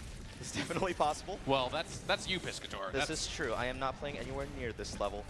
It's because of my teammates, man. I'm in elo hell. We saw 2 boops, too, from Cal's Lucio. So, at least I want to say they were boops. Looked like boops. Yeah, one of the coolest things about Lucio as a character is the fact that you can play him in a variety of ways. You can play incredibly aggressive, looking for those boops off the map, or you can play a little bit more passive, playing around your heal boost. But it's that kind of variety that these players are showing that really goes to show that, you know what, there are so many different ways to play Overwatch. If one way isn't working, you may want to try something else. Talon going to switch off that Widow like he's been doing throughout the entirety of the series so far. Essentially the same comp, but not from the defense. That may get a wall up the Reinhardt. So far, no one going down, but that hook. That hook does land. Nobody going down quite just yet. Lair going pretty low here. Toronto trying to make a push, and Bleeple actually finding the first kill onto Slurpy Thief. It's a tank for tank. Lair going pretty low. Manages to make it out with just 41 health on that Roadhog. Now we're on to Talon. Talon trying to find a kill, but the wall does keep him away from the fight. Now going around the back like so many members of Berkeley are purple, but Talon can't quite finish anybody up quite just yet. Style opening it up with a kill onto Mr. Bleeple. Cal still fighting back. Yeah, the Maywall there to protect his teammate. Berkeley still has a couple of heroes on the point. Lair needs to run away now because he's taking very low healing through the damage. Zarya is at 100% charge from the defensive side now. And Cal might actually force them to go back. 10 seconds left. Toronto need to get on the point and contest this. They need to go. Talon does have that nano visor. He's going to pop it right here. He's going to finally get the nano boost as well. Here they come. They're stuck in the Graviton Surge, though. They're off the point or barely on it as the members of Cal now trying to push off Toronto. Big Blizzard. Here it comes. It's going to freeze 2. Talon trying to do what he can. Runs away. Style getting a kill in time zone. This is going to be really bad for the University of Toronto. 2, 3, 4 kills picked up for Cal so far. Only Talon around. He's trying to get on for the touch, but it doesn't look like it's going to happen. Toronto denied. And when your opposing offense has only a minute, playing Mei like that is so smart. Ironically, actually, the first execution of the Mei wall wasn't really successful. The plan was to get an early kill using that wall and then take a pretty simple team fight. But overall, they were able to contest long enough to get that Blizzard, and that Blizzard forcing everyone off of the point. So Toronto now, they've got to defend for 4.5 minutes, Josh. And that is hard. And considering that Cal took the point and then once it refreshed, they had about 6 minutes on the clock. I mean, I know we're never supposed to do math on stream, but I feel like with about 4.5 minutes to work with, this seems to look pretty good for Cal. Toronto, they were looking so hyped after their win in their semifinal match, but right now, it's definitely looking like a different team. See if they can bounce back though and hold them to this first point, because then we got to go to a tiebreaker. Yeah, you get 4 minutes to start the match. Technically, Cal have more time to get this first point than the default time. Right? Like, it's a pretty good situation for Cal, not gonna lie. Yes, that would be a miraculous defense if we actually saw University of Toronto tie it. Right, well, 13 seconds left on the clock before Toronto have an attempt to fight them off. But Lair actually going to switch over to that Pharah pick. We saw it work out pretty well for Style in the previous series. Maybe Lair can channel some of that Cal power and fight them off. We'll see. They're definitely playing the long game. The 2-2-2 strat with a Zarya and a Pharah ulti combo. They need to be careful about early picks though, because Sick is on a Hog and Style, of course, on the Pharah as well. So we could see some aerial to aerial combat here. A lot of damage from Lair so far. Well, there's a lot of damage, and he is charging up that ult decently quickly. But looks like Cal finally moving on to the point. There's also a Mercy for Cal. So Lair needs to be careful because he can't win a 1v2 in the air. Oh, Sick been going pretty low. Talon actually going to find the first kill there. And now Cal at a numbers disadvantage. Style, however, finding a kill onto Lair, and Slurpee Thief finding one onto Bleeple. That could be the opening that they're looking for. Slurpee Thief finding a second one. Talon caught between a Reinhardt and somebody else on Cal. I don't think he's going to win that fight, and he finally goes down. Funana, a rocket to the face. No way he can survive that. Style styling on the members of Toronto. And it looks like that's all she wrote for Toronto. Cal going to take Kings Row in overtime. With time to spare, currently still being contested by Toronto. They're called it trickling too in. There's soon. a Diva on the point. I'm not sure if this is just a desperate attempt, but the members of Toronto are going to try and do what they can. Style finding another one, killing Lair once again. That is a Mechless and dead Diva. And there comes the charge at the side. The boosted up Pharah, doing so much damage with those rockets. There we go, just like that. University of California, Berkeley, gonna take map 1 over Toronto. I got scared because I thought I called it too early. In similar fashion, too, we saw the Pharah play, and the first time they played that, Style was amazing and just destroyed the defense. In overtime, same story. We were talking before about what exactly can Toronto do to win this finals, and Piscator, they need to find an answer to this Pharah. I mean, that was such a dominant win by Cal that I don't think Toronto really know what to do in this situation, because you're used to kind of storming through your opposition. They came out so dominant in their region, and now they're facing off against the toughest opponents that they have so far. Like, this is the final boss. They are each other's final bosses. Definitely a challenge that they never have faced before, but they wouldn't be here if they weren't a team that fought through the hard times. So, like I said before, can't count them out just yet. We'll see what map they go to next. Yeah, so perhaps you want to pick a map that isn't really good for Pharah mains. That could be a roundabout way of dealing with Pharah. Perhaps they try and deal with her in another way as well. Honestly, the defense we saw from Toronto was much more ground-focused. They focused the grounded heroes as opposed to trying to directly kill the Pharah or potentially even the aerial Mercy. So I'm really curious about their counter-pick choice here, because there are a couple of maps that Pharah isn't great on. Such as? Putting me on the spot here, like... Bro, you can't just say there are maps that Pharah's not good on and be like... I like... If they wanted to go Control, they could potentially go Nepal. I mean, even in Nepal, though, you could run it. If they wanted to go This Payload, is not Nepal. This is Eichenbad, and honestly, this is a pretty good Pharah map, so they just want to take it based off of, you know, we might expect your Pharah, we're still going to try and beat it. We know this map can be incredibly difficult to break through to the first point, because you only really have one way into point A to actually activate the payload itself. And I guess Pharah and Genji are the only ones who can really make that flank, so... Yeah, there are some sneaky flanks, though. You can go around the side with the Pharah Mercy combo, which is something we've seen as early as the Overwatch Open. And we will see Cal as offense first, if I'm not mistaken. So I am pretty much expecting the Pharah combo, at least Pharah, potentially even Mercy, but we'll have to see. As the map goes further on, you go into that castle. It becomes a sort of more enclosed space and is a little bit, you know, closer range, much more brawly, and the end of this map is pretty hard to capture, if it even goes that far. Right, go in. Got some of the chandeliers up there as this map gets really claustrophobic towards the end portion, like you said. But it's all about capturing the first point. It's one of those maps where it's like, all right, we're going to take care of the first problem, and then we're going to start thinking about what we have to do next, because that first point, like we've been saying, so hard to break through. There's not many, there aren't many routes that you can take to actually get there. And Cal on attack again. Remember, all of these teams decided attack or defense before the tournament even started, so they're going to continue that momentum on. Yep, and speaking of marking about a little bit more, since we haven't seen it in the actual finals of the TCS, the second point, too, is the longest point in the game. Okay, right now we're getting into our second map of Cal versus Toronto. Everybody make some noise. Let's get hype! The crowd is getting hyped. The swag is flying. The posters are up. And the second match, will University of Toronto come back and push this to a 1-1 series? Or is Cal going to find that 2-0 lead? We'll find out. Eichenwald it is. I can't say it as cool as you can, but I can say that I am excited for this. Here comes the flank around. They have to be expecting this, There's right? a Symmetra too. Oh, this is such a good counter for Cal. They have no idea. Can't say anything.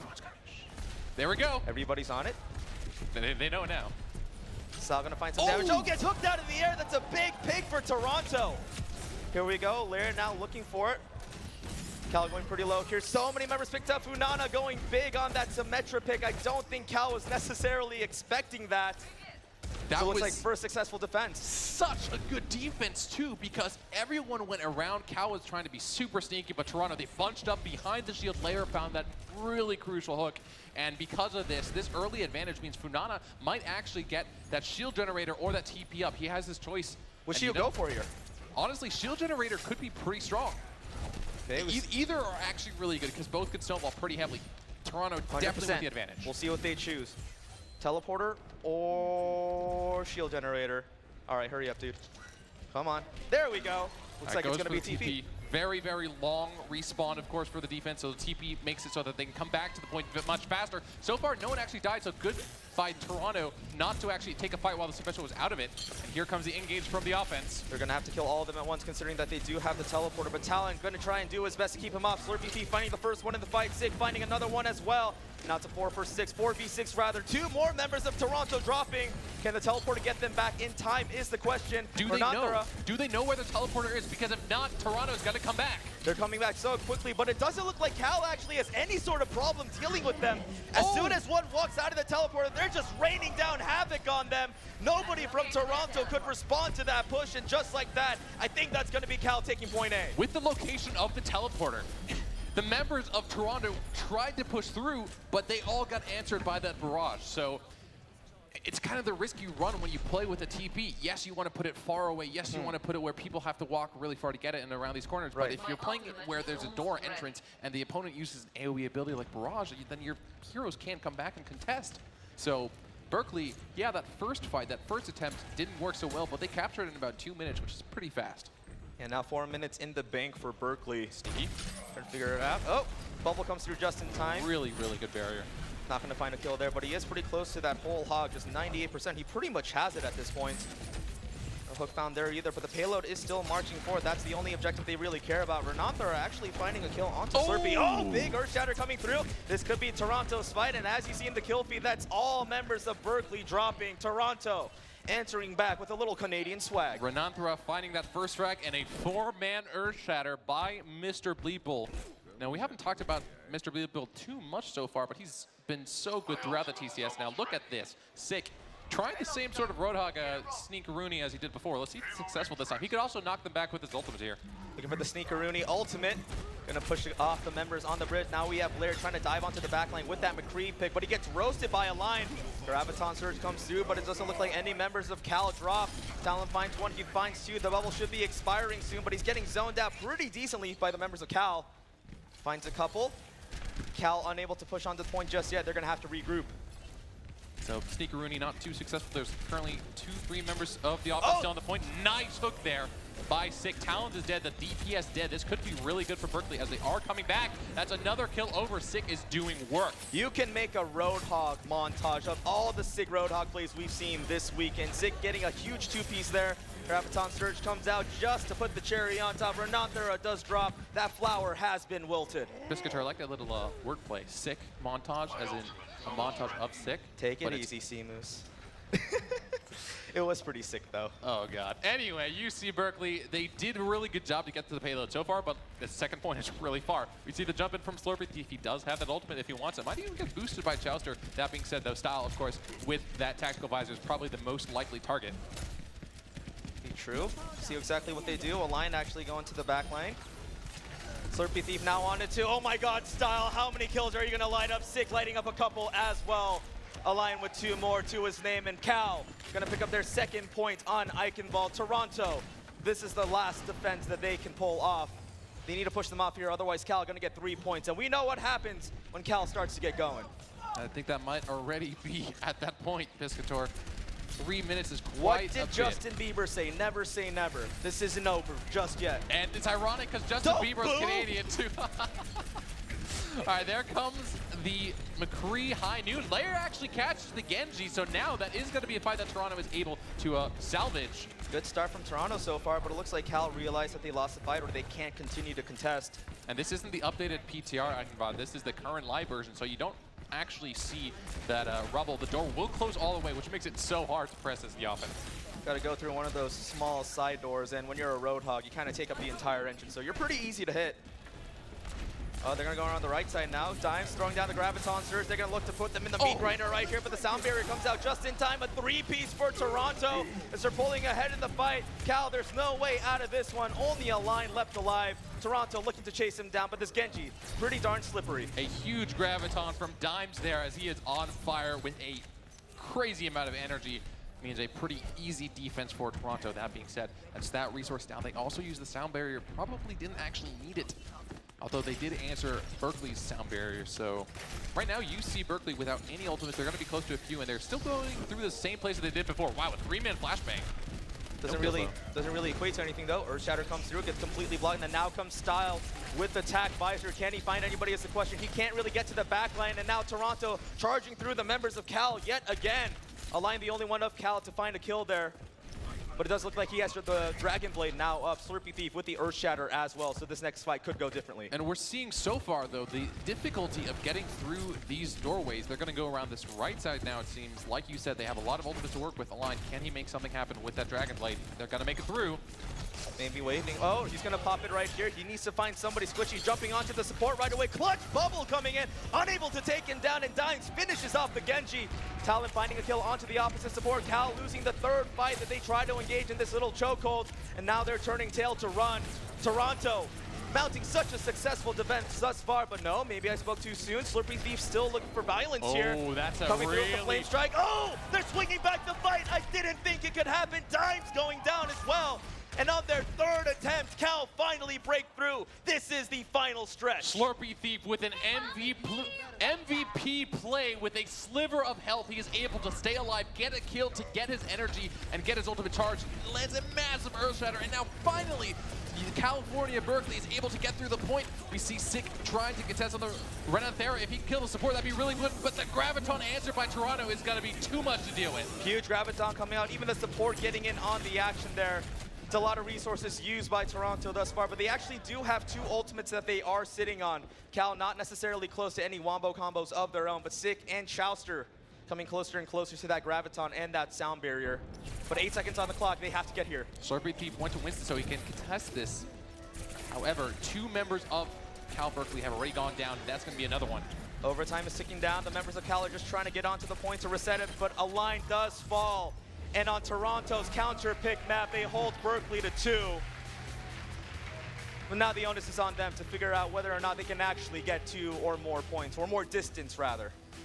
Yeah, they have to get all the way to that third checkpoint. Don't really need to cap it. They have probably like 10 meters or so before the very end, but still, even though they held, that was quite the distance by Cal. And we're taking a look at Style, sort of the, certainly not the unsung hero now, but we didn't actually expect him to be the primary focus. We expected the line to be popping off, but the two of them in tandem are just so much for any team to work with. And Toronto didn't have to deal with Aspara that much that game, but he was still showing up. I mean, we talk a lot about how across a variety of esports, teamwork is generally going to trump individual mechanics, but that only works up to like a certain point, right? I feel like Style and Aligned are just on a completely different level when it comes to those really clutch one-on-one engagements that you have to win.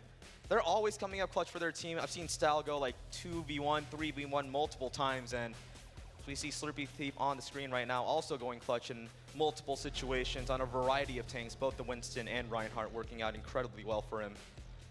Yeah, and in moments of sort of poor situations, the adaptations the players have made, and really the hero swapping in general, in my opinion, has been really, really smart. We saw Slurpee Thief at the end there. He was trying to contest, goes to the Winston to make it to the point faster. Obviously, every time a point has been taken, we've nearly every time seen at least 1 or 2 heroes swapped. So the players are playing on comfortable heroes, but they're not limiting themselves to a shallow hero pool. There's a lot of depth, a lot of strategy from both of these squads. All right, Toronto now on the attacking side. Gonna have some time to talk about exactly what kind of composition they want to pull out. They held Cal to 2 points, but Cal did get it pretty far to the end. Okay, Cal's gonna run a Symmetralist, Torbjornless comp, so they're just gonna run a pretty standard comp on this point, which I was curious to see whether or not they would try to answer with some builder heroes or just stick to standard. That being said, though, they do have a Mei, which can wall off and be really annoying to deal with if folks walk through this choke point and then get walled off. Mr. Bleeple might be a victim. Uh-oh, that's exactly what you don't want to run into. Gonna get isolated by the team. Align gonna take credit for the wall and the kill. Somebody from Toronto is on the point, though, yeah, but they're going to get zoned out. Talon's forced away, though, and since Bleeple's dead, the primary tank, the primary shield, Toronto need to play it a little bit cool, wait for that respawn before they try again, and now they know the Mei is there. How exactly, Piscator, do they outplay it? It's one of those really confusing situations, because if you push up, you kind of have to push up all at once, otherwise half of you are going to get zoned off. There we go, just like that again. This is the exact same thing that happened the first time around. Going to get frozen mid-air, smile for the camera, the headshot onto Talon. This main pick turning out so well as Lair finally drops as well. Zion trying to get away, but Sick actually finds the Helix rocket for the kill.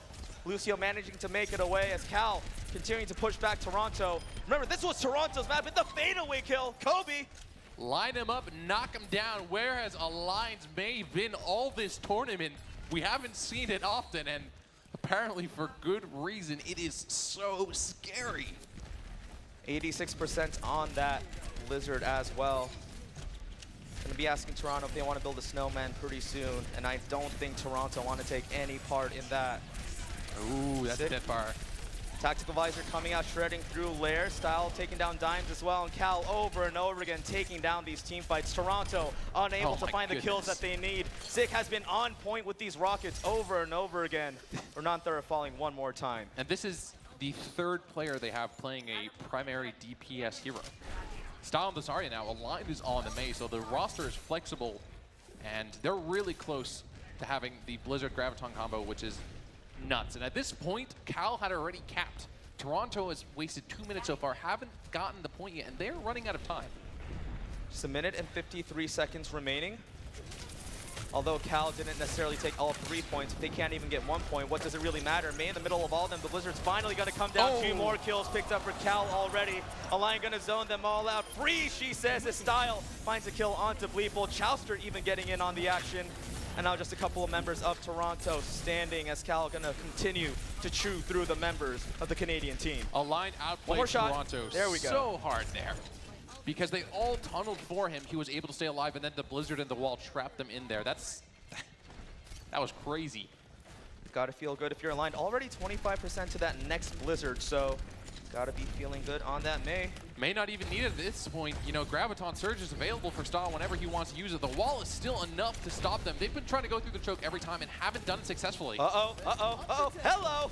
3 members get zoned off this time. Let's see which one they go for first. Talon gets the bubble, staying alive for now.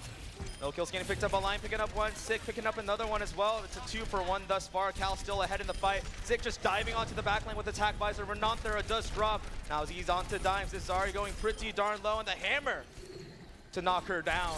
Toronto, this was their map pick, but it's not looking so good. Even though they held Cal to 2 points, they can't get a single one of their own. No, it's not looking good for Toronto at all. I know I'm talking about line all the time, but he's putting on a clinic on the main. He's trying to position the walls now in different places because we saw Toronto go for him, so that time he set it up from the high ground. It wasn't super successful, but overall it actually led Cal once again to win the team fight, so honestly successful enough. Now, this is the last chance for Toronto to come in, but here comes the combo. They don't even want to wait for them to come in. Cal's just going to go for the fight right here. The pulse bomb lands. Talon finding one. So far, doesn't look like it's going in favor of anybody before Toronto pulls ahead with the second kill in the fight. Six still getting lots of damage off. So much headshot damage from that soldier. Talon should be out of blinks right now. A couple more melee kills should do the trick. Lethal on the point by his lonesome. Overtime is still ticking. Oh no, Lair, can he get out of this? He can't run, he has to kill her. Align was really low, so he's gonna shift to heal back, and he might go back to fight the soldier. Soldier, nope. Gets away, Slurpee Thief actually getting to kill him. Leeple finding a kill, but he gets traded right back immediately. Lair on the point as well, nothing that he can do by himself. The Blizzard for good measure. Diva gonna jump out of her suit, gonna get shredded immediately. And Toronto, it looks like that is all they wrote as this last kill finally comes through. Cal on Toronto's counter pick. They pick up their second map win. They are on the verge of being your first Overwatch TESPA Collegiate Series Grand Champions. And that last team fight, it looked like Cal starting off so strong with that amazing Graviton, and then the sound barrier from Toronto almost made it seem as if, you know, okay, Toronto are going to be able to get it. But no, a full hold on the counter pick that Toronto chose. That is winning, and that is winning with authority. And I want to ask you a question. You used to coach professional teams, correct? Yes. When you're in a situation where you get to pick the next map that you want to play, I would assume that the first time you get to do that, you would probably pick your best map, right? Or am I incorrect in saying that? No, you are correct. So what I'm trying to say is if that was their best counter pick, I mean, it's not looking super good for Toronto at this point, right? That was probably up there. We played 2 hybrid maps, and both times Toronto lost. Kings Row, pretty close, you know, to be honest, not really. That leads me to believe that Toronto, if they want to come back here and sort of change the outcome, they need to play on a different map type.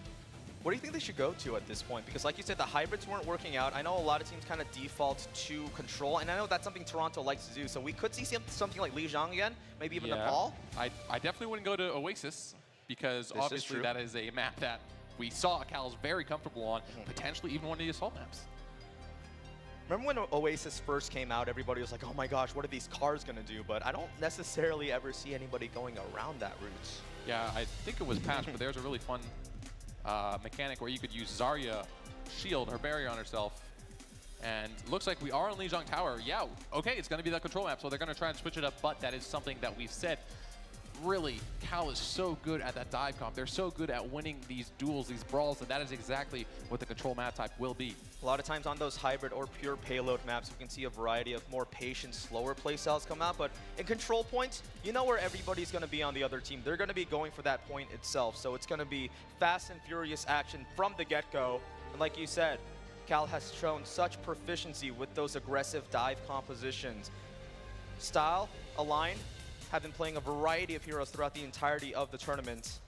And especially in situations like these where Style has been doing incredible things on Pharah, if they manage to get a boot buff on this bridge, always feels bad for the other team, but always feels so good if you're the one to do it. Oh yeah, those Pharah knockbacks with the concussive blast are really fun to do as a player, also super fun to watch, and I'd imagine we see some Pharah. This could potentially be the last game though.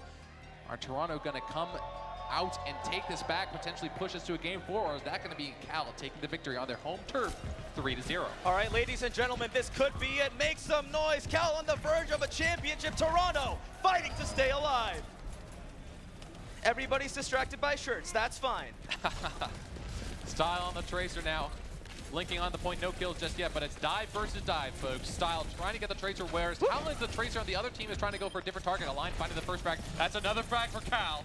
Already, we talk about this point a lot in that whoever the first team is to win the first team fight, they generally tend to take this entire point. And as we saw, Cal with the first 4-5 kills now, in that fight. Gonna take that point pretty decisively, and already we're at 50% ult charges across the board.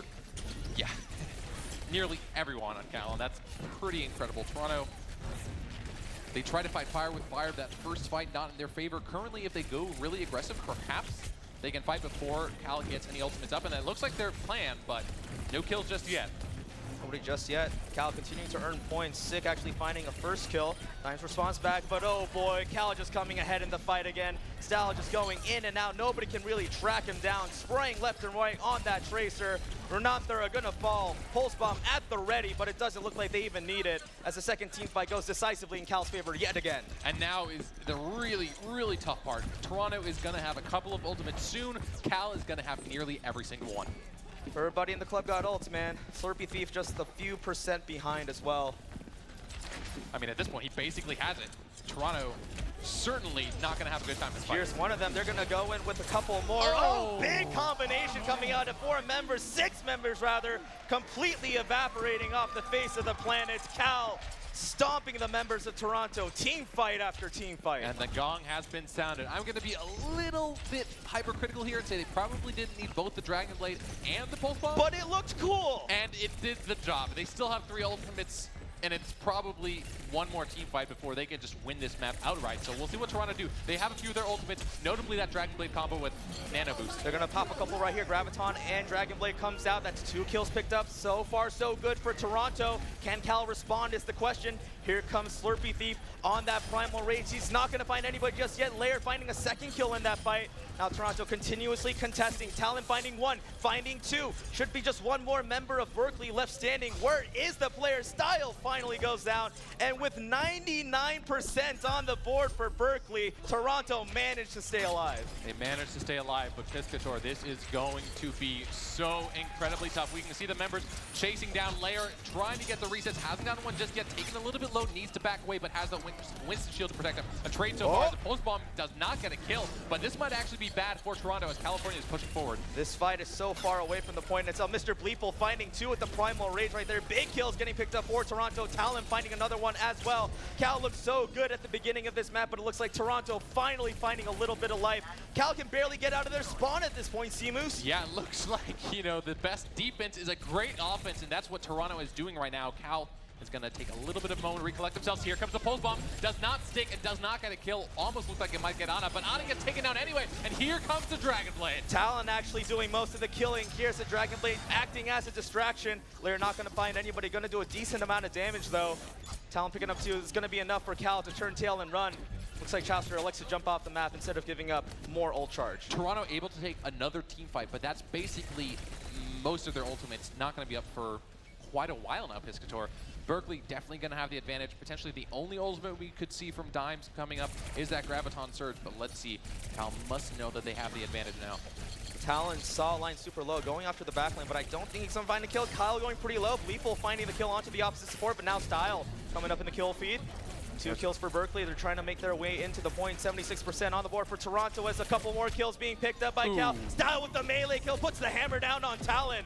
And it looks like the point's slowly going to tick up. Cal, 99% in overtime. Somebody from Toronto has to jump on this point. Bleeple trying to get in. He gets it just in time with the tap. Lair does go down. Bleeple going very low as well before more members of Toronto are trying to get into the fight. Graviton Surge comes through. Overtime is still going, but it's Cal still pulling ahead in the fight. Renanthera drops. Dimes the only one of 2 left alive. Talon drops as well. And just like that, University of California, Berkeley draw first blood on Lijiang Tower. You saw Lair touch the point, try and contest in overtime. Winston and the rest of the team, but it was only to delay. It wasn't enough for Toronto to come back and win the team fight to actually get the points. And just based off of that 99% advantage that we saw Cal get early in that game, they were able to take the first map on the control center. So now let's take a look at the next map. We're going to either going to be that Night Market or that Garden. And if it is Garden, I think we might see Styles Fire again. If not, certainly a Genji on one, if not both teams. I mean, look at all the members of Toronto as we saw on the screen just a few seconds ago. This was a team we were talking about and referencing the fact that they were giving like pre-written speeches before their games to kind of hype themselves up. Looking for the boop though. Oh, a Canada chant going. We see 2 Farah Oh, and 1 Renanthera! Farah gets a boop. Style killing Renanthera. 6v5 in favor of Cal. Style getting another one. Gets Slayer looking for more. Style, you are crazy. In their minds, it seems like Cal has already won the tournament. Look at the ferocity that they're playing with. A boop to start it up. Talon finds one, but I don't think it's going to be enough. The control point is going to unlock in 1 second, and with no members of Toronto around, it doesn't take a genius to do that kind of math. Cal, first possession. It was nearly an exact mirror, and still Cal just destroyed Toronto. They have possession of the point now, going to be close to the ultimate, but we have a Mercy now to back Layer up. So he's going to be 2v1, but Style is still being pocketed a little bit by Cal F, but he gets taken out by Talons. This could be advantage to Toronto. This could be 6v5 so far in favor of Toronto. Style still trying to find a kill, getting pretty low here. Still managed to stay alive. Oh, boost over the wall, gets it just in time. No, he didn't. Toronto. It was taken by the Winston, but apparently doesn't matter. He gets the frag anyway. Toronto now with possession, 25% only for Cal so far. It's a good retake by Toronto. What we saw there was Style and a couple other heroes being pushed away. Yes, Style didn't really die, but because they were pushed away, Toronto was able to find the frags and then get onto the point and actually take the point. So only 25% to UC Berkeley, not too much to be completely honest. Remember, this is Toronto fighting for their tournament lives right here. UC Berkeley up 2-0 in the series, up 1-0 on Lijiang Tower alone. Here comes the missile barrage, gets shut down by Sig. That's a big ultimate to lose right there. A big pulse bomb landing on 2. Talon finding a 3rd one. Can he find a 4th is the question. Style looking for somebody, not quite able to find a kill there. Toronto still with possession of the point, now pulling ahead of Cal. Sal on the point, trying to juke it out with this Genji. Bleeple taking down Chowster. Cal dropping 1 member at a time. In Canada, looks like the chant worked. They're coming to life. Dimes the Canadian Genji. We see him here. He's been playing Zarya all day long, but finally able to show his stuff, and he's not sorry for that. Talons, though, finding a 2-man pulse bomb and then picking up another kill in that fight. Toronto starting to run away with this lead in terms of percent. And we were really wondering about what their counterpick map was going to be, because we were talking about, oh, Eichenwald was probably their best map, but it seems like so far Lijiang Tower is working out a little bit better. But just as I say that, the caster's curse is real. 2 for 1 so far in favor of Cal. Lair does find one onto Kyle, though, but Sig finds a 3rd onto Dimes, and Align's popping up in the kill feed as well. Looking real bad for Toronto. That should be every single member dropping. Lair, the only one left standing with just a sliver of health, gets taken down, but it doesn't matter. The point has been retaken. That was still so sick, though. Back and forth, back and forth. Overall, Toronto's other heroes were already dead by then, though, so unfortunately there. For Lair, of course, and now UCB with control. That being said, though, Toronto had quite a bit of percentage before then, so they're not sitting in a bad position. Don't have a lot of ults or no ults to work with. Renanthera getting pretty close to that sound barrier. Cal may be looking for an opportunity here. They actually pick up the first 2 kills of the fight. Could be good for them. 3 now down for Cal. Style responding with 1, but Dimes responds with the kill of his own. The Dragon Blade coming in, doing some big work. And it looks like Toronto, with that fight, they get a team kill. They managed to retake the point. The APM there and the sass for Dimes to put that sorry in between swinging his blades. Very well done for him to shut up that barrage from Farah. Still, Cal might be able to contest this, and if they do, they have a ton of ultimates. Oh, a kill already for Sig. Mr. Bleeple taken down. Can they contest, though? 95%. This is do or die time right here. Lair just spazzing out on screen, as we see right there. Cal is on the point. We're in overtime. Lair has a shield from the sound barrier, staying alive for a decent amount of time. Nobody quite going down just yet. Alliant finding 1. Dimes responds with the kill. Cal actually do manage to take the point in the midst of all that. Toronto at 99%. They just need 1 more retake. Alliant gets the kill on Lair and now has Dragon Blade available. He might not even need it, as Cal just kind of went off that fight. It looked really, really close, but then Cal was not only able to take the point, eventually they win the team fight as well. And good timing, too, because Toronto does have 99%. Now, next fight, Funana is going to be relatively close to his Resurrect. This could be the best moment for a massive Resurrect play. All right, save the Mercy, save the world. That's what Toronto needs to do here. See exactly how Cal chooses to respond. A line going in, that's 2 members dropping. Where's the Mercy is the question. Funana's down! That's the res off the table! And just like that, that should be it for Toronto on this side. 93% for Berkeley. Looks like Bleeple the only one left alive. Can they come back? A scientist and a dream. Oh, no, Mr. Bleeple misses the window, and that's going to be it. The second map, UC Berkeley, one map away on Lizong Tower from being your TCS champion. Look at the smile on their faces. That's a $21,000 smile if I've ever seen one. These guys, just one round 42,000. 42. You know, it's the jump from 21 to 42. If I did that math right, I probably didn't. But still, this is just one round win that Cal needs to pick up in order to claim the grand prize, to be the first ever Overwatch TESPA Collegiate Series champions. And the converse of this is if we do crown Toronto as the champions today, they will have to run back the greatest Overwatch run back of like all time. I'm ready for it. I want to see a sick comeback, but right now, ladies and gentlemen, we are on the brink of history. Cal could be the first ever collegiate Overwatch champions in the TESPA Collegiate Series, but still the crowd is chanting for Canada. See what happens on Night Market. That energy, that Spirit Bomb, the first time we saw it actually, and heard it in the crowd, Lizong Tower, the second map was taken initially by the Canadians on Toronto. Now Style on Tracer, ooh, forcing out the recall from Talon pretty early on. That's a cooldown down and a hero down. The Chowster picking up Leeple. It's going to be really good for Cal so far. Styles unable to find anybody just yet. Cal's first one's on the point with the numbers advantage, but this has been a fight that's been going on for 30 seconds, but not many people dying until just now. 2 members, 3 members now down for Toronto. Cal with first possession of the point. Funana going to take his own life to not give away any more charge. And just like that, Cal, they could just be 90% away from being your grand champions. And the interesting thing is, because the fight took so long before the point was actually taken, we're pretty close, Piscator, to some powerful ultimates. Style already has his combo almost available from Cal, and Lair coming on the Genji. Pulse Bomb's gonna miss. There goes Slurpee Thief. He's boosted by that nano boost. Align finding a kill onto Lair. One of their DPS down bad for Toronto. Sick finding another one. This duo has been popping off this series. They want the win so bad. They've been working for months and months on end. How many sleepless nights did they have practicing and studying at the same time? Align finding another kill onto Renanther. They're pushing all the way into their spawn, playing so aggressively. But it looks like a member of Toronto did manage to find their way behind backlines. Talon finally going to drop though. Oh, Align, that was a close one. He's still okay. Toronto now on the point. Looks like they have a numbers advantage. And Cal looks like they may be giving this one up. Toronto doing a very good job of punishing the over-aggression from Cal. That being said, Align is going to do his best to try and contest this. And Lair very, very nearly is able to get that kill with his slice through. And oh no, punished though by his over-aggression. Align, that's something we're going to call a very brave and optimistic play. Yeah, he was 3v1 with like 10 health, popped the Dragon Blade anyway, didn't work out. Oh, that Pulse Bomb. Pulse Bomb did work out though. Oh, Align A finding reflected Pulse Bomb. Oh, that's what that was. 2 for 2 so far. Toronto still with possession of the points. Cal need to get back into it. Style still has that Pulse Bomb though, finds one onto Dimes. Dragon Blade comes out from Toronto. Looks like Cal are on the point. They're going to back off, though. Potentially wasted ultimate there by Lair. Funana getting the kill. Style probably just looked to be a reset, and Talon's being aggressed on by Slurpee Thief. Doing a good job harassing on that Winston. Needs to be careful now. They're going for the Ana. That's exactly what you want to see from this dive. They're diving. The bubble is down, but oh no, the healed grenade does come out. Sig finds the first one in that fight. Lethal going down.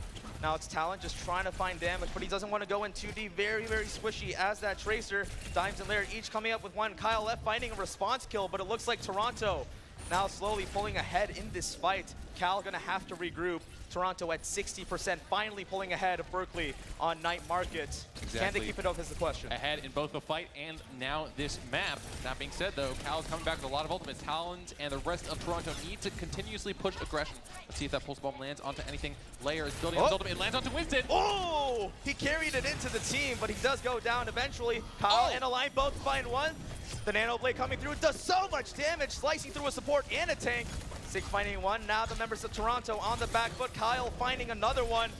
Point still hasn't been taking it. 86% for Toronto, with Kyle slowly pulling ahead more and more in this fight as they look like they are going to retake it. The Dragon Blade from Align there was massive, contributing to 3 kills and contributing to the one team fight that led Cal now to reclaim the point. Toronto has 90%, but if they don't get on the point, that doesn't even matter. 30% left and counting for Slurpee UC Thief. Berkeley. We've seen Slurpee Thief do this before. He plays really sneaky, then jumps onto the back lane once the team gets a little bit split up. Here comes the Graviton Surge, though. They may be looking for the all-in play here. So much damage. It's just a 1-for-1 thus far, a 2-for-2 now. Who's going to pull ahead? Lair coming in with the Dragon Blade, picks up 2 with it, and it looks like Toronto not wanting to cry uncle quite just yet, but no. Cal coming back to contest. Slurpee Thief is on it, holding on to that Primal Rage. Finds a Tesla Cannon kill onto Mr. Bleeple. He's finally going to pop it, looking to stall out for his team for just a little bit longer. So very tanky, so very hard to keep away. Gonna knock him off the ledge. One more kill picked up for Cal. They're in overtime right now. They're on the verge of history. Can they do it? Slurpee Thief might have just one Cal the game. God. With that stall and with that knockback, with that ultimate, Slurpee Thief and Cal on the brink of it. They're 1% away, 1 hero away. Bleeple is dead. Dimes is down, Bleeple's down, and just like that, the perfect stall from Slurpee Thief.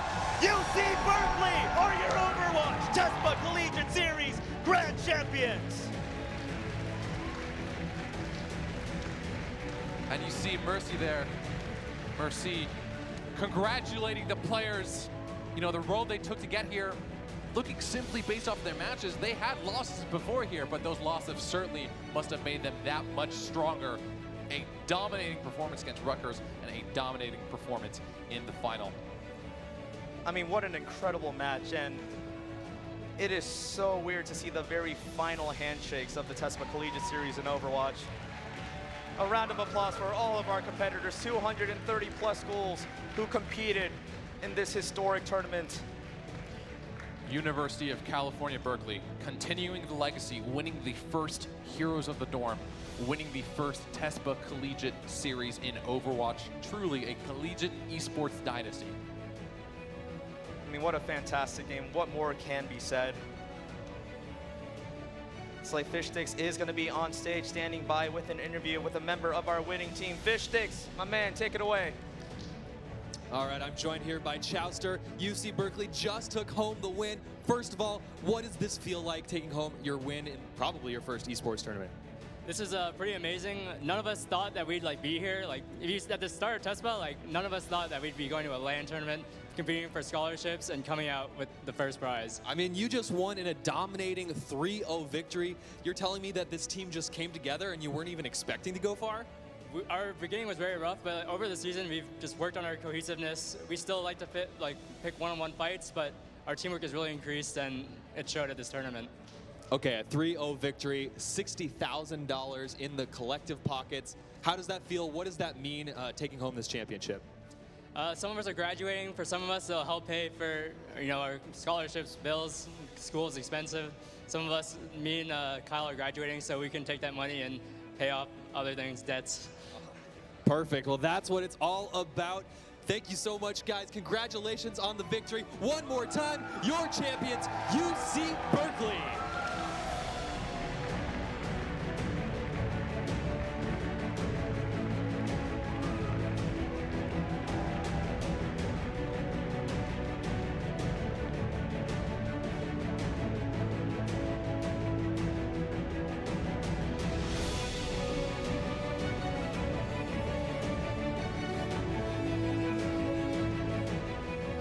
There you have it, our first ever TESPA Collegiate Series champions in Overwatch. Cal Berkeley continuing the legacy of their Heroes of the Dorm team here, and in such a great fashion. Just like you had said during the cast, styling with that DPS, and of course aligned. We can't speak down on that Genji. Every time he had that nano, he went for the plays and he got them. But it was the entire team bringing it all together. And you know, they might have won the lion's share of $100,000. But when I talked to them earlier this week, they said they just want to be #1. That's all that mattered to them. I mean, they made history. This was the biggest collegiate Overwatch tournament that ever happened. A big thanks to Blizzard and TESPA for making that happen. This is the birth of a new esport that we're seeing. So to see the future of professional and collegiate Overwatch get to this level, I can only see brighter things happening in the future. Yeah, and for these Cal guys specifically, a quote, we were just doing it for fun first, but then we started winning. I love seeing the humility of these guys, and honestly, with the performance, you know, some of these players probably want to show off to these top-tier pro teams. Definitely, like you said, Piscator, we could see some of them at the highest level. I mean, we saw earlier, actually later last year at BlizzCon, Miro getting the first Combine spots. Could we possibly be seeing Style or Aligned getting a spot in the Combine later on this year? I mean, there's so much ahead of these guys. The future is just right ahead, you know, just open for them. And I think the craziest thing is once we interviewed these players and teams, Berkeley kind of didn't necessarily expect to go very far, but the fact that they made this sort of progress and they actually ended up taking the entire thing, I mean, goes to say that anything can really happen in the world of Overwatch. The possibilities are endless, so I can't wait for the future of more collegiate action, because I'm sure everybody watching at home who didn't get to participate is thinking, hey, this sounded like fun. I can help pay off school. Sounds like a win-win to me. Can't wait for the future. All right, and of course, none of this would be possible without TESPA and Blizzard's help. Thank you guys so much for putting on this amazing collegiate event. Also, thank you to our audience for coming out and supporting all 4 of our teams who came here from all across the nation and Canada. And finally, we want to give a huge shout out to the University of California, San Diego for hosting us and allowing us to have this space. It was such an amazing adventure. Thank you all. Have a good night.